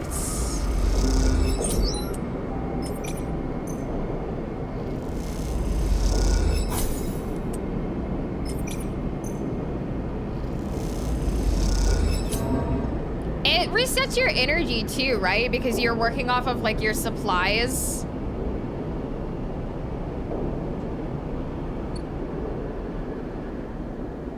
Like, I don't need to worry about having a full energy bar when we go, right? On the contract. Because I think it just works off your supplies, if I remember the bar correctly.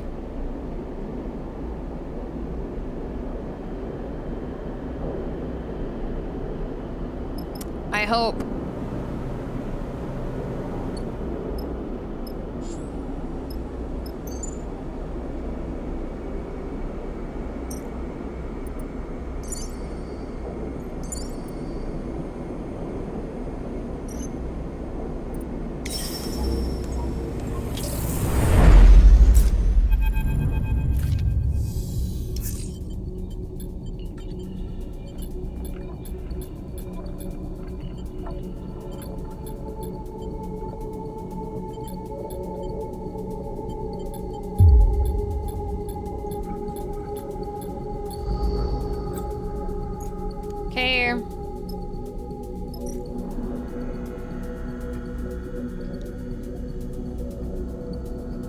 Crate opening. To adventure.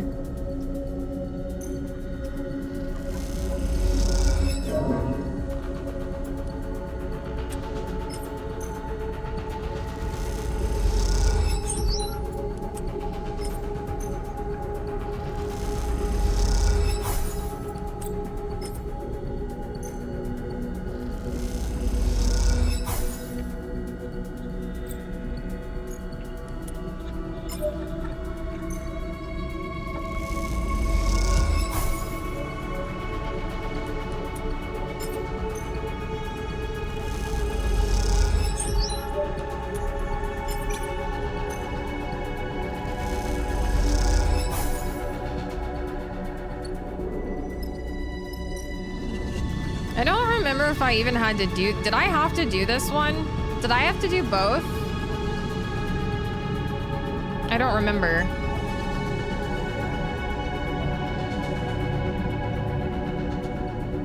Do you guys remember if I ended up having to do both objectives? Or does this, once you complete this one, does this open up something else that you can do?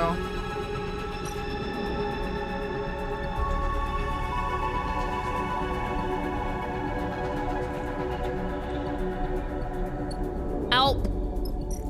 Anybody? Because that's going to determine if I end day or use one of my dice.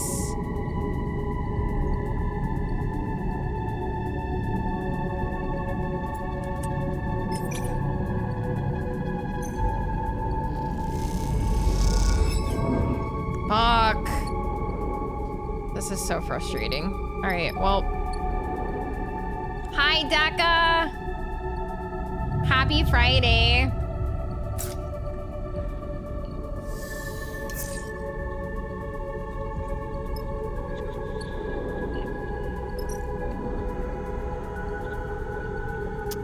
These are not good dice, fam.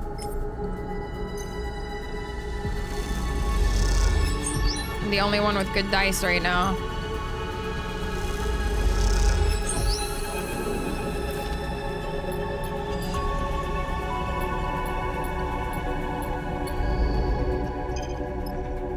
Okay.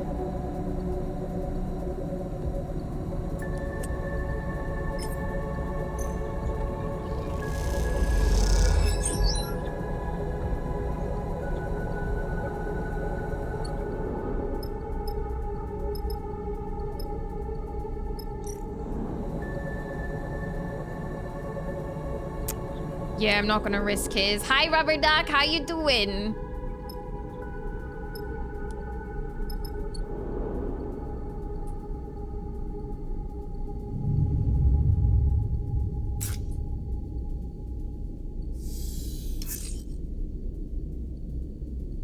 I always associate that sound with a dice breaking, but it doesn't look like a dice broke.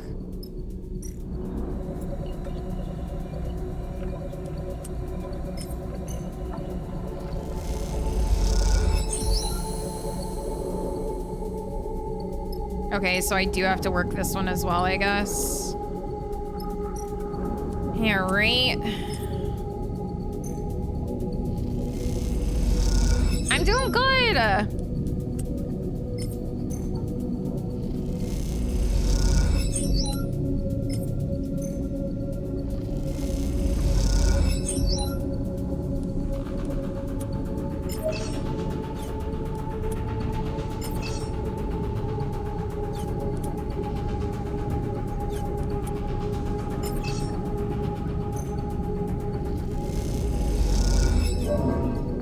Uh-oh. I got one more Jern stress before this objective fails.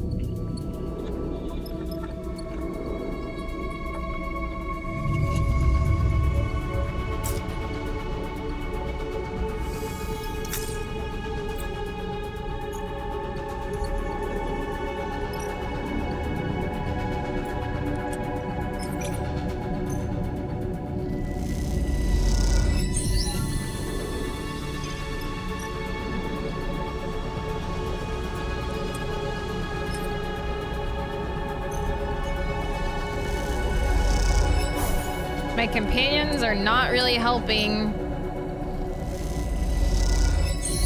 Their dice suck. Did we beat it? Are we done?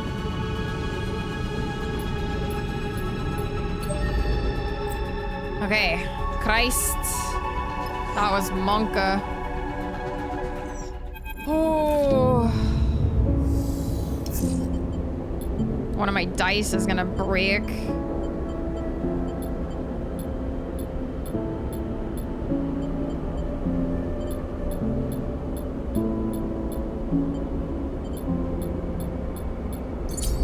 Okay, that's done.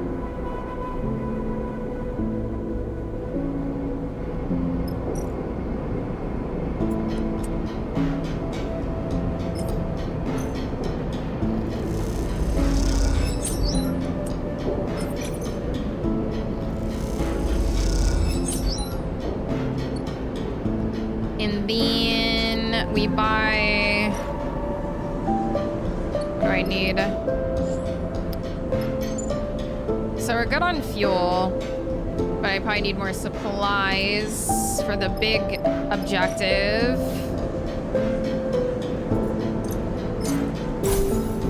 Okay, now we go to the big objective, I guess. I hope I'm not forgetting anything, speedrunning through all this again.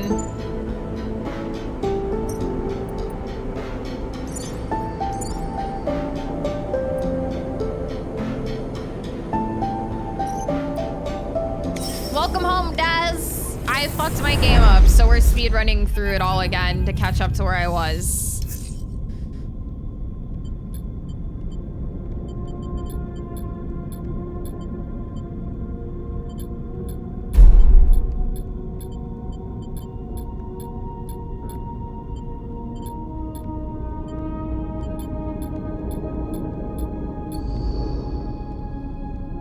You just stop speedrunning now so you don't miss anything. I think I'm okay.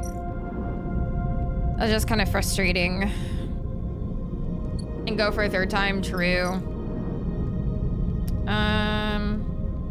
Okay.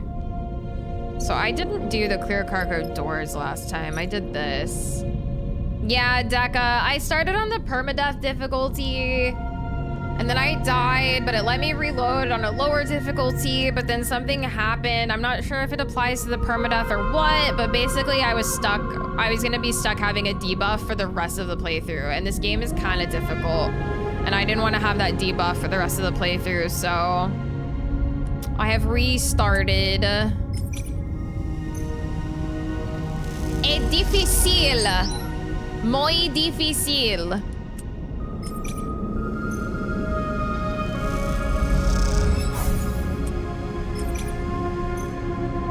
Muy.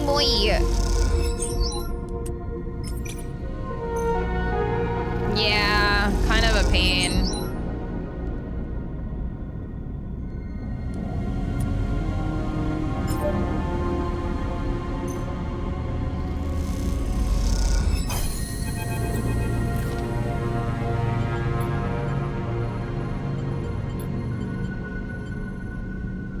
Now the question is, now that I know what she's doing, do I try and stop her?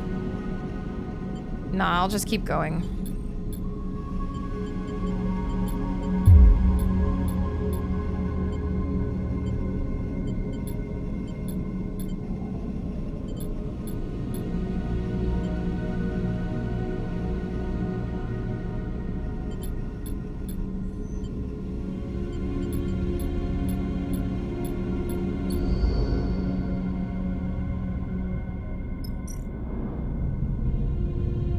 Okay, so this is that stupid breach seal thing.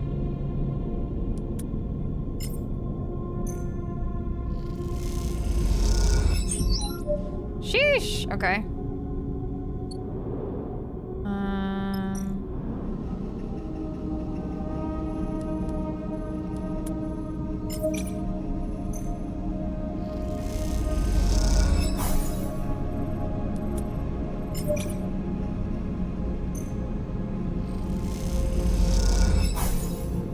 Okay. End our cycle.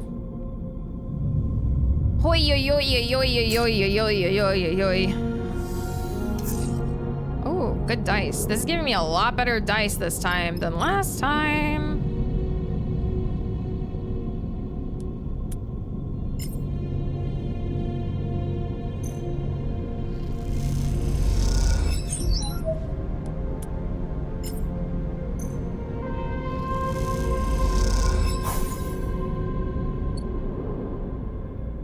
Hi, Oklak, welcome in. Dude, Steve cursed our whole run. The whole thing.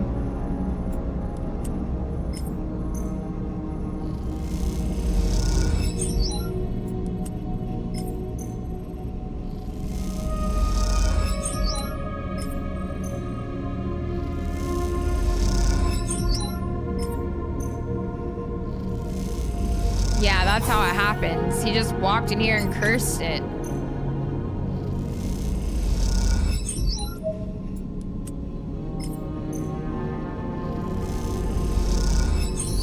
Okay, I never even made it this far the first time. New location discovered. We didn't even get this far. Steve, you can't curse this run too.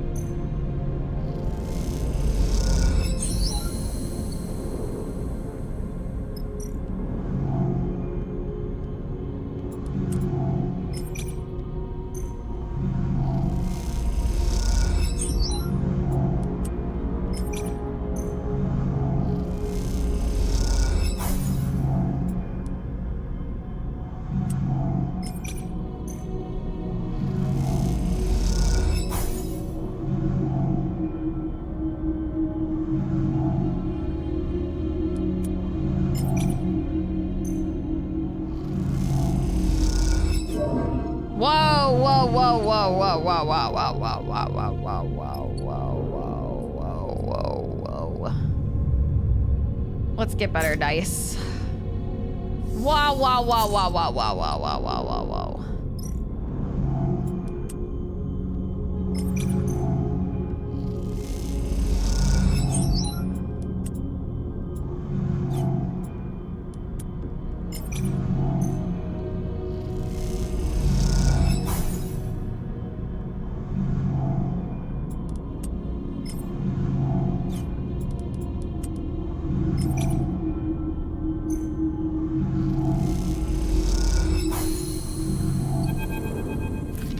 All right, I am actually gonna, oh, I got an achievement. I'm gonna read this part because we didn't actually get to this last time. You watch nervously as Junie guides the core out of the cradle, a large ball almost half your height in diameter. It glides up out of the framework that held it, connections waving loose and cut. Her breathing comes through the suit's comms, loud enough to be picked up, and it fills you with tense energy as you watch. Over the course of this job, you've seen Junie both focused and distracted, nervous and precise, but you've not seen her any more confident than in this moment now. She floats beside the data core, handling it with care and skill, as if it was the vast egg of some endangered bird. She glances up and sees you watching her, and you notice something unfamiliar in her eyes, something that you have perhaps seen in a passing moment before. Only now it is no momentary lapse or change, it's set in place. You see determination. The robot of the station. She guides the core a little away from you with one hand, and at the same time comes forward, almost placing herself between you and her prize. And it does seem to be hers in the way she handles it, the possessive way she screens it with her body. We need to talk. The statement comes flat and deadpan, and nervous tremble gone. Right now. Okay. Sleeper, she takes a deep breath. I want to be honest with you, but I need to know you won't take this from me. Junie glances around the cradle defensively, but Seraphin is already heading back to the ship to prepare the cargo bay for core's storage. You two are alone. Tell me and we'll see. Fine. She folds her arms, but it's staying with me. Karsten doesn't deserve this. This treasure, Sleeper. Junie glances over her shoulder at the core. Do you know how many of these are left intact? She shakes her head, and all he wants to do is wipe it clean so he can use it to interface with Hexport. All that data, gone. The contract is the contract. Really, Junie sighs? That's the best you can offer? I want to extract the data to make use of it. You see some genuine emotion flicker in her eyes. I could have taken the data already, Sleeper. Stripped it out and told you I was running diagnostics. She looks away. Why didn't you? Junie frowns. She pauses, clearly unsure. She sighs. After extracting the data, the core will be unusable. There's a security system that will fry it if data duplication is attempted. I can delay the security response for long enough to copy the data, but after that, she trails off. You've done this before. She looks down. Yes, she meets your eye. This is why I came. Look at this place, Sleeper. She gestures to the cradle room, a dark and twisted cavern of long dead tech. How many of these places are left? How many chances do we have to recover anything this old, this fragile? Like it or not, we live in Solheim's shadow, and their ruins, and yet we know almost nothing. Okay, so this is... What can we learn from this core?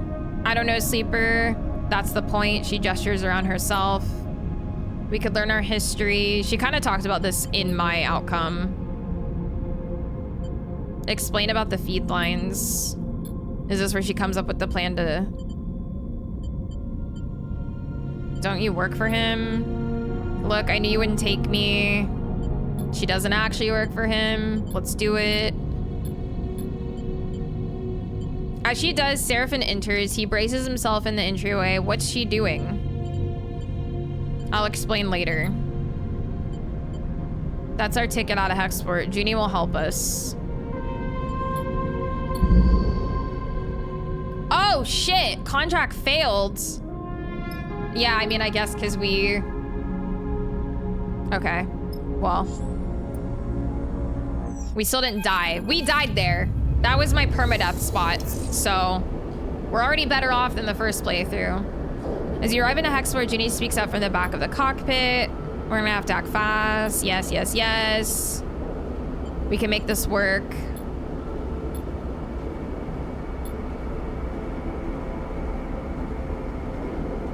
He points at Junie like she's an object. Do you even know what she's up to? Junie looks between the two of you.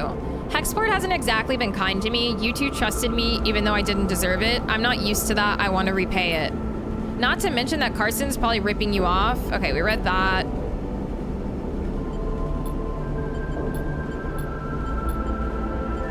We all get something. Simple is good. Okay.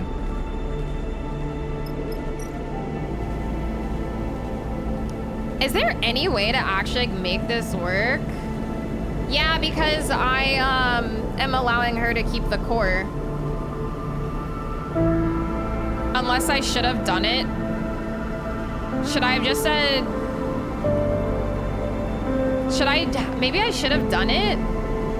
No, Thro, we're not winning at all. I died, I got a glitched dice, I had to start over.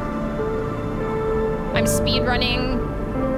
I wonder if I should have just let her, or like should have just finished the contract out.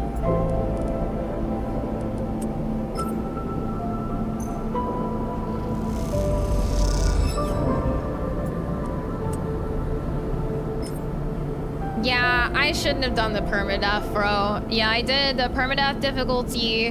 We died during that contract. I lowered the well, then it allowed me to reload at the lower difficulty, so I did.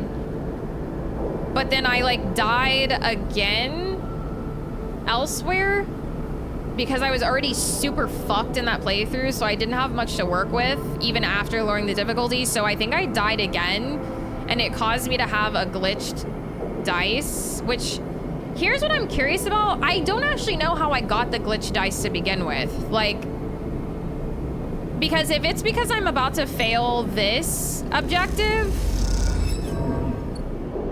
okay, does anybody know, do you get the glitch dice if you fail this? Because I'm about to get the glitch dice again and this has all been for naught, if so. Like, maybe I should have fulfilled the contracts.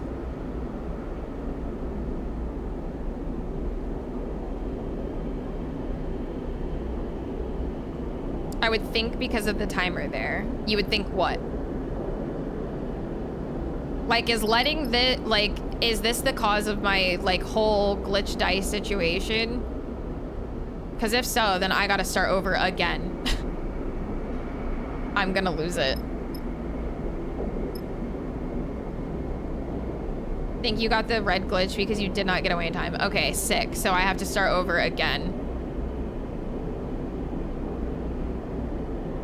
I am on normal, yeah, but I'm not beating this before the time is up.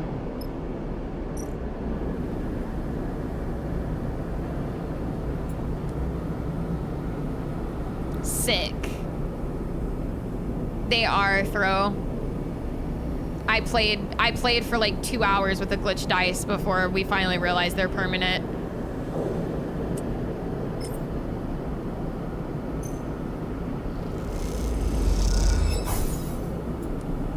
Like I already had like a red glitch.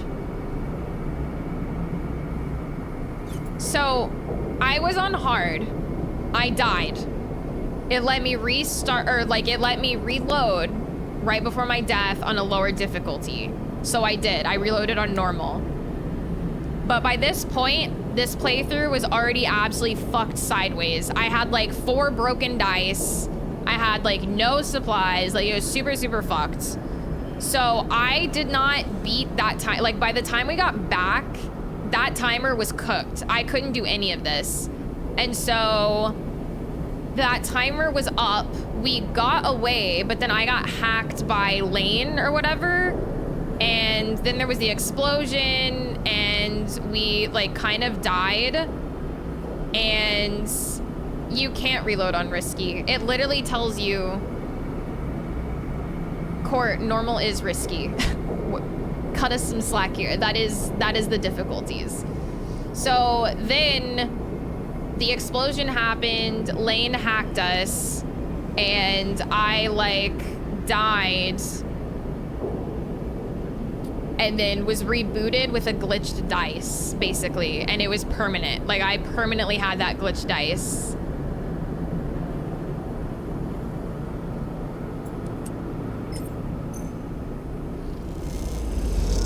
Like I literally kept playing. I played for another like hour with a glitch die. Dude, fuck this.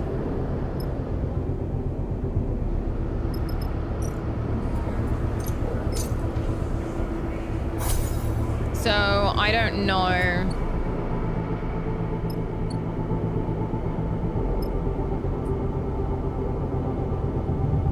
And I still don't think I'm gonna beat this timer in time.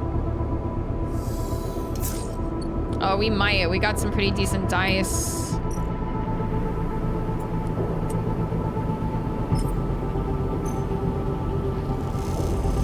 I had a permanent red glitch right here in the dial. Yes. And I woke up every day. Even when I used the glitch dice, I woke up every day with another glitch dice.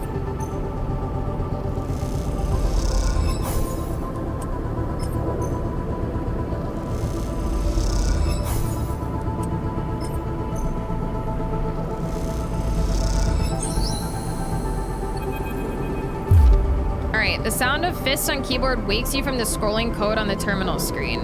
You turn to see Junie, a rare half smile on her face as she floats cross-legged with her deck in her lap. The blue light of the snap-on screen makes her eyes glint with a glittering excitement. Got him. She shoots you a look. Carson's whole system is mine. You push away from your terminal to glide over to her screen. Running the mapping protocol now, I want to know about every little dusty corner of his network. Nice work. I'm in. Hold on, we aren't there yet. Hi, Boyfly, welcome in. It's coming up now. Seems Carson's pretty paranoid. This whole system's iced over with some serious security, she frowns. What are all these layers of... A red pulse flashes across her face, changing her features as it does. Shit, shit, shit. Her fingers dance across the keyboard. Something's closing the port. We need... Another red flash and her screen goes blank. Junie's fist hits the keyboard again, harder. We've been kicked out. She's rapidly shaking her head. There's no way a salvager shop should have that kind of countermeasure. Did the volume get louder again? I feel like the volume like reset. Maybe you peeked in the wrong corner? Oh, it literally did. What the helly? I wonder with a new playthrough. I had them all on 2, right?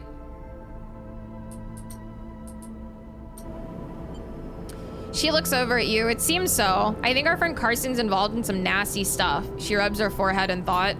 Wait. Her fingers fly across the keyboard, her screen flickering with commands. A complex node graph assembles on the screen, a mess of interlocking connections. I wonder what's there. Wait, the mapping protocol did enough. She points at the screen. All the security systems are there. She indicates a dark section of broken connections. We didn't get what's here, but it seems like we found some kind of archive. Nothing we want. So what now? Junie pulls the thumbnail drive out of her many pockets and slots it into her deck. Time to train my cat.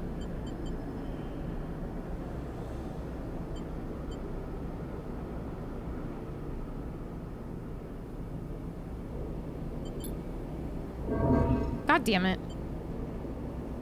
You lean in closer to try to follow the spooling code as it spills across the screen, but you find yourself lost in its patterns. Junie puts a hand on your shoulder and pushes you back from the screen, giving you a skeptical look.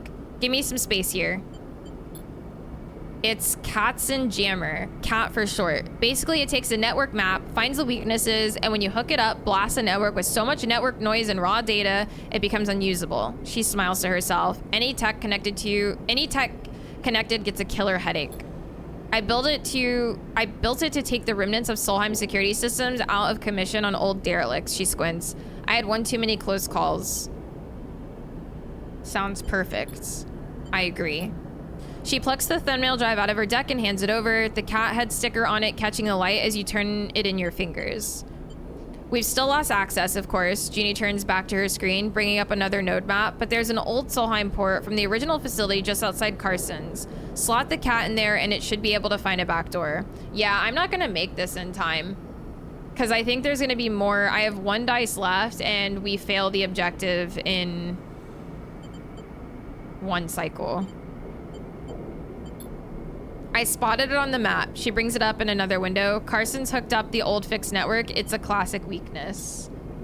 This isn't going to be quiet, she squints. His whole system's gonna get data blasted. It's not a subtle hack. When you slot the cat, you get in, grab the feed lines, and run. Sounds like one hell of a risk. Seraphin's voice catches you both by surprise as he slips into the dark, empty unit. While Junie pauses, looking between the two of you, it's our best option. Seraphin narrows his eyes. And where will you be while we run the gauntlet of scrambled security and make the grab? Junie looks away. I can monitor how it goes down remotely from here, or the ship. Seraphin gives you a look. You can tell he's finding it hard to trust Junie after everything. I'm not sure I want you alone on the ship. Junie looks annoyed. I can't even pilot a ship like that, if that's what you're worried about. She starts to pack up her deck. I'll set up somewhere else if you prefer. She shoots Seraphin a look. I get it. Happy to earn your trust. Junie shoulders her bag and glides to the door. When you're ready, slot the cat and go. By the time you're back at the ship, I'll be there. She glances down. Don't leave without me. She shoots Seraphin another look and then slips out of the unit. I didn't know this game had choices. This is what we have to do. Seems like it. I'll be at the ship preparing the engine. We need to be ready to fit the lines as fast as we possibly can. He meets your eye. Be careful. Don't stop for anyone or anything. He puts a hand on your shoulder and don't even think about looking back. With that, he slips out of the unit, leaving you alone to consider what comes next.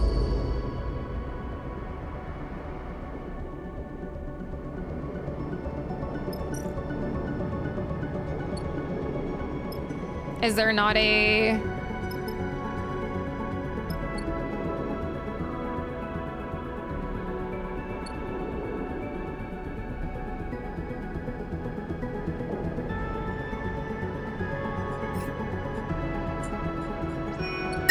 Jesus Christ, bro! Michael! Thank you so much! Thank you for the throne contribution! Holy shit! Thank you, thank you! I appreciate it. Thank you so much. Okay.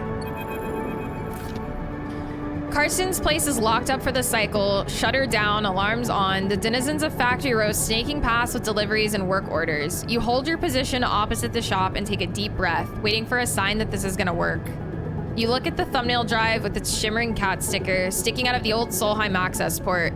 You imagine the flow of data as the Katzenjammer seeks for an entry point into Carson's system. You think of Junie, tucked away near the ship, watching you through the public networks. You think of Seraphine, deep in the engine room of the rig. Hurry the hell up, you think. Enough waiting. Then you hear it, a pulsating white noise spluttering and the screaming out of Carson's shop. The shutter scissors up and down, the lights pulse, the alarm gurgles in confusion. For a moment, you're stunned into stillness. People stop in the street, then turn to look as the shutter's monitors burn out in cascade of sparks and acid smoke. Now or never. Approach carefully. You skirt around the people watching, using them as a perimeter. They're pointing and talking, some of them laughing while others look concerned. You confidently push past them and glide inside without looking back. It takes you a moment to gather yourself in the chaos of the shop. The wall-mounted screens scream out white noise, and the flicking lights make it hard to concentrate, but you keep your focus. You scramble over to the feed lines in the window, grabbing the bundle with both arms. They wave wildly in your grasp as you wrench them away and kick off from the counter, gliding back into the passage. We're doing it! Your arcing glide takes you into the crowd. You steer yourself through a gap in the gathering bodies and kick off hard towards the port. The feed lines wave wildly, but you grip them hard to your chest and don't look back. Seraphine better be ready. Your arms ache from clutching the feed lines, but you don't loosen the grip until you see the entrance to the docking bridge. Sleeper! You almost ignore the call until you realize you recognize the voice. Junie glides out to meet you, her hand on your shoulder, guiding you towards the bridge. I'm with you now. She shoots you a glance. What a show, huh? She laughs nervously. It was certainly loud. I'm stressing too, man. She smiles a little. Wish I could have seen the cat in action. You both glide down the docking bridge, Junie helping you with the trailing feed lines. From what you can tell, news of the chaos in Factory Row has not reached the port yet. You feel a flush of excitement as you enter the ship's airlock. This is it. You did it. You try to keep focus, but the elation makes your hands tremble. You take a sharp turn in the central passage of the ship and make your way to the engine room, and feed lines now unwieldy in the cramped space. Seraphine's waiting for you, shaking his head. Looks like we're in business. He lets out a sigh, and on the run from two different people now. He grabs the feed lines. I'll take it from here. He quickly begins the process of connecting the engine to the subsidiary fuel tank. You watch, catching your breath as he works. How about you make yourself useful rather than just making me nervous, Seraphine says, without looking up from his work. Go close the airlock and disconnect the bridge. You and Junie glance at each other. Both of you, now, Seraphine calls out. The two of you turn and make your way up the passage, your nerves settling now. You arrive at the airlock and reach for the control panel. Then you see him. Karsten, coming up the docking bridge, fast. Close the airlock. Yeah! Your hands dance across the controls, inputting the closure sequence in seconds. The door hisses and closes before Karsten even makes it to the end of the bridge. You catch one glimpse of his retreating figure before the docking bridge's shutters scissor close, blocking him from view. You hear a clunk as the clamps disengage. You're free. Seraphine rushes past, gliding up the passageway from the engine room. Come on, get yourself strapped in. You and Junie silently follow him, your heads spinning, your thoughts racing. Hi, Chalupa. Welcome in. No, the first one is really, really, really good. You slip into your seat as Seraphine punches in the departure sequence. The rig begins to pull away from Hexport, Seraphine's hands on the controls. You close your eyes and feel the force of the thrusters firing. Sheesh! This run's going so much better. I've gotten 3 achievements that I never got in the first 4.5 hours of playing. All right. You must Throw! bounce on it. Crazy style. We did it, Deku-ipe. Throw, thank you for the biddies. Thank you. We did it. Yeah, this was pain, man. 4.5 hours of, or 3.5 hours, 4 hours of a failed playthrough. What the? Seraphine's quiet. Okay, so we read, so this all still happens. We still get hacked.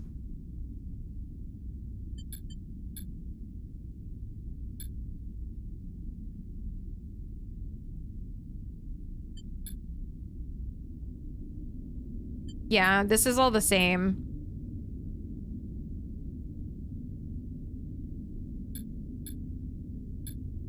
We reach out to choke him.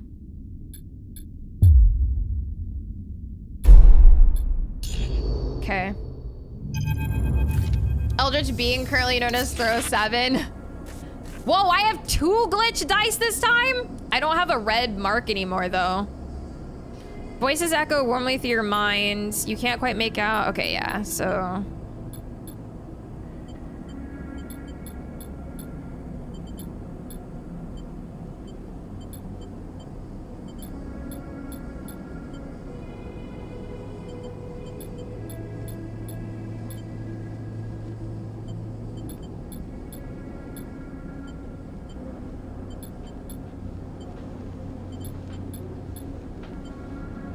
Oh, shit. Wait.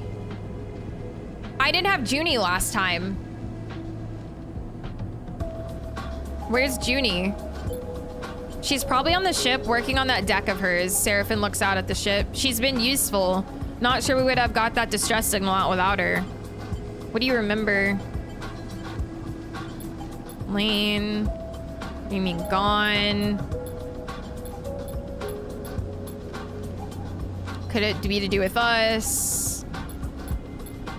So we lost our tail. I want to explore.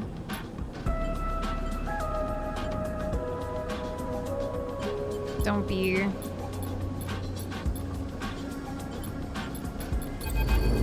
Okay. Okay, yeah, so we don't have the permanent red glitch anymore. We stopped a bit after this. I probably played for another half hour to 40 minutes after this, but I think we'll leave off here. You find Junie in the airlock, her small collection of things crammed into her bag. I was coming to see you, I promise. She looks nervous. I was waiting for you to wake up, but Seraphim said you were okay, so... That's okay. She smiles. Thank you, Sleeper. I'm glad you're feeling better. While you were out, she pauses, the concern for you obvious. I was digging into the data I pulled from that core, the Solheim one. There's a lot of stuff in there, but it's impossible to read. Either I'm decrypting it wrong or I don't have the right cipher. Whatever it is, I think it means the data is important. She takes a breath, or at least it was to Solheim. I need to find someone to help me pick away at it, to crack it open. She looks down. That's why I'm going. We can take you there. No, look. She takes a sharp breath. After what happened with the rig, Bliss saving us, we're all lucky to be alive. She shifts her bag on her shoulder. I think I'm better off alone for now. Oh. She suddenly reaches into her bag, producing a handful of chits. Some of the data I sold just so I could buy myself a ticket to where I need to go. It's not much, but here's your share. She passes you the chits. Thank you. You deserve more. She catches herself. I'm sorry. Good luck, Sleeper, and tell Seraphim goodbye for me. What are you chasing? She freezes, caught off guard by her question. She pauses. I know there's value, true value in that data, Sleeper. I know it, and she pauses again, unsure of herself. I have a project to continue. One I won't abandon. Maybe I can tell you about it another time. She smiles weakly, closing up again. Well, she rubs the back of her neck. See you around. You watch her drift away down the docking tunnel and into the far spindle, with questions still bouncing around your head. Maybe if your paths cross again, you might be able to get some of them answered. So yeah, we didn't have her last time because we couldn't finish hacking Karsten, and then Hexport exploded. Okay, so yeah, we have 2 glitch dice this time, which sucks. But we don't have the red perma glitch anymore, so I'm curious to see how these like go away. But we did it. I still played a bit more after this. Like I fully unlocked this. We unlocked the workshop, and then I think I fully unlocked this one, and we were starting this one. So like, I'm not exactly where we left off, but pretty close. So, but yeah, I think we'll go ahead and leave off here. It's already 6. Today is like flown by. So, well, now I know we will not be playing on permadeath. Satan! You did great sales head pat. Thank you. Thank you for the 300 biddies. I appreciate it. Yeah, I don't know. I get harder difficulties feeling more rewarding, but that was just really, that wasn't rewarding. That was just really difficult. Like, and when stuff is like left to like RNG like that, like, I don't know, that feels overly difficult. So I will stick to the normal difficulty this time. That was just like, I don't know, that was very difficult. A gift, you say? Oldered, you're banned, dude. Like, actually banned. What the fuck? Oldered, thank you for the three gift subs. Thank you so much. You're insane, dude. Thank you. I appreciate it so much. Yeah, you banned. You bans. And Michael, thank you again so much for the throne contribution, dude. Thank you. I fell asleep in the middle of a delivery. You better get back to it, man. May I be banned? Sure. Sure. Thank you guys so much for hanging out today. I appreciate it. I'm sorry that we had to we had a scuffed playthrough and had to speed run through it, but hopefully it should be smooth sailing next Friday. But thank you for sticking around through the scuffed chaos. But yeah, hopefully we should be good for next Friday. We just start where we left off and we're on the normal difficulty now, so should be okay. Yeah, double apologies. I just feel bad, man. But we sped ran it and we actually did even better than in the first time around, so we'll see how it goes. We shouldn't have to do any more speedrunning next week, thankfully. No more permadeath. I wasn't able to beat the objective of us being chased in time, I think is what caused the perma glitch. Thank you guys so much. Yeah, it was just part of the process, man. All right, we do have movie night tonight in Discord at 8 o'clock Eastern, so in about 2-ish hours. We're watching a movie called SLC Punk? Is that what it was called? I've never heard of it before, but it was one that Danny redeemed. So yeah, movie night tonight.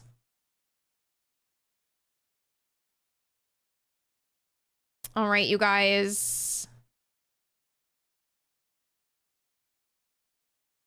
Oh, let's go raid. Riley is playing Red Dead Redemption 2? She doesn't normally play like story games. She's normally on Marvel Rivals, so yeah, let's go say hey over there.